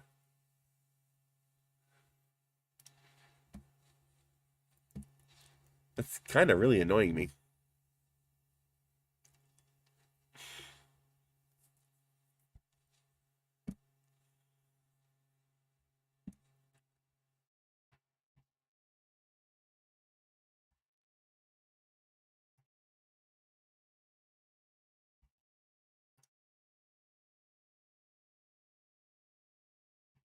I mean, the best I can do is show a modern van, but the older one with the right colors. Where is it at? Here we go. So it's this van. That was my van, not those wheels. I had different wheels, but this color scheme. You know, that classic two-tone Ford blue. So mine was this color, but on this body. So this exact vehicle, but with that color paint scheme.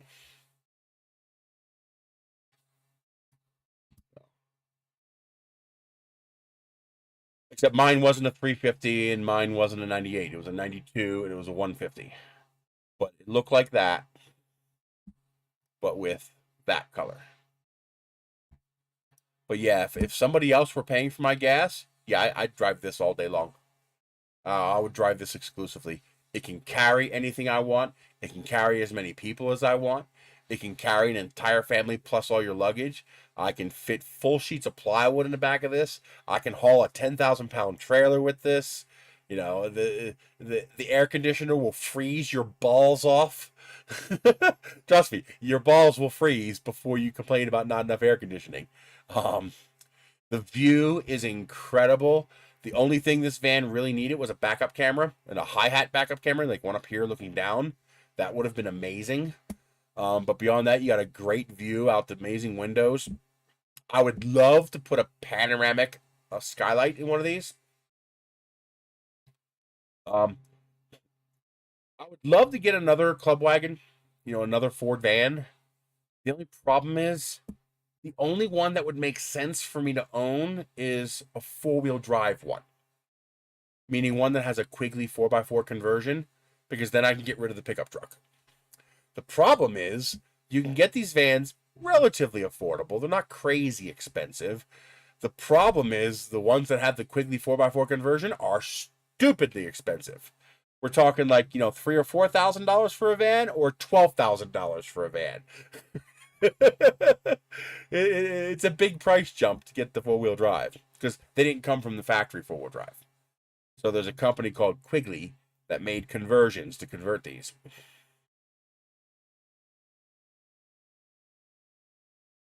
What's MOT? Oh, is that inspection thing? No. You can within reason, you can pretty much modify a vehicle any way you want. Within reason. I mean, there are plenty of modifications that you're really not supposed to make, but we have no path of enforcement to allow them to determine that. So unless it's like obviously looks dangerous, or it has an obviously glaring part, or it's obnoxiously loud, you can pretty much do whatever you want. I mean, the state will never see my vehicle unless a cop decides to stop me, because there's no inspection, there's no nothing. Just you pay your registration every 2 years. That's it. Yeah, I get that. Somebody else was talking about that as well. But yeah, I miss it. I miss that van. It was the most comfortable seat or vehicle I've ever driven. I actually took the seat out of the original E150 we had, and I put in a camper seat, you know, from an RV, from a motorhome. So it had dual armrests. Oh my God. I could drive that thing all day long. 18 hours of driving, no problem. With a 35-gallon gas tank, and on the highway, I would average 21 miles per gallon. I mean, you can go quite a distance. What is that? 35 times 20, 700 miles between fill-ups. You just cruise, man. You just cruise. You drive 10 hours, then you stop for gas and have a meal. And you'd only have to fill up once, like literally, because you're going to be doing like what, 60, 65 miles an hour. So in 10 hours, you're going to go about 650 miles. So you'd literally, you'd wake up in the morning, you'd start driving, you'd drive for 10 or 11 hours, you stop, you get a room in a hotel, you sleep, you shower, you eat, you wake up, you fill up the gas tank, and you drive another 10 hours. I mean, it was wonderful. This thing was designed for traveling. And everybody in the van was just as comfortable as you were. So my club wagon had 2 bench seats in the back, But usually I removed both of those bench seats, and I had just the captain's chairs up front. So my van only carried 4 people, 2 in the front, 2 in the captain's chairs. So I could put 4 people in here and still fit an 8-foot sheet of plywood in the back. So everybody had these beautiful captain's chairs they sat in that were just luxury of luxury. Leg room, put your legs wherever you want. There was 4 times the amount of leg room as my dad's Lincoln Town Car. You couldn't touch these things for comfort. You know, the only problem was they cost a fortune to fuel. You know, when gas is $4 a gallon and you have a 35-gallon gas tank, you know, you're spending $140 per day in gas because you're driving 10 hours, you're driving a whole tank. So, but for comfort, and believe it or not, for a family, it was actually economical. It was fuel efficient. Because a larger family that would have to take 2 cars, you know, your cars would have to get better than 40 miles per gallon to beat this van. Say, but it only gets 20. Yes, but the 4 of you can comfortably sit in this thing. In fact, I add the first bench seat, and I could comfortably, like, you're not crowded. I could comfortably put 6 people, or 7 people. I could comfortably sit 7 people in that van and still have 6 feet of cargo space in the back to put everybody's belongings. And I'd still get better than 20 miles to the gallon. So your cars would have to have that much cargo space. They would be substantially less comfortable. Figure 2 cars, 4 people in each car. Only the front people are going to be as comfortable as this van, and even they won't be as comfortable because you're going to have those low-slung car seats, and you're nice and tight. While with the van, there's so much space, you have dual armrests. You can sit your arms anywhere you want, and instead of sitting like this in your car, driving your car, you're sitting straight up like this. Your legs are not like this. Your legs are like this. So it's like sitting in a lazy boy chair. It's what I call the 90-90 configuration.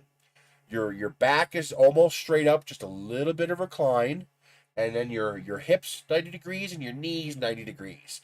The exact natural angle that your body likes to sit in. And the seat is so high up off the floor that when your legs sit at that 90-degree angle, your feet just plop and rest perfectly on the floor. Like it's a natural seating position.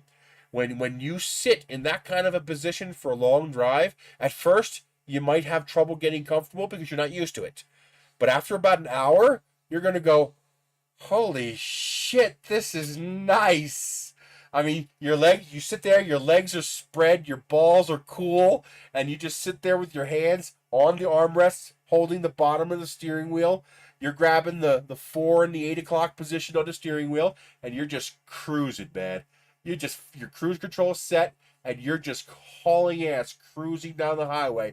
And you're so high up off the ground, you can see over top of all the other cars in front of you, so you can see a long way coming. There's no, oh shit, I can't see past this car. Nope, I'm looking right over your rooftop. Nothing is better for cruising than a vehicle like this. No Tesla can touch it. No Mercedes can touch it. No sports car can touch it. No wagon can touch it. No SUV can touch it. Nothing can touch the comfort for every single person in the car. Lick my balls. Hide user on this channel. Lick my balls. But there is no vehicle that I've ever sat in.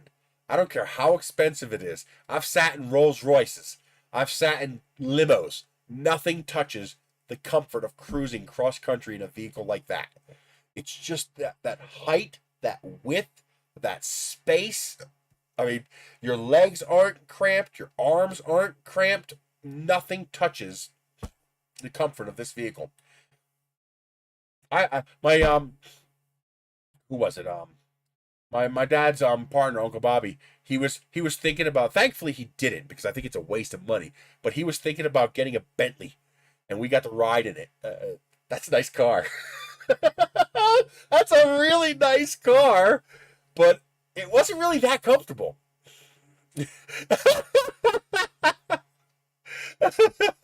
I got that from the that science fiction novel I was reading about the mongrel species.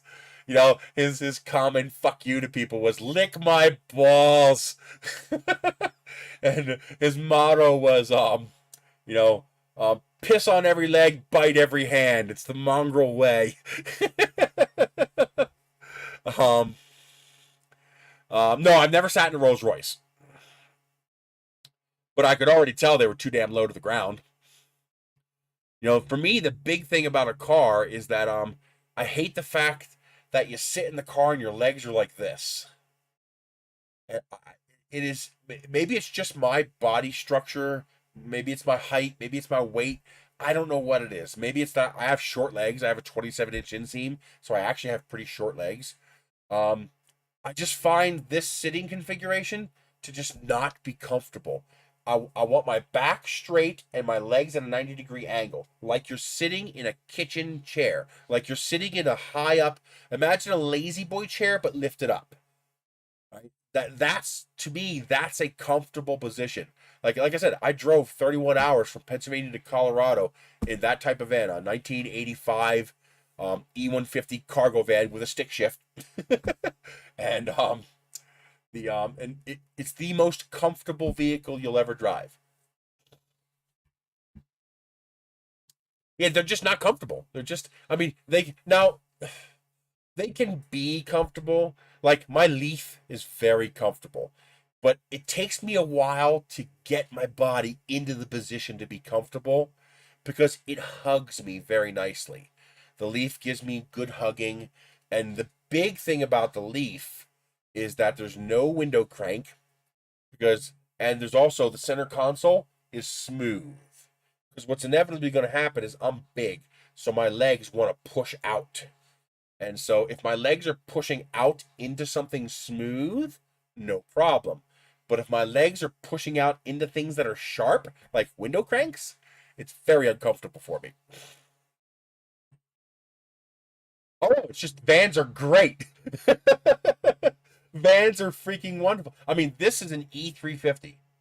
That can do anything. You can put 1, 2, 3, 4, 5, 6, 7, 8, 9. You can put 10 people in that, and all 10 of them will be more comfortable than anybody sitting in your car, including the driver. The person sitting in the middle, in the back, will be more comfortable than the person sitting in the front seat of a Tesla. Okay? So all 10 people will be comfortable. You'll still have pretty decent luggage space. If you're going on a 2 or 3 day trip, you'll actually still have sufficient luggage space for all your luggage. Throw a roof rack on there and you can take whatever you want. Now, bring that down to 7 people and take out that last seat. And now you have 7 people as comfortable as you want to be. That little E-Series, it's one of the biggest vehicles on the road. There ain't too many vehicles bigger than that. Like, not without going commercial. You know, obviously once you go commercial, it gets bigger. But these are big fucking vehicles, man. Like, you know, the kind of guy where I gotta, okay, let me back out and re-pull into the parking space because I like literally barely fit between the lines.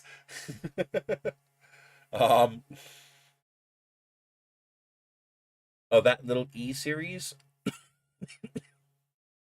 Oh, this one here? Even that's pretty big, but not as big as the new Econolines. Yeah, that's an old one. What is that? Second generation Ford Econoline.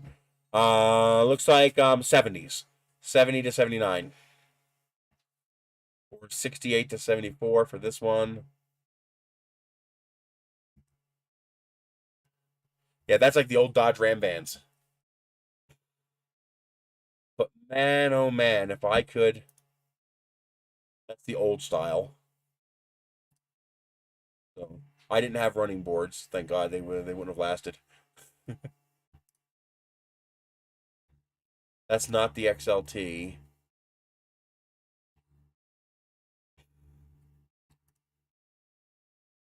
So that, but two-tone blue and without the running boards. But, yeah, I miss that van. God, I miss that van. If I could afford to buy another one of those vans, I probably would. Just because it's so comfortable. I can drive anywhere in that van and no problem. Let's see what's available. I can't afford anything, but now I'm just curious. Just for shiggles.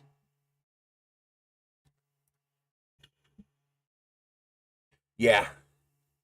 It's only 4 o'clock, so I'm good.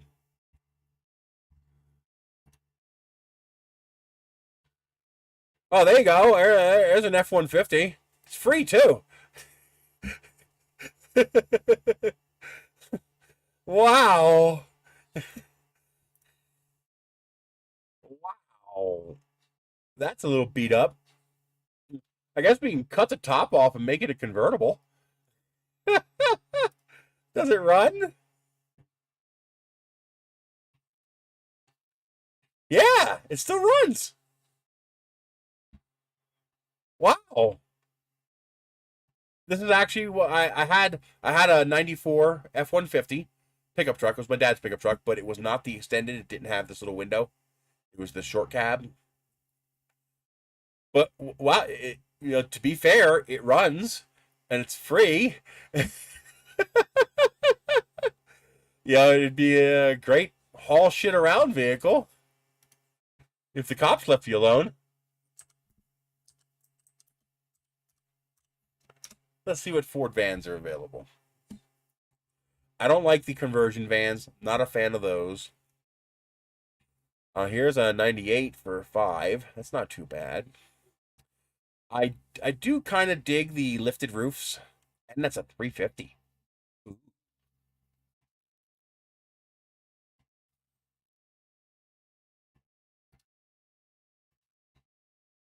There you go. So, 225,000 miles. Runs and drives great. No issues. Mechanical. AC works. Heat works. Paint is chipping. Don't care. But $5,000 for 225,000 miles is a little steep. That's not horrible, but that is a little steep. And it also has no windows. It's a work van. Yeah, that's a straight up work van. And it's got this freaking cage. That would be a pain in the ass to remove.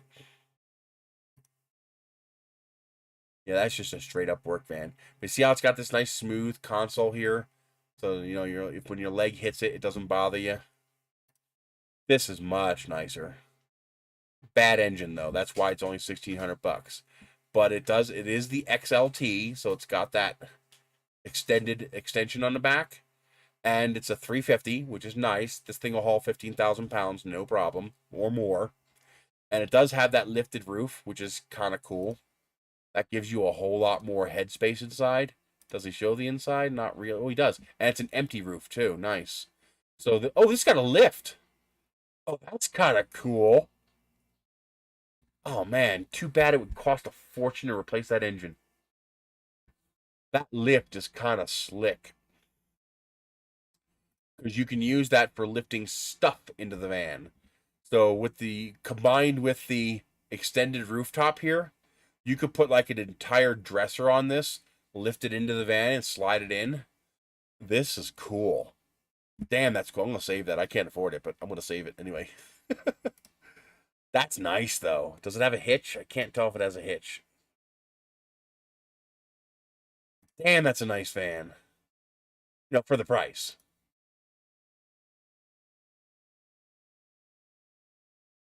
Oh, man. All we need is a couple of captain's chairs, and you'd be good. And an engine. You need an engine, too.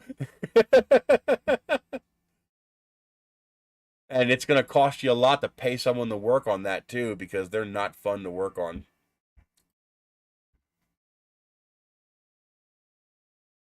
Hey, there's my van.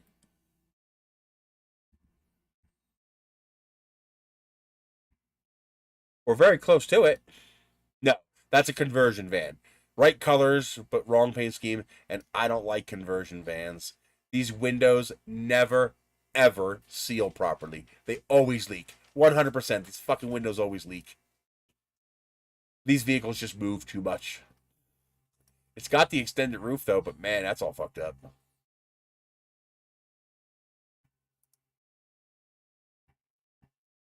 Huh. Nice. That's a nice interior. It's got the old CRT TV in the back there. It's a conversion van again.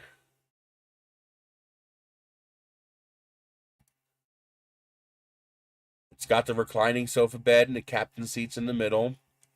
Loud, which means it needs an exhaust. They always break their headers. I replaced the headers on mine 3 times, I think. 360,000 miles, so it's getting up there. It's not the XLT. That's common too. The peeling, the hood. The hood's always peeled. But yeah, there's the seats. You got those double armrests. Oh, these seats are amazing. They're so comfortable. Look how much space you have. Look at the space you have for the captain's chairs. You can lay down there. Oh my god, it's amazing. Look how much room you have. Look how much room. Oh man. Mine did have the AC ducts across the top, so you could chill that entire van, no problem. It actually had dual AC. It had a second AC evap system in the back for the rear of the van. So you actually had true dual AC. It wasn't just ducted from the front. There was actually a second AC evaporator system in the back to be able to cool such a large volume of interior space. I don't know, man. $1,200 ain't bad. Get rid of that bench seat and get rid of that fold down in the back, and you'll have tons of cargo space still. You know, about a pickup truck's worth of cargo space. I just hate those conversion windows.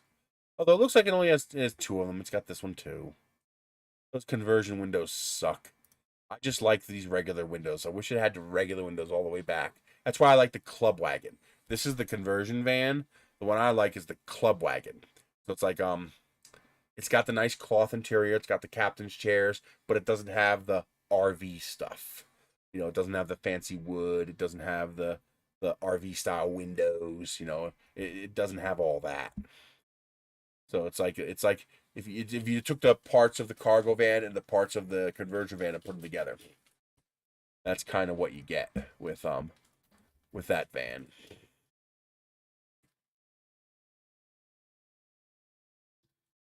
Wow, 2012? What's wrong with it? And here's a 2004. You know, first question is what's wrong with it? Mechanic special or parts vehicle needs new engine. That's why. Still though, 2012 is nice. But because it's the Econoline and not the club wagon, you get the vinyl seats.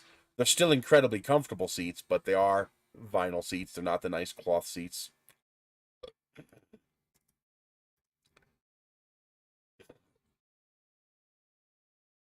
This is the bus. It's the people mover.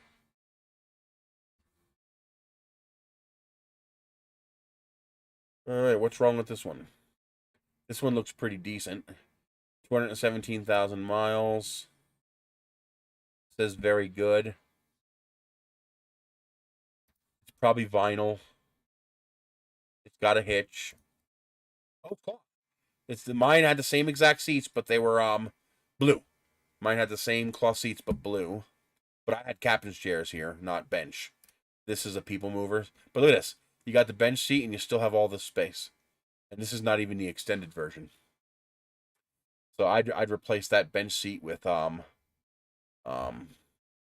captain's chairs. You see, here's all the AC ducts going along the back. Very, very nice vehicles. They're just great freaking vehicles. Once you've driven one, you'll cry at the prospect of having to go back. you really, really will not want to go back. There's a 2003. It's an E350, which is nice. Already converted for road trip and van life, whatever that means. high clearance. That mine was the high clearance as well. It had, you didn't have to worry about running over shit. So they put a pretty good dent in it there. Vinyl seats. That sucks. Yeah, the vinyl seats kind of blow. Oh, I see what they did. They put a platform back here so they would sleep on the top and they'd have their storage and pull out on the bottom. I would just yank all that out. Ah, and four-wheel drive. Nice. Yeah, that's what happens to a lot of these vans, just because they have enough space. You can roll an entire goddamn wheelchair into the thing and park it where the driver's seat is, and these vans are amazing. But they're big. They're relatively high maintenance. When you have to pay someone else to work on them, they're not exactly cheap. But if you can afford that, and if you can afford the fuel, you can't beat it. The comfort is just second to none. This looks like a cargo, so no windows. Cat got stolen, so it's going for pretty cheap. $3,000 for a 99 extended with 184,000 miles is not bad. That's really not too bad. It does have some windows. Basically, it's missing 3 windows. I had the same Ford Mooncaps, so it's missing the 2 windows here and the 1 window on the other side.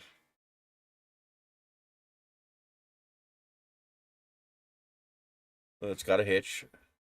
That's actually a nice van. That's not bad.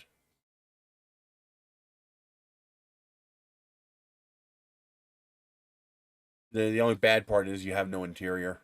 That kind of sucks. Because, by the time you yank all this out, it's just a bare interior.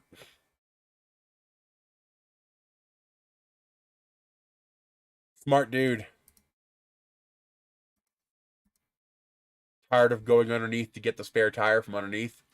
So he just stuck it behind here. Smart dude.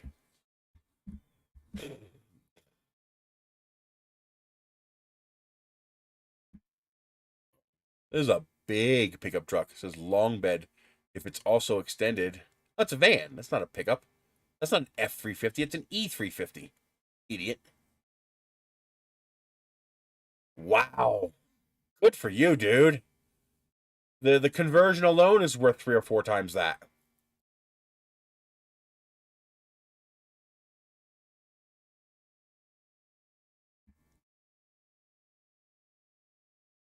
One owner, 300,000 miles, but it's one owner. It's got a reefer installed, so you can chill the hell out of that. It's insulated. Man, that thing is beat up. Looks like it's been shot a couple times too. I bet. Yeah, there's so much you can do with these things. It's like a blank canvas that you can do anything you want with. The only penalty is fuel. Why do you think I got the Kia Soul? Because when I travel, I can get 40 miles to the gallon. When you had a family, this made sense. When it's just one or two of you, as comfortable as it is, it just stops making sense at $4 a gallon gas. Even at $2 a gallon of gas, this thing's expensive to drive. You're still spending, even at $2 a gallon, you're still spending $70 a day in fuel at traveling. If you're driving 10 hours a day, that's a lot of gas.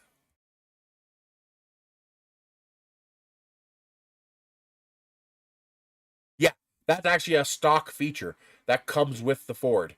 If I can ever show you, if I ever find a picture, I'll try to remember to save it. But basically, the seat in the Ford is this.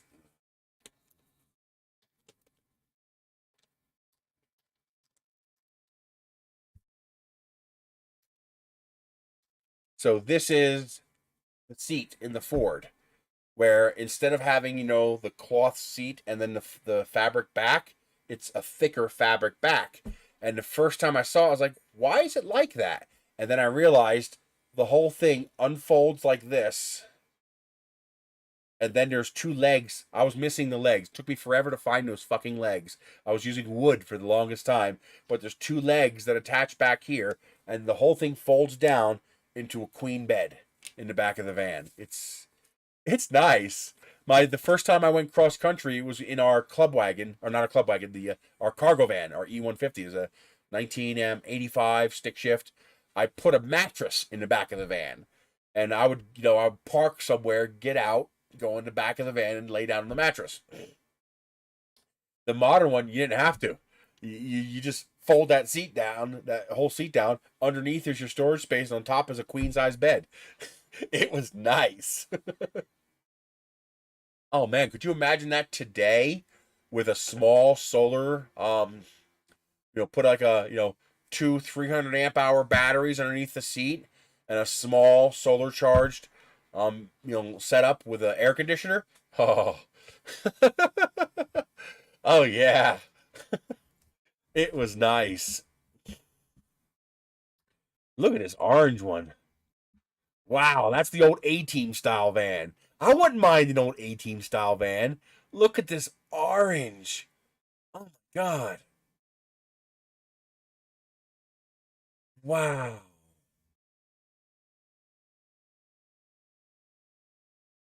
300 cubic inch, 4-speed overdrive manual transmission.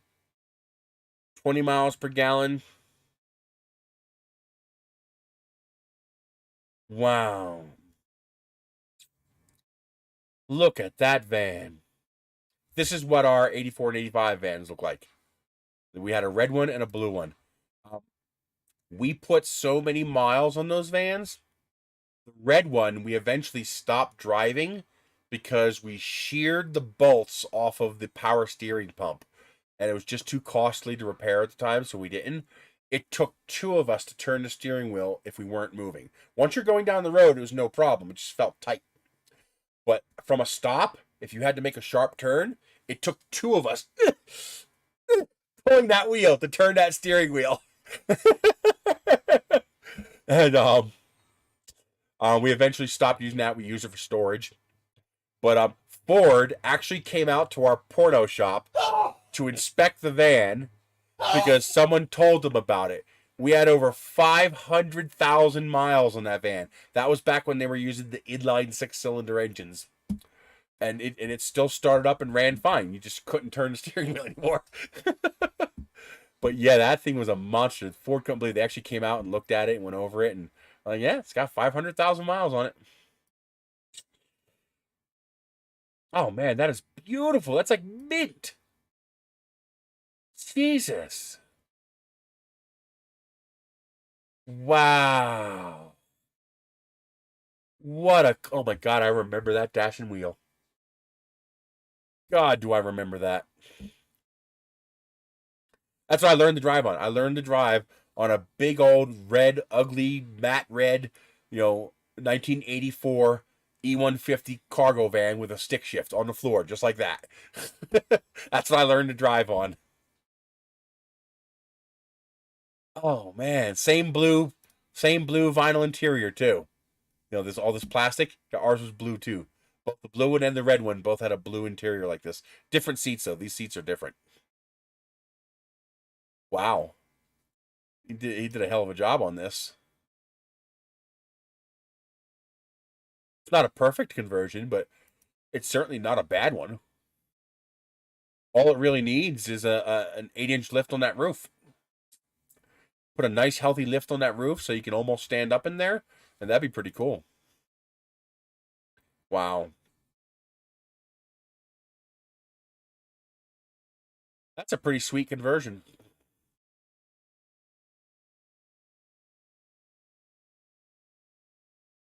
I love that orange. Oh man, do I love that orange. That orange is beautiful.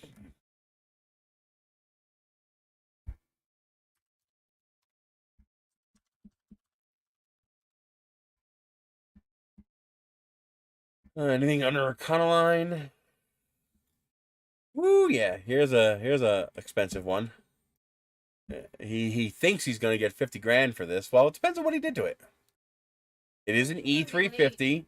It is a 4x4. It is a 7.3 diesel, and it's only got 62,000 miles on it.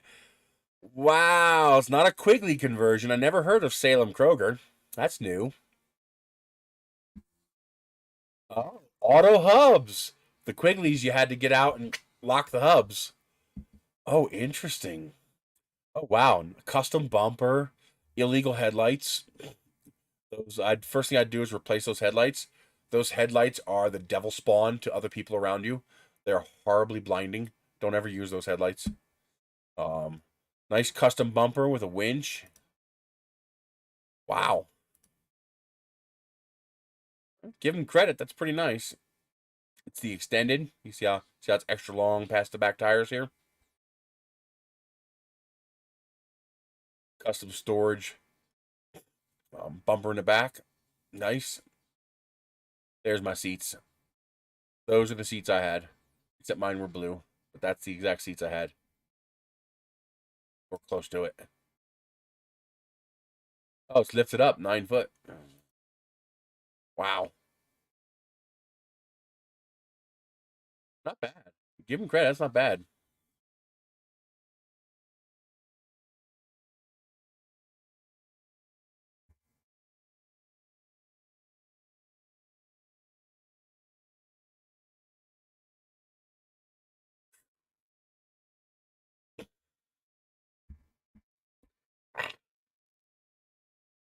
This is actually a nice deal.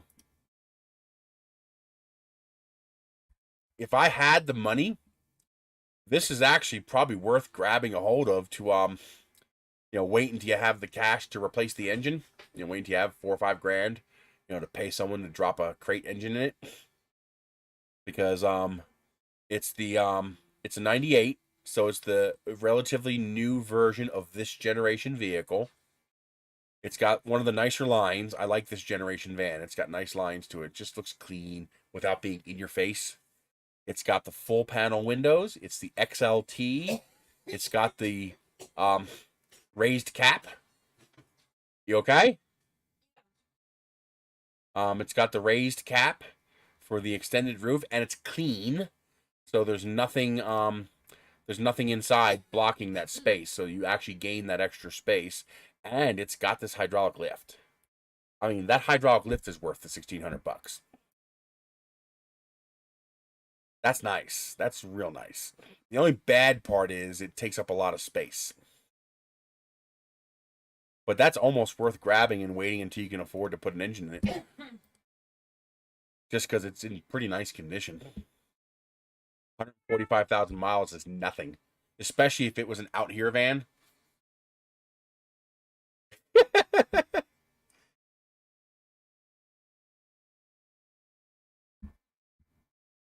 Here's a 350 with only 154,000 miles. That's not too bad.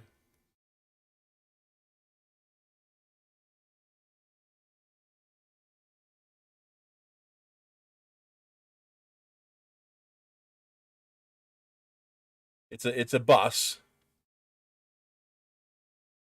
Nice brand new tires. Jesus, he wasn't kidding. But no interior pictures. So it's probably a vinyl wagon, so it's probably all vinyl seats. But still, a 93, a 350 class with only 154,000 miles. 3,800 is not bad for that. Old Broncos are cool too. I like those old Broncos.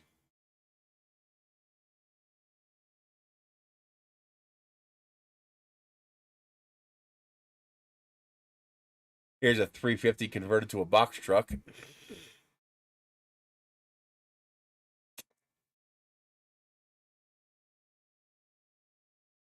But then again, for 3,500, you could get this 2012 with a similar amount of miles on it with a bad engine, and then put a new engine in it.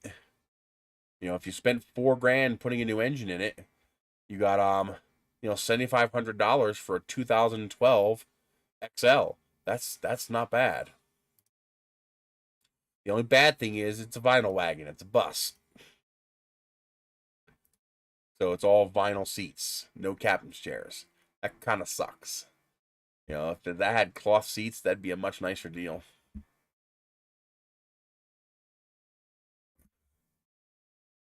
All right. I'm going to get the hell out of here. I want to run to the post office. I wonder, do they have 99-cent iced coffees today? Let's find out. This McDonald's app is evil.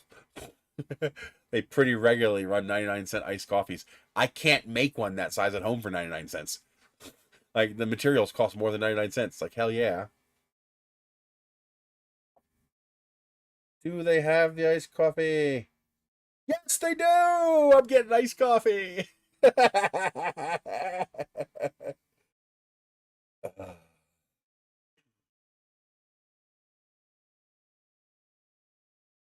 Nice. I want to get myself a nice coffee. And hit the post office while I'm out. So I will see you guys later.